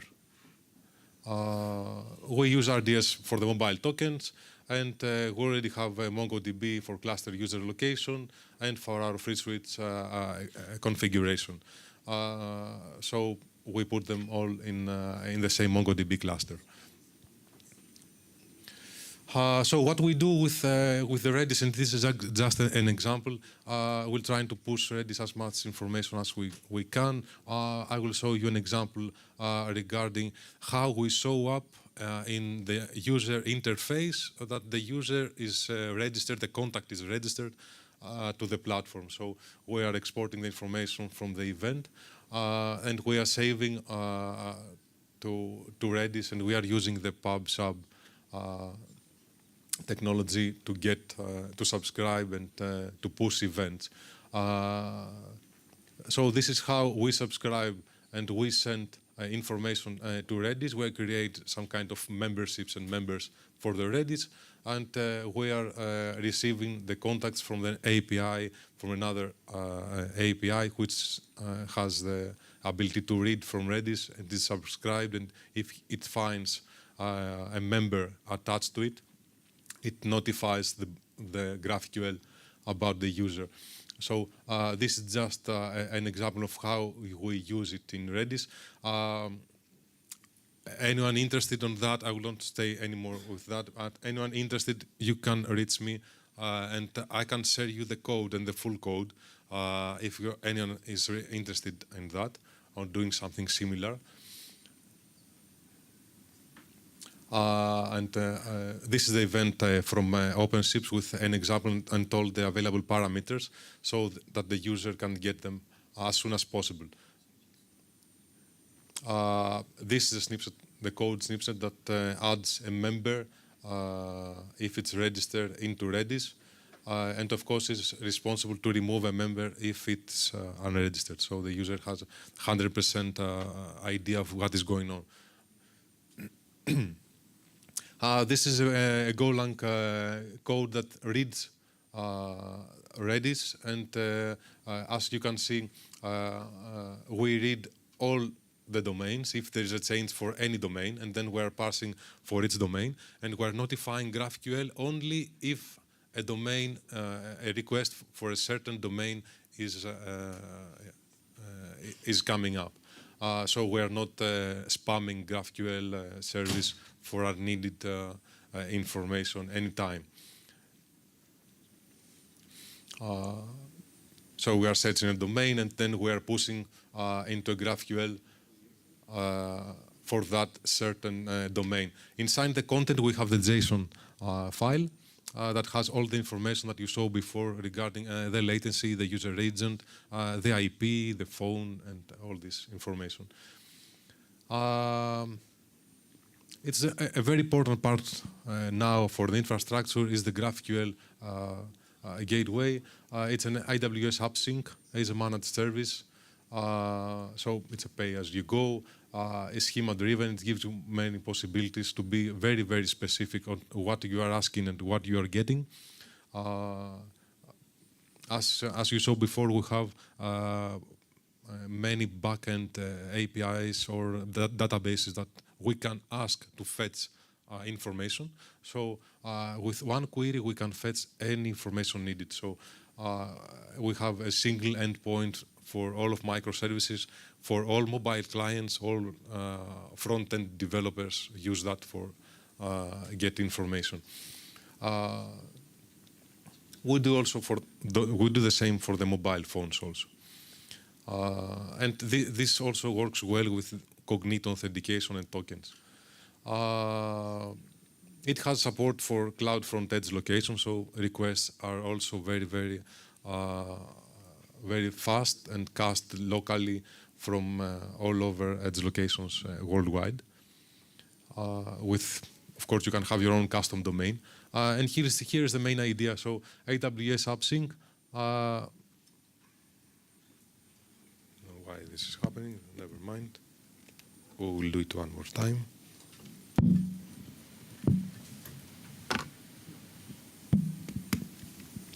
So AppSync is a very important tool for us. And as you can see, we are querying all the needed parts for all the information that we need. We have the Redis, the RDS, our MongoDB on a private LAN. You are using private connections and private link connections when available.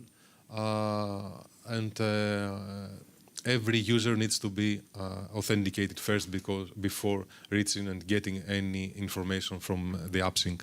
The good thing about the AppSync is that you can do the authentication part and authorization part for each type of struct in the schema. So this is a very good part for groups, for example. So this is an example about how do you do a GraphQL query to fetch only URI received, user agent, socket, latency, all the stuff that we're exporting directly from OpenSIPS and Redis. And here is the result. So you get a structured data result from GraphQL in an array, and you have all the information needed for the front-end developers to use it out of the box in a very structured way. So, and all this to get this picture, to get this green light. If this is a snow phone, so we light this one. If this was a mobile phone re-registering when registering to the platform, and this is our web client. So we light up each one individually, and we show up in an array format here exactly for the people in the support department to be able to support the customer or see the registrations are coming from the right place. So this is a very important information for our customer support to be able to verify that the customer is registered to the platform. So let's see a very simplified diagram about what is going on right now. And you are entering the platform with Route 53 and DNS load balancing. You are going to the OpenSIPS Registrar cluster. This one are ECS boxes. So this means that behind the scenes where we have configured ECS clusters and here and here, and we are using Fargate also for our small APIs. So free switch APIs or the API and the application that reads from Redis is also running on Fargate. So this is a very simplified version of what is going on behind the scenes. So these boxes here are also running OpenSIPS and RTP engine. Of course, they have communication with RDS, and they are sending all the calls to the free switch. We're trying to be free switch is like transparent mode. Everything is being done from the API. Of course, we are using Homer, and thanks a lot, guys, for bringing us that great project. It's been with us since they released it. Very, very useful.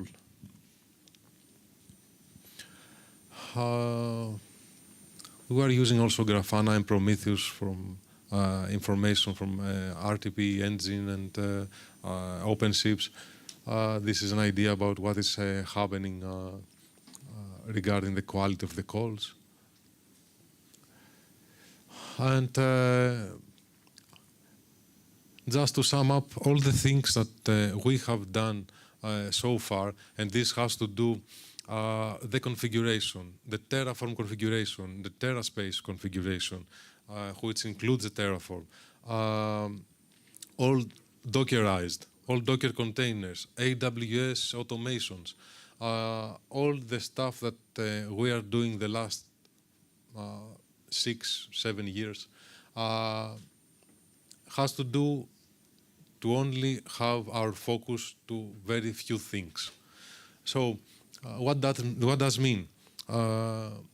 we built an OpenSIPS configuration. You basically don't have to touch it if there is a very urgent situation or you want to build new features. But in day-to-day operations, we don't deal with free switch, we don't deal with OpenSIPS. There are separate repositories, but mainly we are dealing with our API repository written in Golang, and we are building features on top of that. The same with RTP engine also. So everything is automated. If something goes wrong or goes bad, we do something bad here or here or here. AWS automatically understands that the health check of the new process is not correct and it's not bringing it up. Or if it's bringing it up because if it's an ECS cluster that we manage and cannot get online, automatically brings up the previous running task that was running healthy. So this is very important for us. You can run a pipeline, everything can go well. You can pass the pipeline and the CI/CD process, but the process cannot start for any reason because you forgot to add a variable, let's say, to the runtime. This can save you. This can save you. So at the end of the day, we can all do mistakes, but we need to have that mechanism to be able to recover quickly. And we found that this is the quickest way to recover if something bad happens. So that's why we're trying and to build everything on AWS and standardized procedures. So that's the core part when we build something, to have standardized procedures. We have Dockerized everything. We're using ECS container service, sometimes on Fargate on a managed infrastructure, sometimes on our own infrastructure. But generally, we would like to minimize our effort and our day-to-day operations. We are a small team. We're not 100 people. We're not 100 developers. So we needed to find a way to deal and keep our focus only on our main core business, building features and make customers happy. So that is what we have done. So that's it, guys. Thank you very much for your time.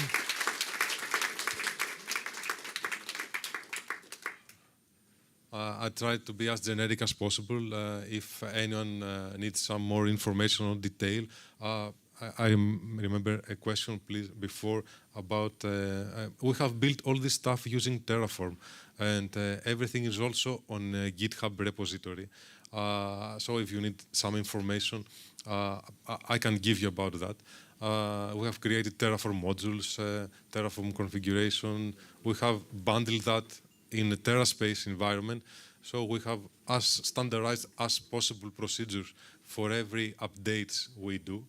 And we are talking about, I remember, 50 or 60 folders with different Terraform configuration to cover all this that you saw before. But it took us 5-6 years, but they are now all in one place.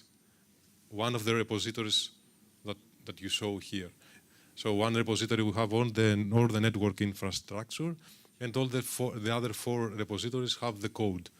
So we have simplified the process, or at least we think.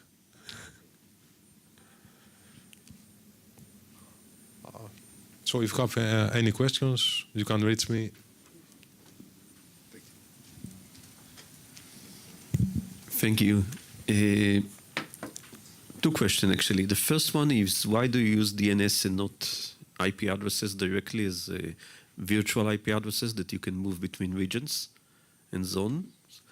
And the second question, when I register with a client, do I use the regular SIP with the MD5 digest algorithm that is actually mapped to the AWS Cognito?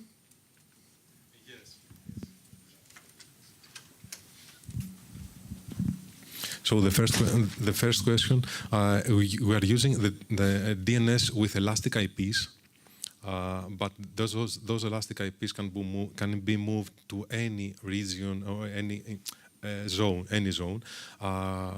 and behind that we have the balancing mechanism to match those elastic IPs.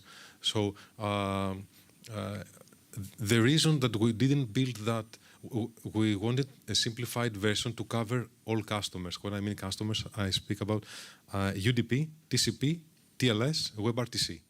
So we could, part of it, we could fix that and hide the network behind load balancers. But we have many UDP customers also. So load balancing with the UDP and OpenSIPS, it's not going to solve you those kind of problems right now, because we wanted to reach our customers from inside to the outside also with the same IP address because of SIP phone limitations from some phones and for security purposes. So that's the first question. And the second one, you told me about protecting for the SIP client using Yes, okay. When we create a SIP extension, we generally create the user in the cognito, and automatically we also creating the user in our MongoDB database. So our API, which creates the client, the function that creates the client, does two things at the same time. Creates a cognito user so that a user can connect with a mobile device or a web client using the tokens. And if that user decides or wants a hardware phone, automatically has a password already set up with the same password policy that AWS Cognito sets as a default. Otherwise, it cannot comply with the policy. So the user has that password already.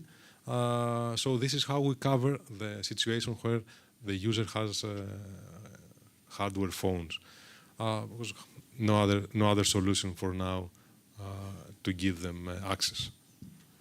So yes, that's a nice question. We do it all together simultaneously when we create the extension for that customer. I'm sorry, I wasn't here for your questions. It was Bogdan's fault. Do we have any other questions? You had a question?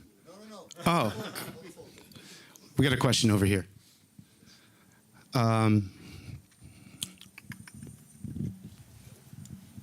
Hi, great presentation. I'm just wondering, how do you deal with high traffic events like denial of service in your architecture?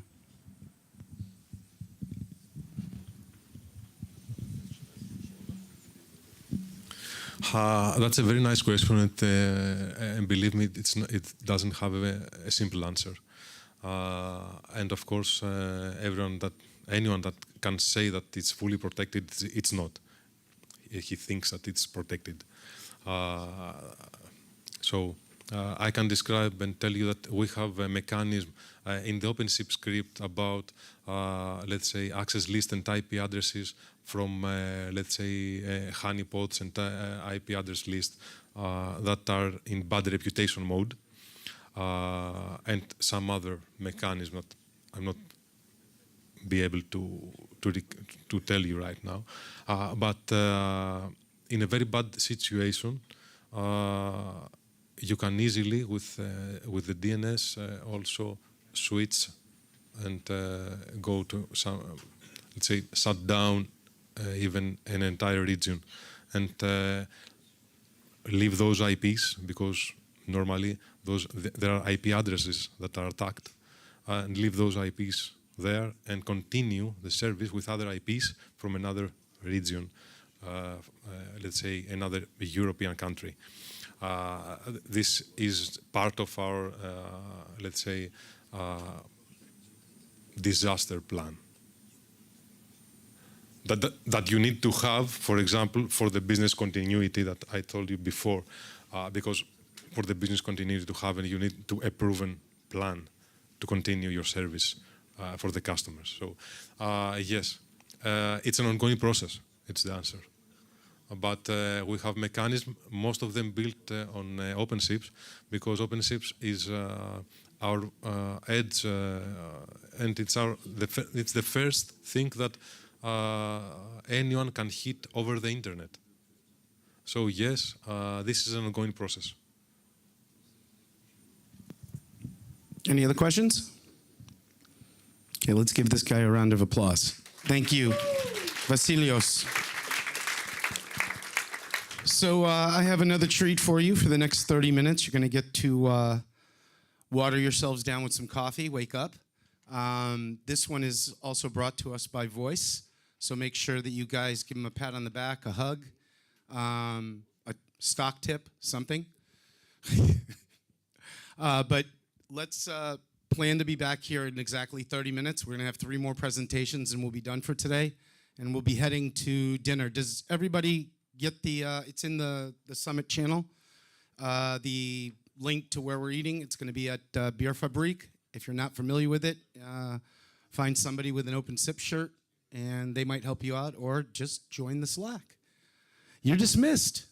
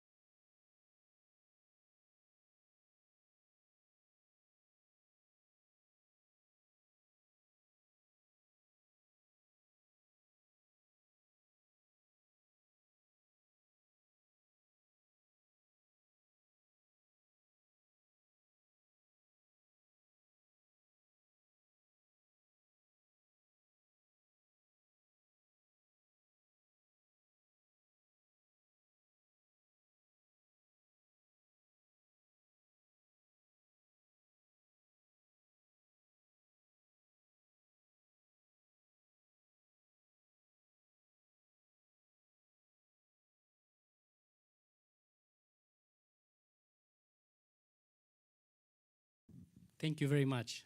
And yes, you cannot keep me away, so Yes, we try, even if you try, yeah.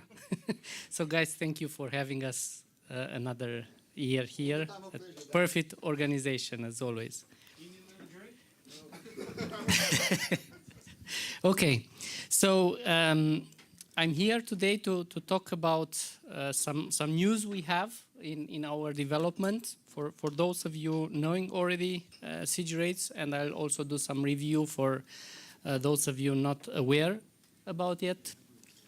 And today I'll talk about the online charging done differently in CG rates 1.0. So after 15 years, we are a very special project. After 15 years of development, we reached 1.0. Yes. So yeah, just the usual thing. We are a company located here in Germany, in Bavaria, and we have back offices in Romania and Albania, and over 17 years of experience with doing both retail as well as wholesale platforms. We started from voice over IP. We were once very close to OpenSIPS, so a long time ago, and evolved into a full-featured billing framework. CG Rates, it's a real-time enterprise billing suite, so not a real billing system, and it's quite flexible, it's pluggable by design into existing infrastructures. It should be able to accommodate new components into ISP network or ITSP. For example, a new communication switch, an SMS service, and it should be non-intrusive into existing setups.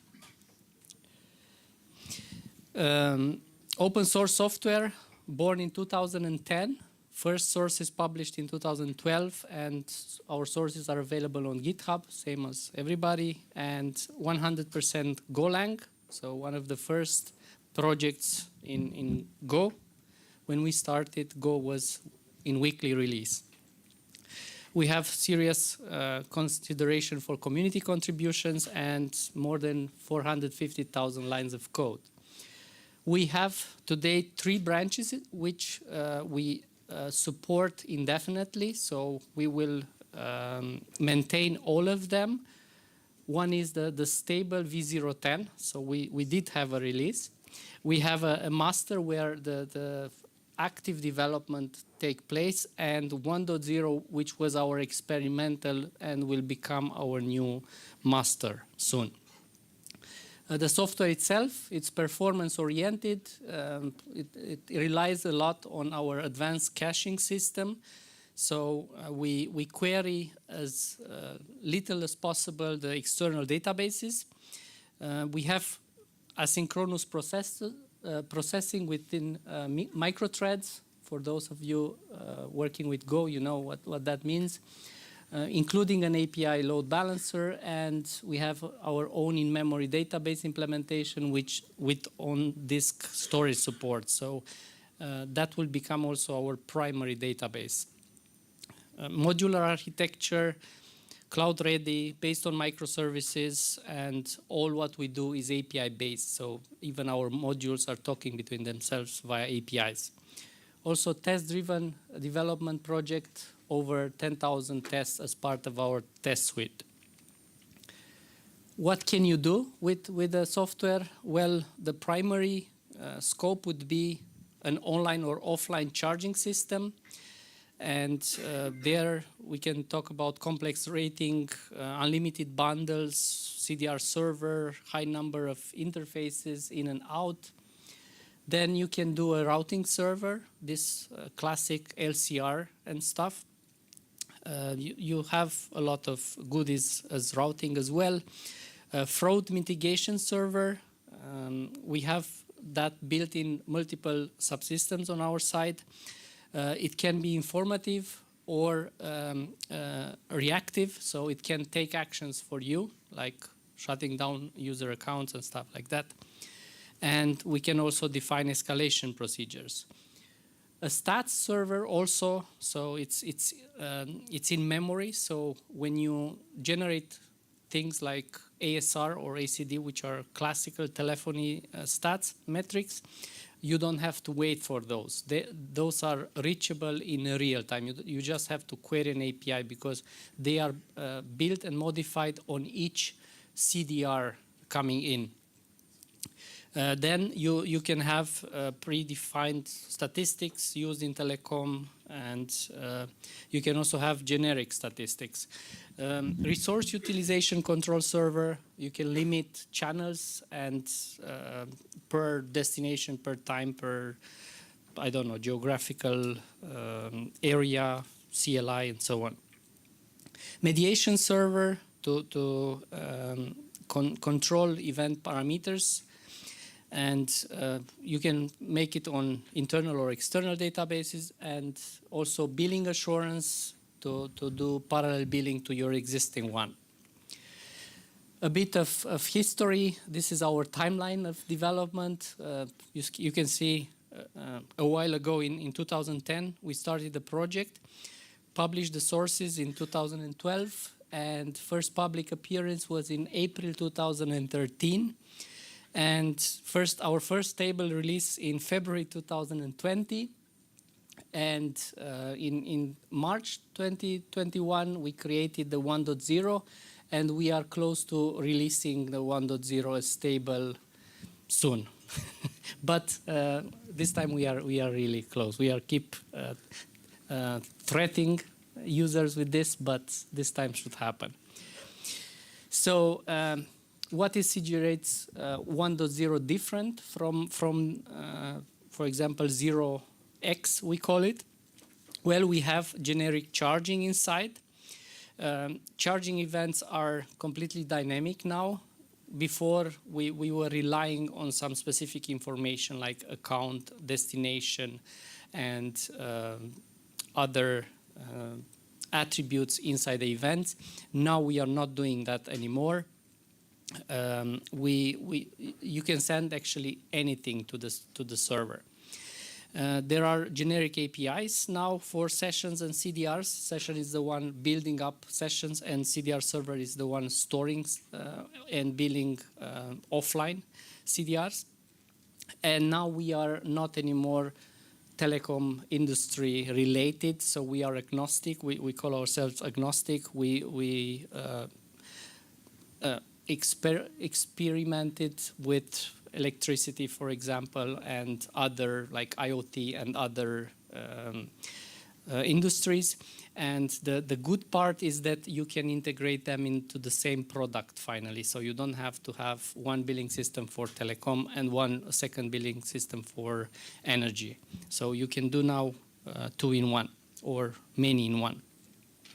Dynamic options in tariff plans, I'll talk about this later. Dynamic service configuration options, I'll show you some examples there as well. And filters, our way of implementing decisions. It's now central point in everything. So architectural improvements we did compared to 0x. Decimals now are replacing the float arithmetics. Whether this is the best solution, it's a better compromise. So there is no perfect solution to float arithmetic operations, but they say decimals is a bit better than before. We still rounded before the floats as well, so we were not too far from decimals, but now we work with native decimals. It's more web interface friendly, since we are building also a web interface on top of that.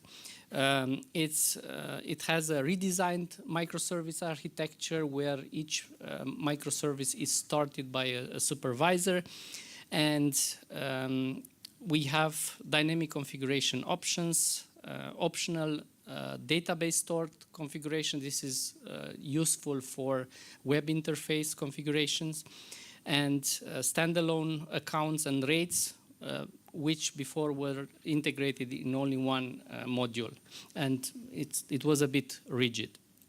Dynamic tariff plan loaders, also useful because each of the suppliers you have might be sending in their own format the rate sheets, and these dynamic tariff plan loaders can read different formats.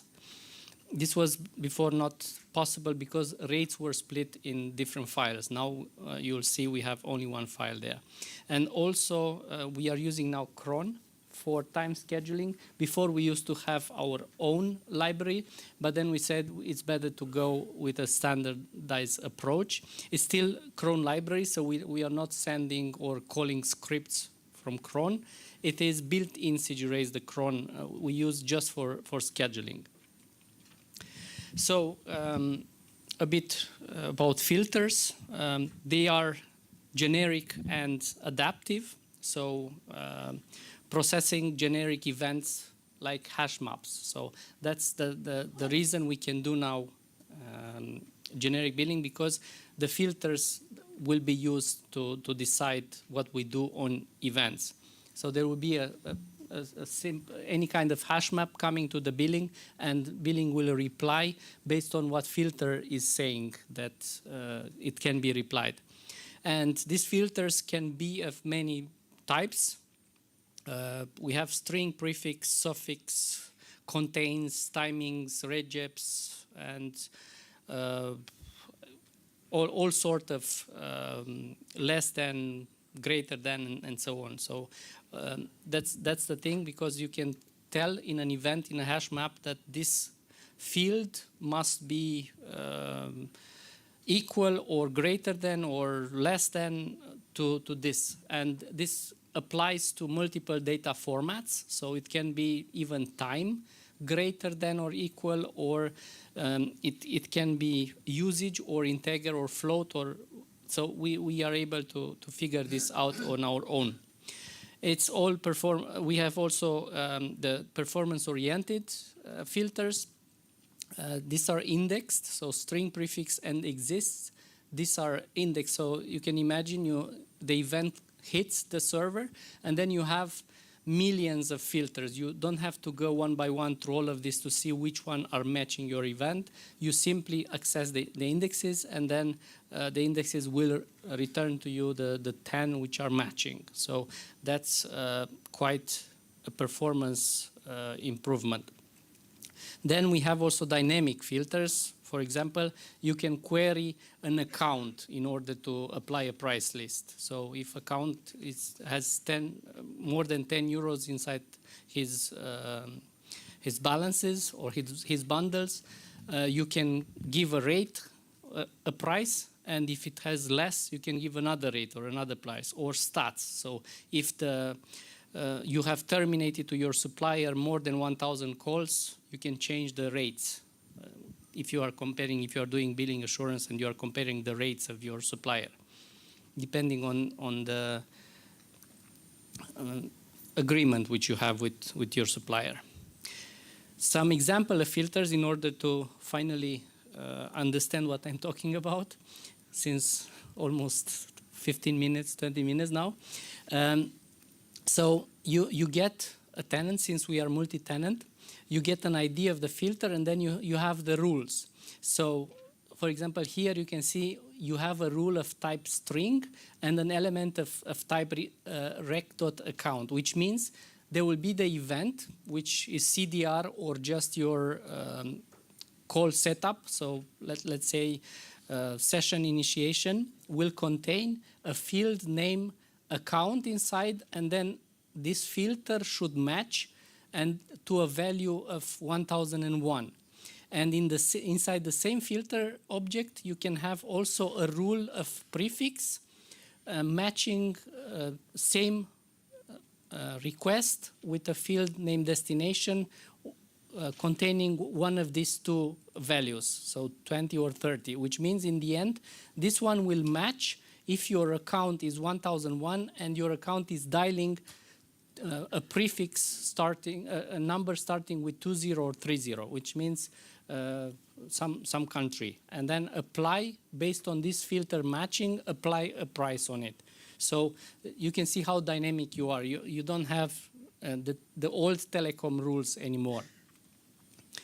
Then the rates. This was also deviated from our old RALS module, but now it's standalone module, and it's replacing the RALS rating part, and it uses the advantage compared to the old RALS. It's just one single CSV file. We made serious efforts into integrating all in one. First for dynamic price loading, and second is for management. It's making use of dynamic filters, as I told, instead of the old one, which was using prefix matching. That was all which was able to do. And then we can do partial changes over API or over CSV files. And it has common interfaces for CSV via loaders. And it's using decimals, as said. And we have also new functionality compared to RAL's minimum cost. So you can attach a minimum cost to a CDR. Then you have a highly configurable rating, which was there before. Basically, every nanosecond in a call can be charged differently. Then you can charge different type of events, which can be data, SMS, voice, WhatsApp, energy, generic, whatever, cars, whatever you want. And you can also have multiple categories for the same type of record, which can be premium calls or inbound calls or whatever.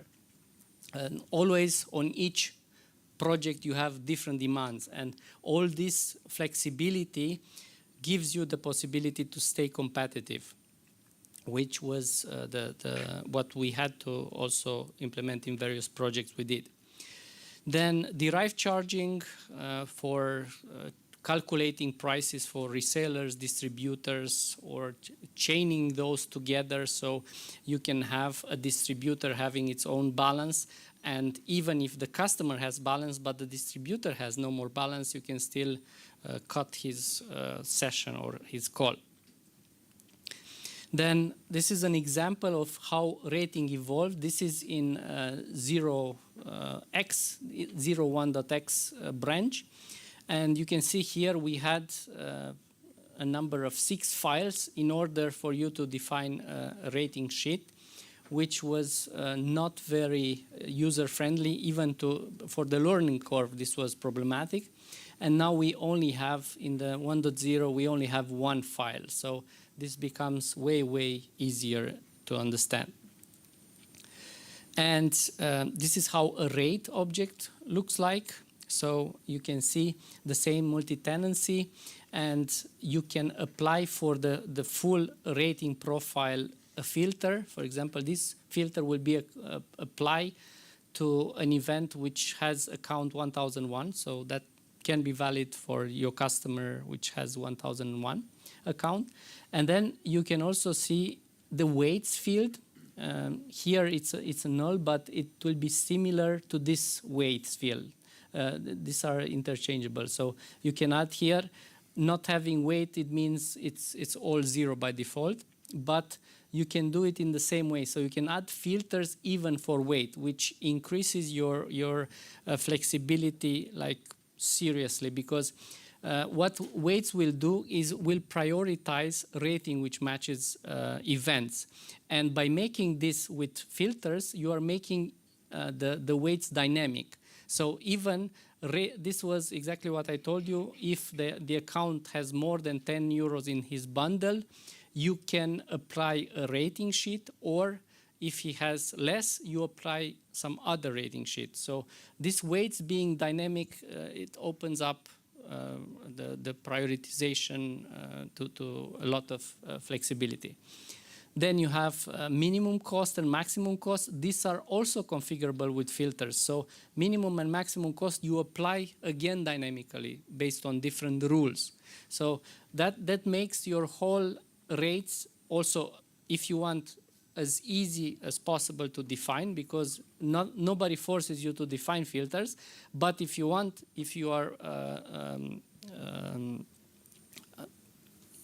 asked to make this configurable or to make it more complicated, you can do that. So you can go as complicated as your business rules are requiring you to do. And then you have the maximum cost strategy. So what happens when the maximum cost is hit? The call can be disconnected, or the rest of the call can be free and stuff like that. And then you have the rates. You can see that rate itself, it has, again, filters. So if you want to go deeper and configure each of the rates differently with filters, you can do that as well. Activation times is now a cron rule, so you can have on each Christmas a rate different than the rest of the week or whatever. So it's as simple as defining cron rules for a rate. And then inside you have weights, because if you have two rates inside the same rating profile which are matching, you have to differentiate them, and the weights will tell you which one has more priority. Then you have the blocker, which says no other rate should be able to be applied, or you let this on the rate being able to fall back. So you can also have here interval rates. So that means inside your call, inside your session, you start from the second 0 and apply some fixed fee. This is similar to a connect fee as well as a recurrent fee. And each of the nanosecond can be in this way charged differently. This one says that the unit of the billing is 6 million nanoseconds. I think million or billion. It's 9 zeros. And increment is the same, because our lowest possible unit is nanoseconds. And the same, you add up in this way multiple other rates. So that's about the rates. Now you have accounts. It's the same. It's deviated from RAL's accounts part, but the advantage is that now you can also tag a CDR with a rate and also bill out of bundles, which was not possible before. So you can have both modules adding up information on your CDR. And then you can use same filters, and most of the things are repeating itself from themselves from rates. Then you can have prepaid, postpaid, pseudo prepaid controllers, same like we had in 10 branches. Shared group balances and control the lifetime of the balance, and you can also have concurrent sessions per account with balance reservation and balance refund and debit slip if we debit too much. This is an example of how account looks like. The idea is that you have two types of balances now. By the way, balances can contain unlimited number of bundles, and you have two types. One is of type concrete, and the second is abstract. So it's not anymore voice and monetary. And the concrete one is it is similar to monetary, because it's always the one which is paying, and abstract can be anything. It can be your virtual currency, Bitcoin, or now Bitcoin becomes the concrete lately, but before it was an abstract one, a virtual. So you always pay an abstract with concrete, and then you have the units. This is your actually bundle, and you have unit factors, which allows you to multiply usage depending again on filters. And you can also, what is different from the previous RALS account is you define now cost increments directly. So you can define prices for while you are in this bundle. You don't have to go to rates anymore. So you see you have the same increment, fixed fee, and recurrent fee, which in this case per second it will charge 0.01 of fee.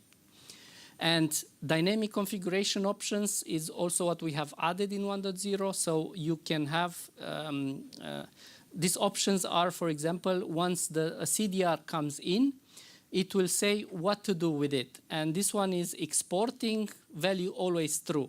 But processing with accounts is done only if the account is my account or the run ID, so multiple runs. It's for suppliers. So only then we are doing it with accounts. And so these are also, this one, for example, will calculate rate for the CDR only if the account will not be Sippy or my account. So you can do dynamic rules everywhere now.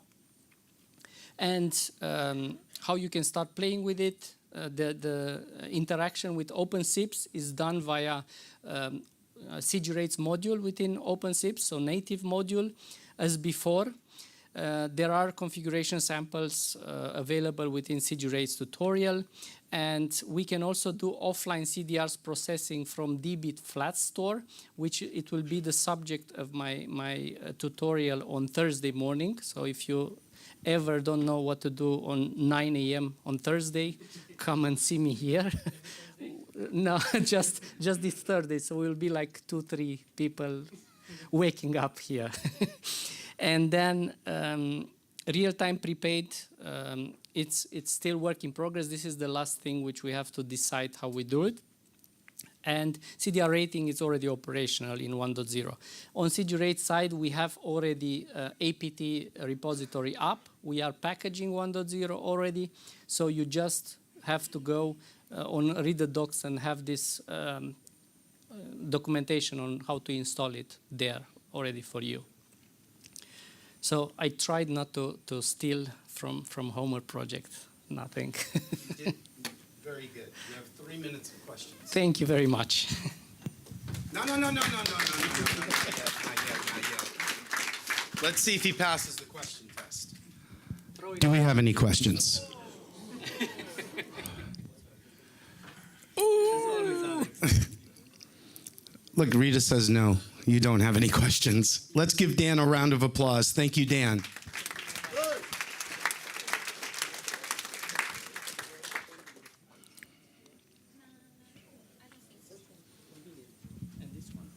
She doesn't want your funky clicker.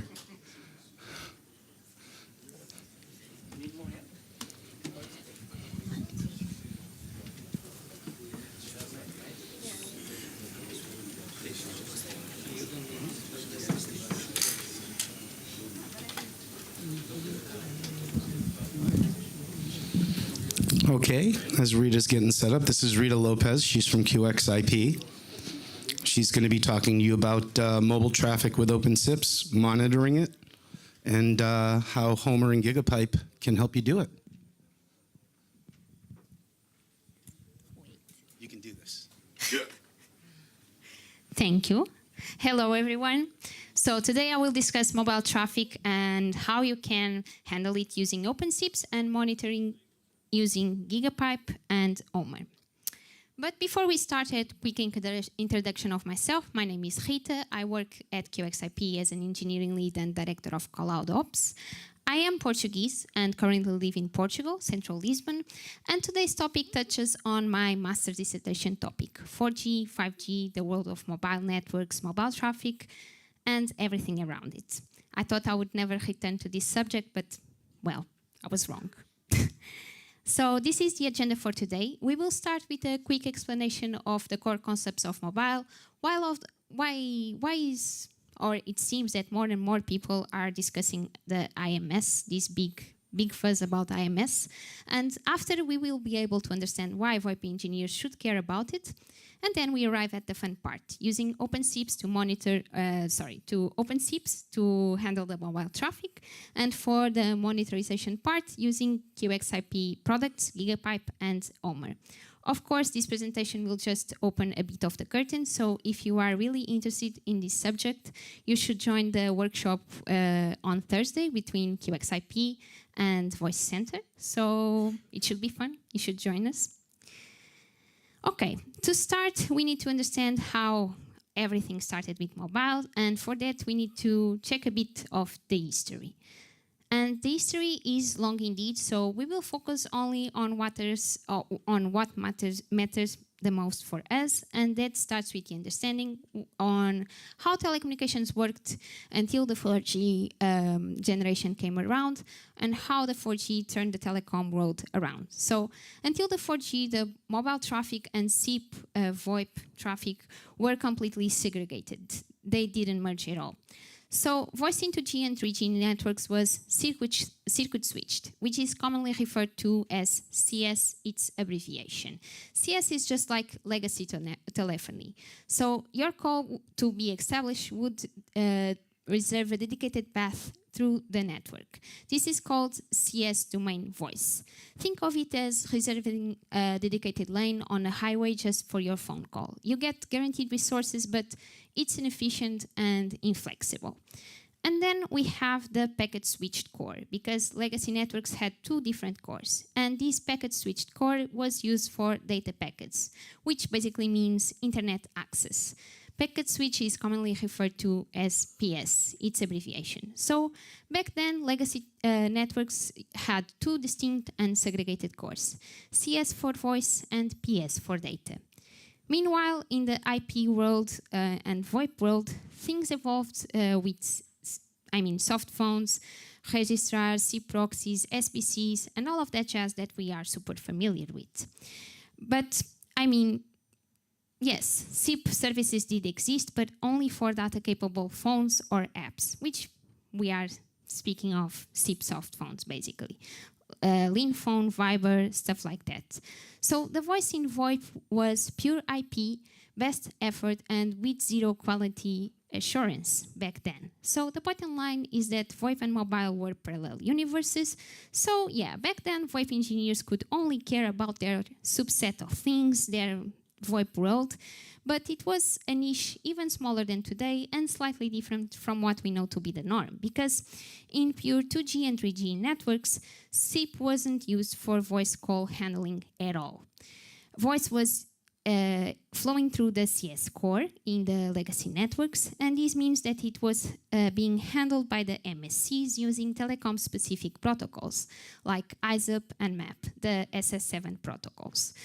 As I said, yes, SIP-based services did exist, but only for data-capable phones or apps, which means they flow through the PS core, not the CS core. So the mobile network, he is not handling the call at all. It just flows through. And then 4G came around and said, you know what, this thing of having two separated paths for two separated things doesn't make much sense. So everything should flow to the same path, and that path should be IP. 4G networks are commonly referred to as long-term evolution, or LTE, its abbreviation. And the big change is that in a 4G core, you don't have the CS at all. It's a pure packet switched network. So that's the big change. Because of this, the 4G core is called Evolved Packet Core, or EPC, its abbreviation. So on APC, you don't have the dedicated voice path like in 2G and 2G. You don't have the SS7 protocols, no CS voice handling, and no MSCs, which, by the way, stand for Mobile Switching Centers, the brain of the CS core. So everything in 4G core is over IP, and everything, including voice, must also run over IP. This means that starting in 4G, you have only two ways to establish a phone call. Using VoLTE, which is called the correct way to do it, and that way the voice is carried over IP barriers, just like data. Signaling uses SIP via IMS. RTP media is transported over a dedicated QoS barrier. And why is it called the correct way to do it? Because the logic in VoLTE is exactly the same logic that we have in 5G. We just changed the name for voice over new radio, but everything inside is the same. And then you have the option number 2, voice fallback. And you would take advantage of this option whenever you are using a device or attached to a network that doesn't support IP-based voice, like VoLTE. So what happens when you dial a number and you use the voice fallback is that, well, you detach from the 4G network for the data, you switch back to the legacy network, either 2G or 3G, depending on the coverage, on the place that you are. You use the CS core to establish and complete the call, and then you revert back to the 4G network for the data session. A way to know if you ever used voice fallback is if you ever dialed a number and you lost connectivity to the internet, then it was voice fallback for sure. So, okay, voice fallback was a solution or a bridge solution, letting 4G users still do voice phone calls without using IMS. But there's a problem, because how do you do voice calls on a network that doesn't support traditional circuit switching? I mean, 4G adoption was massive, and more places do not support switching to the CS core at all. There is no coverage for that. So voice fallback is a band-aid solution because it keeps voice working, but it loses all IP benefits, and furthermore, there are places where it doesn't even exist. So this is why if you are deploying a 4G network or 5G network, a pure one without any CS around it, you must implement IMS or you have no voice at all. This is why starting at 4G, IMS becomes essential. There is no plan B anymore. If you want high quality native integrated voice in 4G and 5G, you need IMS. IMS, by the way, stands for IP Multimedia Subsystem. Yes, everything in mobile has an abbreviation. And IMS was actually defined earlier by the 3GPP during the 3G era, but only in 4G it becomes a reality, because it was the only standardized way to do voice and messaging, by the way, over all IP networks.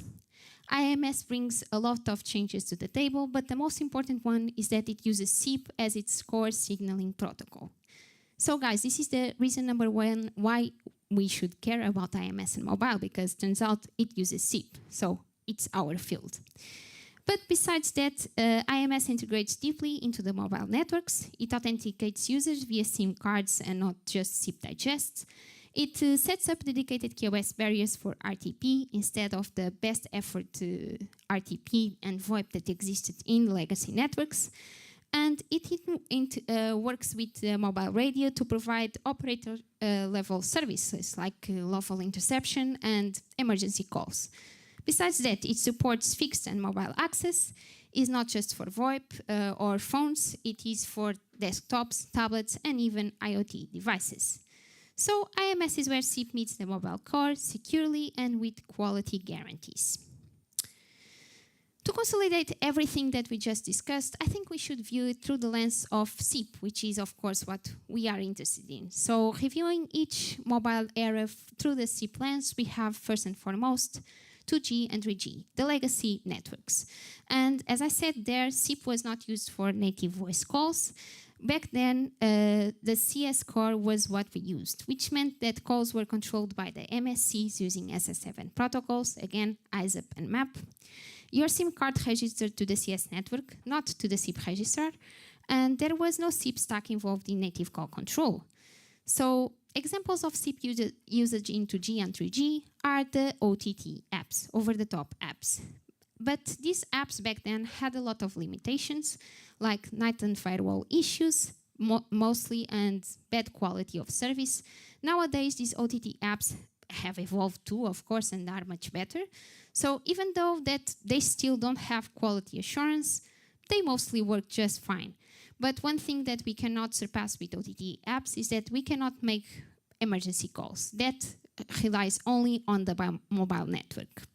And then 4G came around, and SIP in 4G and 5G is used to any voice call, is what we have. So really important. And since IMS came around, that the architecture was simplified, and handling and maintaining voice calls, well, was an easier task, but most importantly, VoIP engineers are even more important because, I mean, we already know how to troubleshoot signaling and media. The only new factor is where the traffic is transversing, and that is just an IMS network. So basically, VoIP engineers are uniquely positioned to bridge the gap between what is mobile and what is VoIP, because turns out, at the end of the day, everything is speaking SIP. So now that we covered and well, understand the core concepts here, maybe it makes more sense why our colleagues at OpenSIPS invested so much time and effort into making it handle and being able to understand the mobile traffic and what protocols do we need to care about. Mostly diameter. Diameter is a modern control signaling protocol used in 4G and 5G networks, and this protocol is responsible for the AAA. Authentication, authorization, and accounting. So basically what happens is that diameter does its part, you are eventually able to attach to the IMS network, and then you dial a phone number, and we have the SIP protocol, which, I mean, doesn't need introductions today. So, how do you set up the OpenSIPS to work with diameter? Very easy. First and foremost, I believe you should use the version 3.5 or above to be able to use all the latest features. And then you need to load the lib3 diameter module on the server where you, not a module, this is a library, on the server that you intend to use and install OpenSIPS to be able to use diameter, multiple softwares that use diameter. And then inside the configuration file, you load the AAA diameter module to handle the diameter protocol. And if you want to use OpenSIPS as a diameter server, you need the event route module. Then, okay, you just adjust the routing logic, but that's really it. As you see, super simple. Well, but new traffic means new questions, new problems. Is it working? Do I have interoperability issues? Do I need to scale up my servers? Do I have the necessary specs to handle all of this? I mean, answering these questions and many others is what QXIP has been doing since 2011, and today I will show you how you can have a full stack observability solution just using our products. Starting with Gigapipe, of course. Gigapipe brings logs, metrics, traces, and profiling together in one powerful, lightweight platform. It speaks the language of all your favorite tools like OpenTelemetry, Prometheus, Pyroscope, and many others. And this is actually one of Gigapipe's biggest strengths, is that it is a polyglot observability solution that is compatible with the most used telemetry agents on the market, and it works as a drop-in integration. Like, you just change your agents to point towards the Gigapipe endpoint, and that's it. No migrations, no complications, really, really easy. Besides this, Gigapipe runs on a super fast OLAP engine like ClickHouse and DuckDB, giving you real-time insights and cross-data analysis at scale. Perfect for fast debugging and system monitoring. Gigapipe is an open source product without any limitations on its license, which means that most likely the limitation that you will find when deploying Gigapipe will be on the server. Depending on the server specs, you will find a limitation. But, I mean, considering that you are already full at work, you have a huge backlog, and you want to focus on your stuff, we offer a paid version where we maintain the infrastructure where Gigapipe is installed, we maintain the product, and you just ingest the traffic towards us. That's it, really simple. At the end of the day, you would have a flat and predictable pricing with zero surprises at the end of the day. So the point here is that regardless of the choice that you opt for, either you run it yourself or letting us manage it, Gigapipe is a drop-in solution compatible with your infrastructure and completely vendor agnostic. And it scales as you grow without any strings attached. This is the high-level architecture of Gigapipe and how everything works. Starting reviewing from the left to the right, we have at the left the telemetry agents. As I said, OpenTelemetry, Prometheus, Tempo, Pyroscope, many others. Probably anyone that you use, you should be able to work with Gigapipe.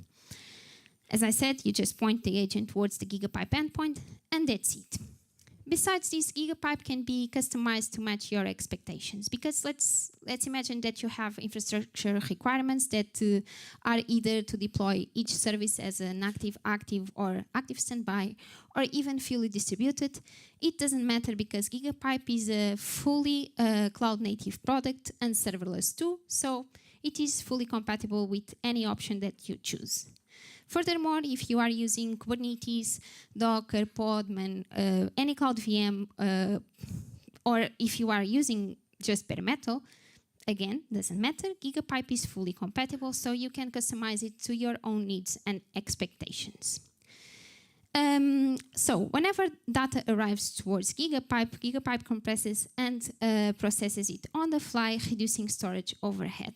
Under the hood, it writes to parquet files, giving you freedom to choose your storage layer. So you can have, for example, local disks, network volumes, or object storage.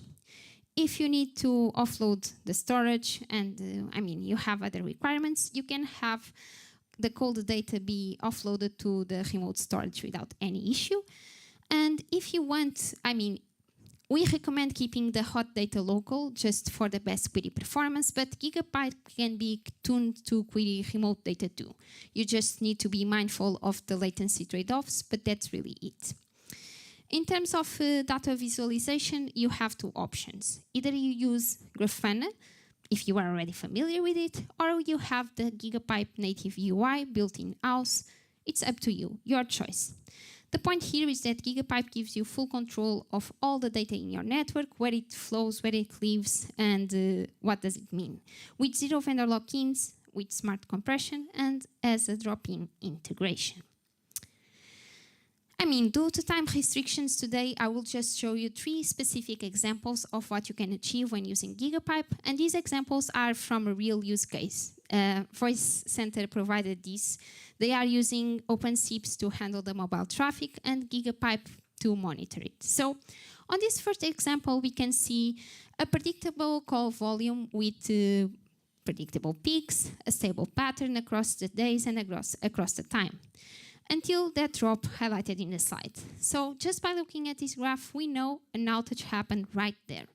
To understand exactly what happened, if it was a server failure, routing issue, whatever it may be, we need to go inside Gigapipe and look at logs and traces, but just by looking at this, we know for sure an outage happened there.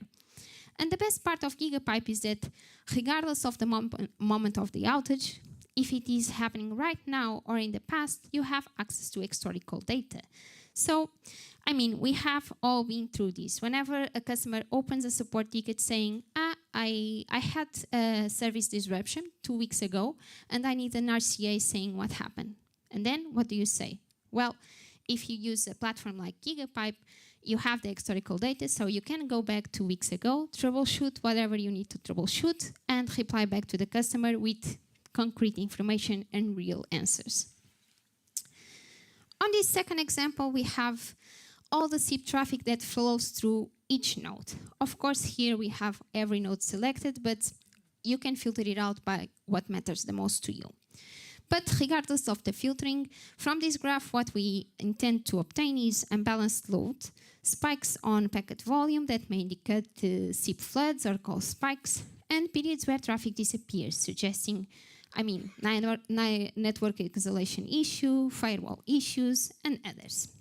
But the point of this graph is to say, sure, nice graph, and the point here is that it can turn into an alerting system and warning system. You will not pay any engineer to be looking at dashboards all day, every day. So the point here is that you can, with this historical data, understand what is the point of disruption on your network, what is a normal pattern.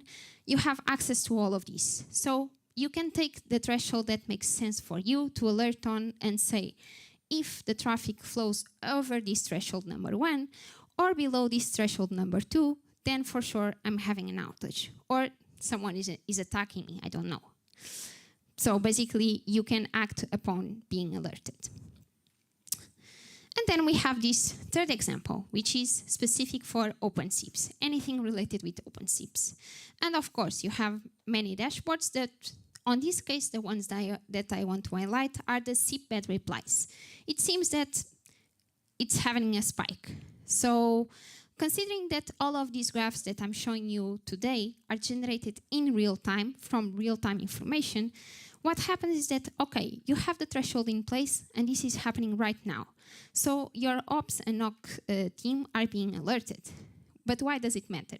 Okay, now they know there's an issue going on. And Well, now they have the time to just go inside and fix what needs to be fixed, because this is the time, crucial time, to prevent a global outage, because it starts like this, but if it snowballs, well, it will be harder to fix.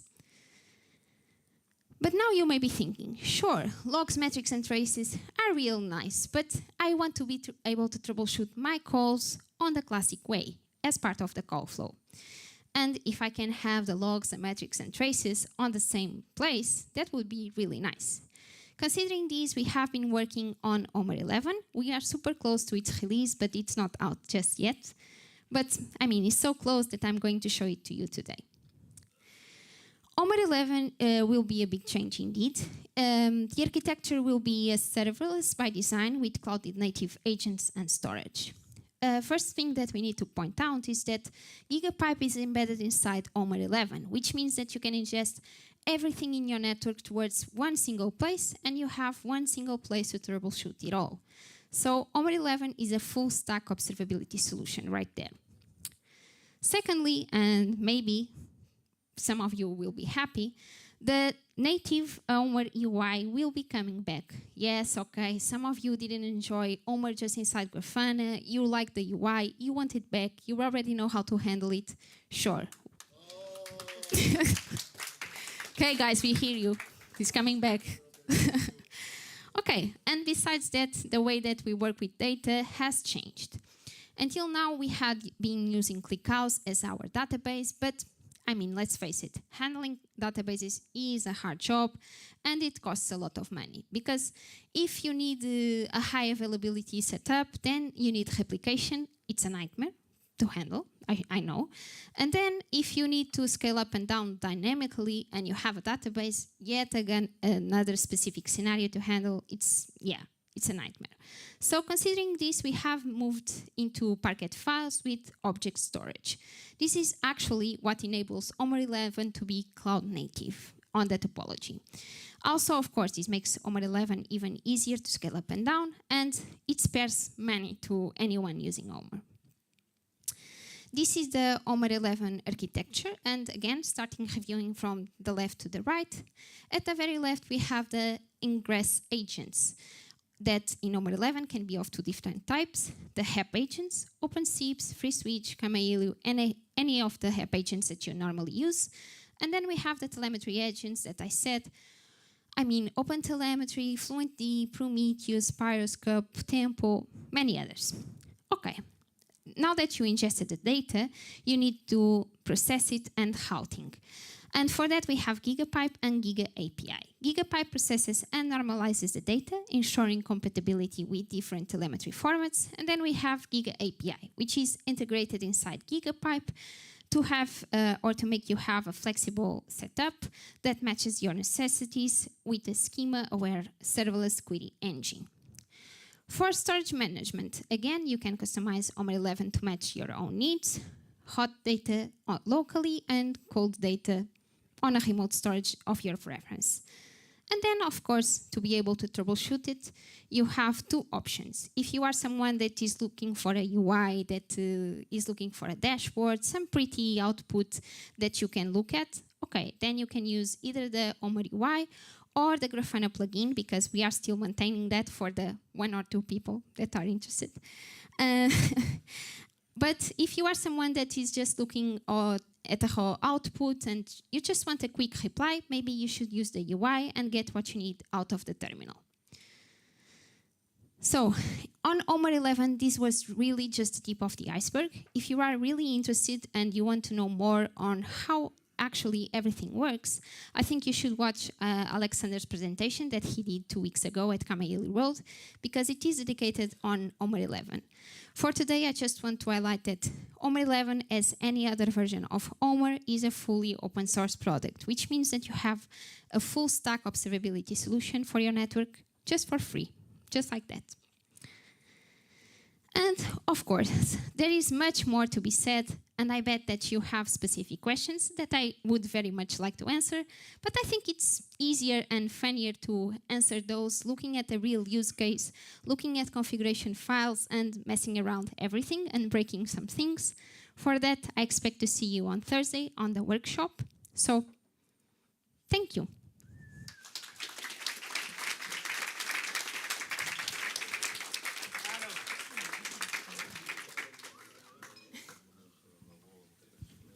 Very well done.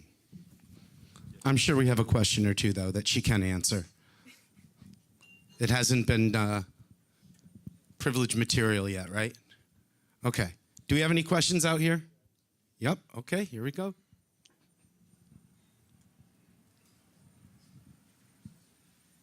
Yeah, I think, sorry. I think it's gonna be a question more to showing than just the answering. Just wanted to see some example. How do you correlate the data from in Gigapipe from the different sources, and what tools you have there to correlate the data from, let's say, to make the data from the different sources into one event or into one. Are you louder? Logs with traces. It sounds like a country song. You mean correlating different types of telemetry data? I guess that's like phase number 2. It depends on what you want. It's not so basically on Gigapipe we usually don't tend to we do some correlation based on labels, but the labels depend on you. So basically you tell Gigapipe what to correlate together based on labels, services. But how do you do inside the code? Thursday. I will show. That became privileged information. I was walking to you to answer the question. But she's right. If you want to know more, Thursday. Do we have any other, somebody that's not going to be here Thursday that has a pressing need to have their question answered? Okay.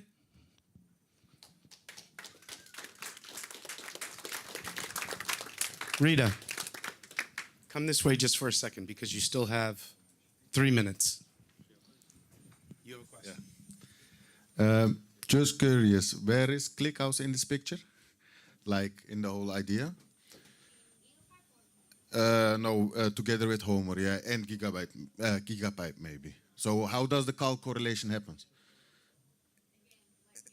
Is it too?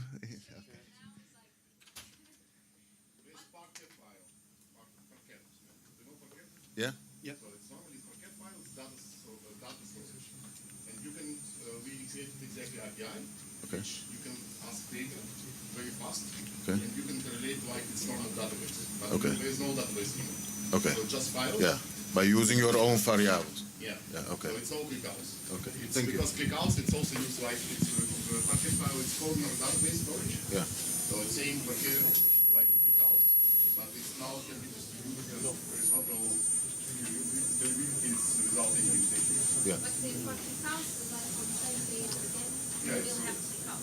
Yeah. Yeah. You're not going to be here Thursday, though. Oh. Ooh. Anyway, thank you.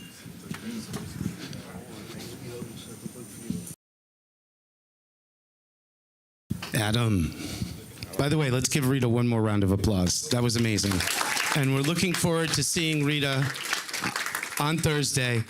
By the way, I want to make a shout out to QXIP as well because they are donating quite a few nice prizes. So for those of you that are planning to not stick around to the end, we thank you for upping the chances of those that do stick around. But there's going to be some really cool prizes available tomorrow. So without any ado, Adam. Thank you. I think I'm the last talk today. Is that right? That's right. Okay. Well, I don't. You're bringing us home. Oh, geez, and I don't want to get in the way of anyone's dinner either, so I won't go too long. We're good. Okay, good. Yeah, it's been a great day, like hearing everyone talk and everything. I do want to say thank you to the OpenSIPS team, of course, for hosting this once again. This is amazing. But let's get right into it, I guess. So this talk, as you can see on the screen, I'm calling it OpenSIPS and Envoy, OpenSIPS plus Envoy. And I named it a solution for TLS networking. It's not the solution. It's actually really kind of a work in progress.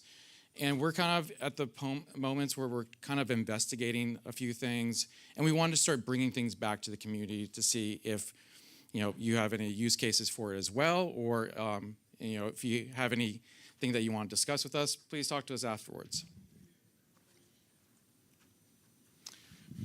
Who am I? I'm Adam Overbeek. I'm a principal architect at Genesis. I lead the call processing team for Genesis Cloud Voice, and I've had about 15 years in the telecom community. I do want to call out a couple engineers that really helped out with this presentation to make this happen.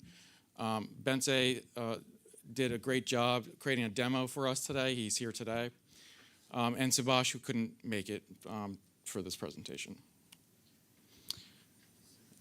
Just a quick point out, there are some faces around here today. This is the Genesis team.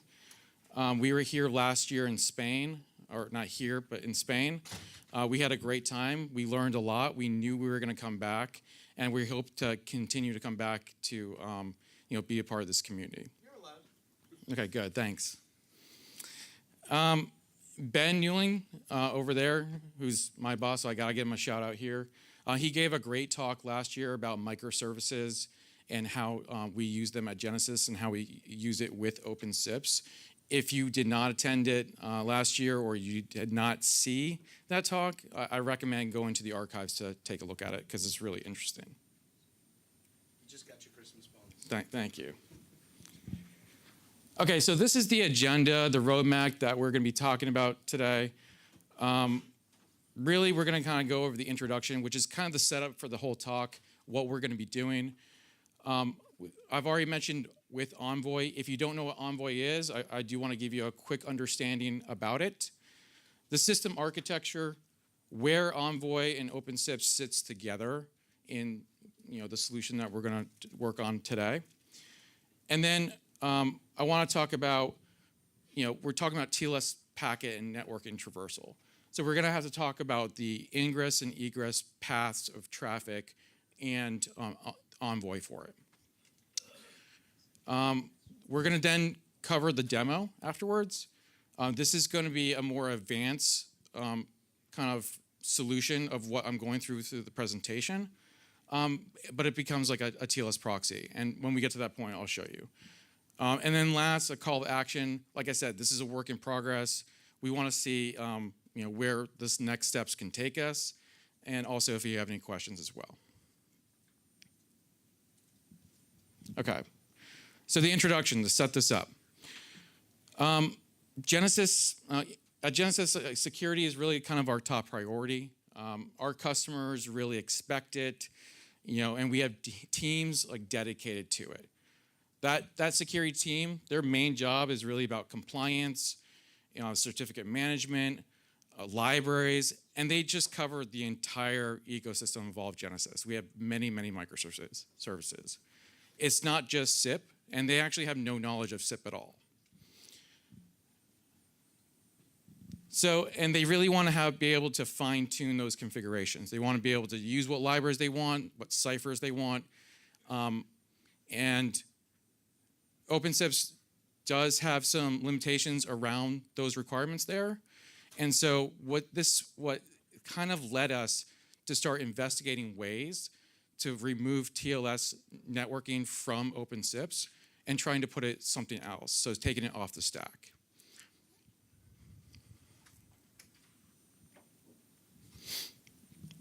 So in this example, we're going to do like a little walkthrough. And this is just one use case. It's very simple. It's not so much to do SIP TLS, but it's really to illustrate what Envoy can do for you. In this example, we're going to be doing SIP traffic between two OpenSIP servers. They're going to be doing SIP TCP, so it's not SIP TLS. However, we want basically a TLS tunnel between the two servers. We also don't want OpenSIPS to have any knowledge of the proxies in between at all. So we want them to directly connect to each other.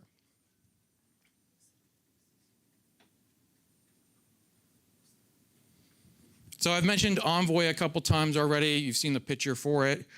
What is it? It's a modern proxy. It's cloud capable. It has lots of features. It can handle lots and lots of load, and we've tested this. Most of the features are related around a layer 7, the application layer. We're not going to really worry about that because that has to deal with load balancing, circuit breakers, and much more things that it offers. It can actually even be SIP aware if you wanted to. What we're really going to focus on is the layer 4 aspect of it. We want it to be a TLS termination point. We want it to upgrade TCP packets to TLS, and we also want to decode TLS packets to TCP. I've already kind of talked a little bit about the benefits, but what this really does for us is that it gives us fine-tuned controls where we can pick whatever library that we want to use, and also whatever ciphers and configurations and keys and certificates going forward. The architecture, where it actually sits and relates to OpenSIPS. In this example here, we're actually in the cloud. We do all of our processing in the cloud. If you have not seen a picture like this before, I'm sure you have. This orange box here is an EC2 instance that runs in Amazon. It's just a virtual host. That box means it's just basically a server. You can pick your sizes. You can choose what you want for CPU, network, memory, storage. When we build these hosts, we install all the software on them so that we can start them up really quickly. We install OpenSIPS. We install Envoy. We install also some other supporting applications that do telemetry, monitoring, and also management as well. The thing to really illustrate in here is that outside the box, you'll see that the only connection in and out is a TLS tunnel, the TLS packets going in and out. And everything that sits inside the box is kind of is local host. So that's what we're saying, like TCP, it's unencrypted at that point.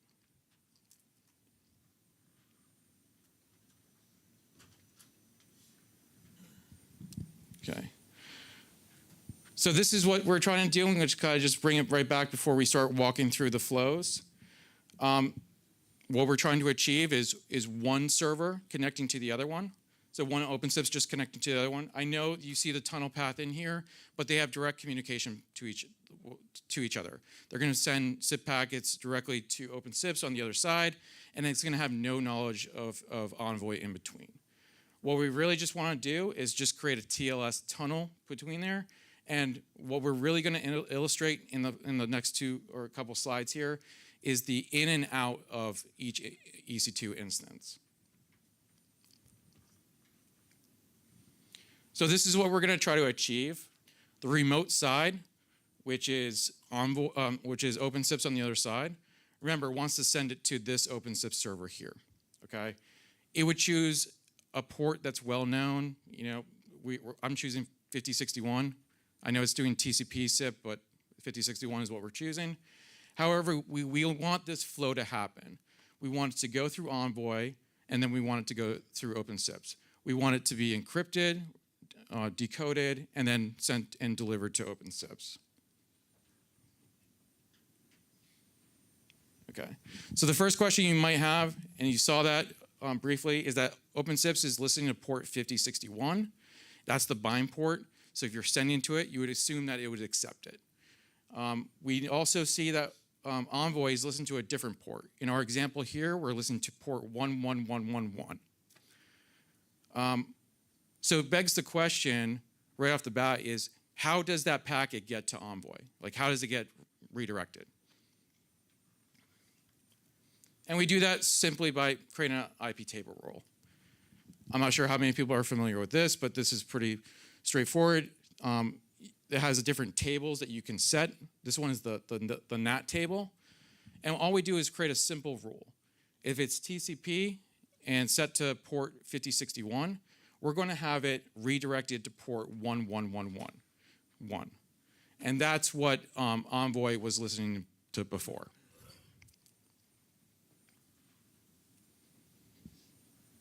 All right, so the TLS packet has been sent from that remote side.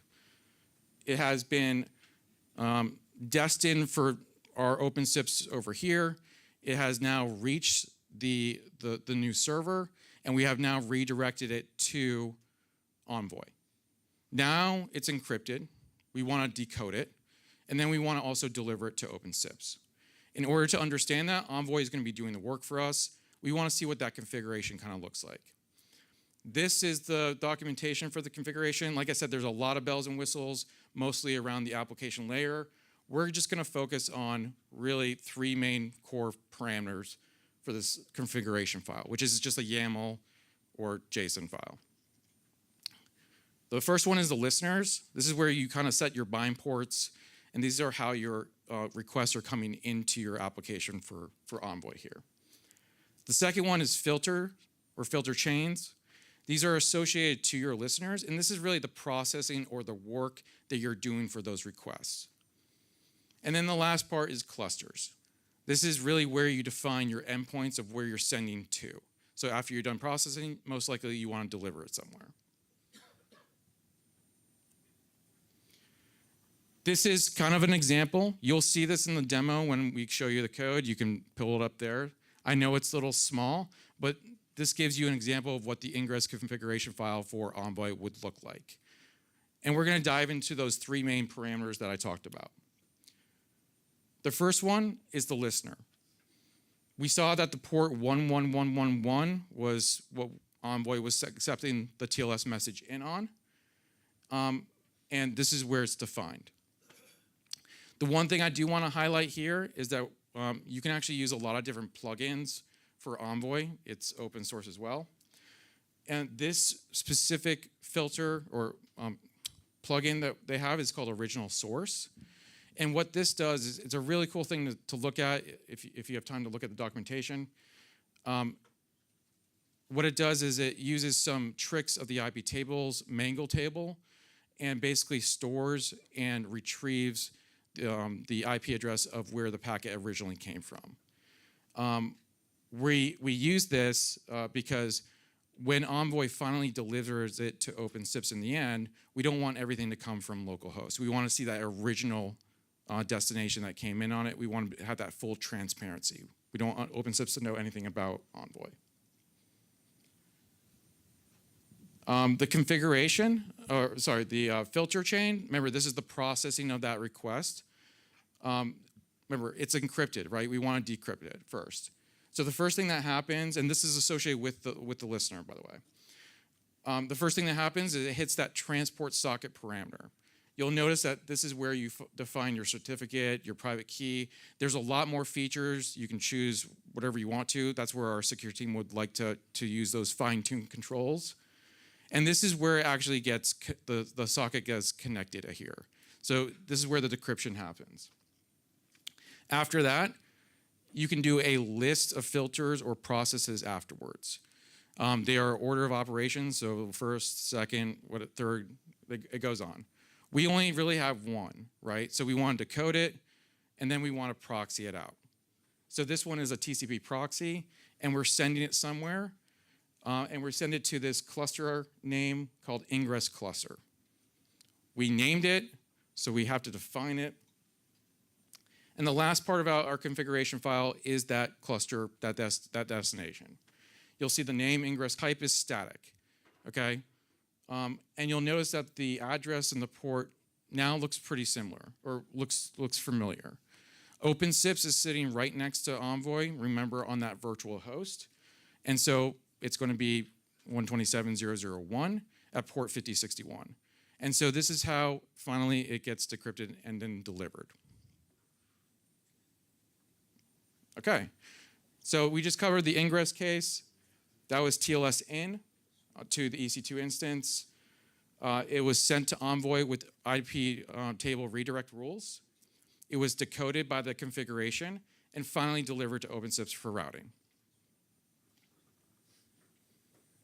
On the reverse case, we want to see what the egress case looks going out. We know that OpenSIPS is going to send to the far end remote. It knows nothing about Envoy, of course, so it wants to just send directly over there. We don't know what the destination is. We don't know what the port is. We just know that it's sending a SIP message out. This is the flow that we want to occur, OpenSIPS, Envoy, remote. And if you're thinking that we need to intercept the message again, you are correct. But we do it a little bit different. We don't know the port, we don't know the destination. And so what we're gonna do is we're gonna make a modification to OpenSIPS config.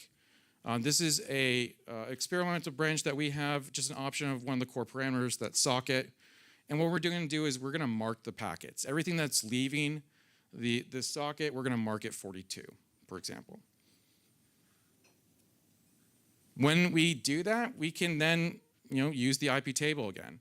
Anything that's marked as 42, that's TCP, that's outbound, we're gonna redirect it to another port, 22222, which is gonna be Envoy. This is what that egress configuration would look like. Once again, you can look at the configuration file or the demo for it. And we'll notice that the listener is a little bit different. The first thing you'll notice is that the port is different, 22222. Why? Because we're going to be processing it a little bit differently. We don't want to accept the message in and decode it. We want to upgrade it, right, to TLS. You'll notice that we're using a different plugin. It's called Original Dest. I mentioned before, we have no knowledge of where we're sending it to, or Envoy doesn't. And so this is a little trick or module that someone wrote, where basically it takes the original destination and we don't have to define a static route in that cluster. We can just have this plugin do it for us. You'll notice the filter chain is a lot smaller. There's no more transport socket there because it has nothing to decode. It's already came into Envoy, TCP, it's fine. The next thing that you want to do is we're just going to send it right back out. So we're going to send it to the new egress cluster that we created. Well, we got to upgrade it, right, to TLS. So you'll notice that that transport parameter has now moved to the cluster. This is where you're going to define your certificates, cipher suites, whatever you need to. And then you'll also notice that the type is different. It's not static. It's going to be that original Dest plugin that we had before. And that's how Envoy can just say, wherever OpenSIPS wanted to go, send it on its way. All right. So that kind of gives us a whole flow of like this very trusted communication path between two trusted pairs. OpenSIPS is just doing SIP TCP between two different servers. And there's basically a TLS tunnel between them, and it's all transparent. So Benza created a great demo for us. This makes it a little bit more complex. We're taking it to the next step. So we're going a step further here. We really wanted to illustrate in the presentation about how Envoy does it in a very simple case. This one, we're actually doing SIP TLS traffic end to end. And we're going to have OpenSIPS in between. So we created a Docker demo for you. You'll see the source code in just a second here. But you have SIPP on two other sides. They're both doing TLS communication. Envoy is actually going to decrypt the TLS and send it directly to OpenSIPS. OpenSIPS does not have a TLS module at all installed here, okay? It's going to do the processing, and then it's going to just send it right back out TCP, and then Envoy is going to upgrade it and send it out to the other side TLS. We know that the transport is built into the SIP protocol, but OpenSIPS is handling it just fine for us that way. But there is a limitation here, right? We're saying that every TCP socket that you're sending out is TLS. So this is a very kind of strict, use case. This is kind of the proof of concept of the demo. Here's the SIP ladder or the SIP diagram for it. You'll notice at the bottom is where the GitHub repo is. More than happy to look at it. It's publicly available. Pure Cloud Labs, OpenSIPS Summit 2005 or 2025. The main thing to notice on either side is that the UAC and the UAS is TLS completely, and the the steps that we kind of walked through before at the beginning of the presentation with going through IP tables, OpenSIPS, Envoy, it's all kind of the same configurations in here as well. These are some just quick snapshots. When you run the demo, there's just a run shell for it. If you want to just kind of download and run it right away. You can actually see a lot of information that comes right off the bat. The first thing that you'll notice that on the UAC, this is a TLS connection in the top right-hand corner. You'll see the remote host. When it gets to the OpenSIPS, logs and everything like that, it's actually processing a TCP data actually in there. So that means it's been decrypted already by Envoy. And then when it goes back out, you'll see that on the far end side, the UAS output is TLS once again. So where do we go from here? We know that in our presentation, we did an envoy-to-envoy solution using TCP and SIP. It was just a TLS tunnel. You would probably only use this during like internal servers or a very trusted pair on either side. In the demo that you'll have time to look at, it's a little bit more complex. This is actually using SIP TLS, okay? And with using OpenSIPS in between it with the TLS module completely removed. But this is a very strict configuration. Once again, you probably have to know exactly what you're sending to on either side for the configuration. What's not working is that you can't mix and match protocols, right? If you want to change something, you can't do that. It's not flexible. So it must be a proxy, and that's really it. So the solution to it, we could go to Envoy. We could write our own plugin, make it very SIP aware, to have it change, the protocol within it. But in my experience, SIP aware routers, they tend to have some problems, and you tend to, run into complications. But it might just work.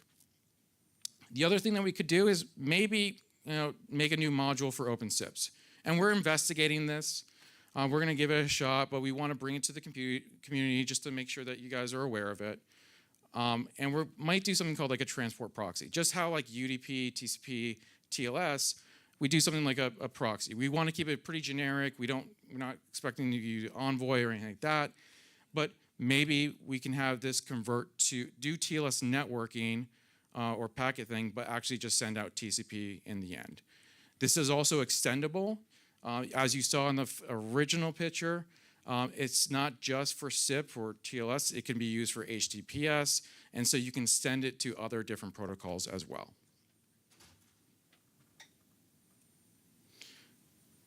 Well, that's really kind of all I wanted to share with you. We're here, obviously all week, of course. The Genesis team, I showed you their pictures so you can hunt them down, find them out. But please, talk to us. If I have the similar use case for it, we're more than happy to listen and see if we maybe even can collaborate to make this, better for the whole community. So, thank you.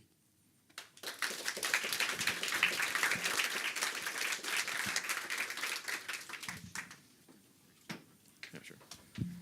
Okay, questions? Okay, not sure which one you were first, but let's start there. I'll have you in mind, no worries.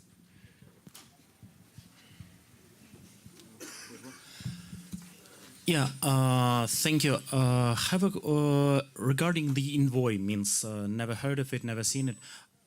But can it run, for example, solve this famous problem with wildcard TLS certificate? Means can you load, for example, for it like 300, 400 certificates into Envoy and make it sort of termination proxy like you were described?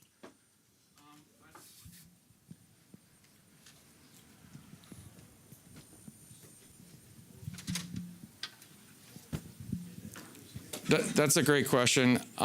Honestly, I haven't tested that limit before, but I do know it's widely used throughout the cloud-based community. I think it was developed by Lyft, and Google uses it. A lot of the plugins that you'll see is actually used by Google, so it might be possible. I just don't know those limits, though. Sorry.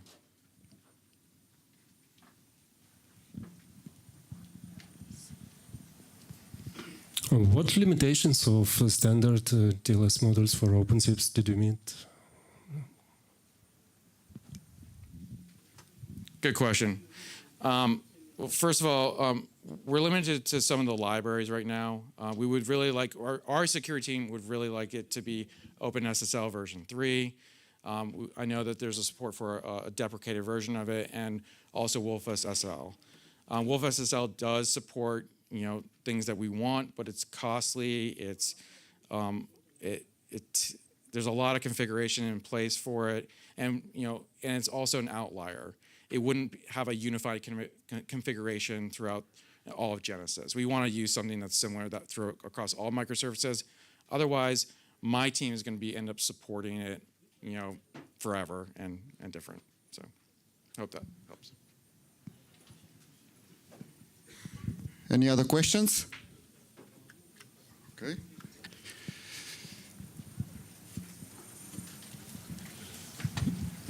Hi, I'm just wondering why you settled on Envoy and maybe not something like HashiCorp Console.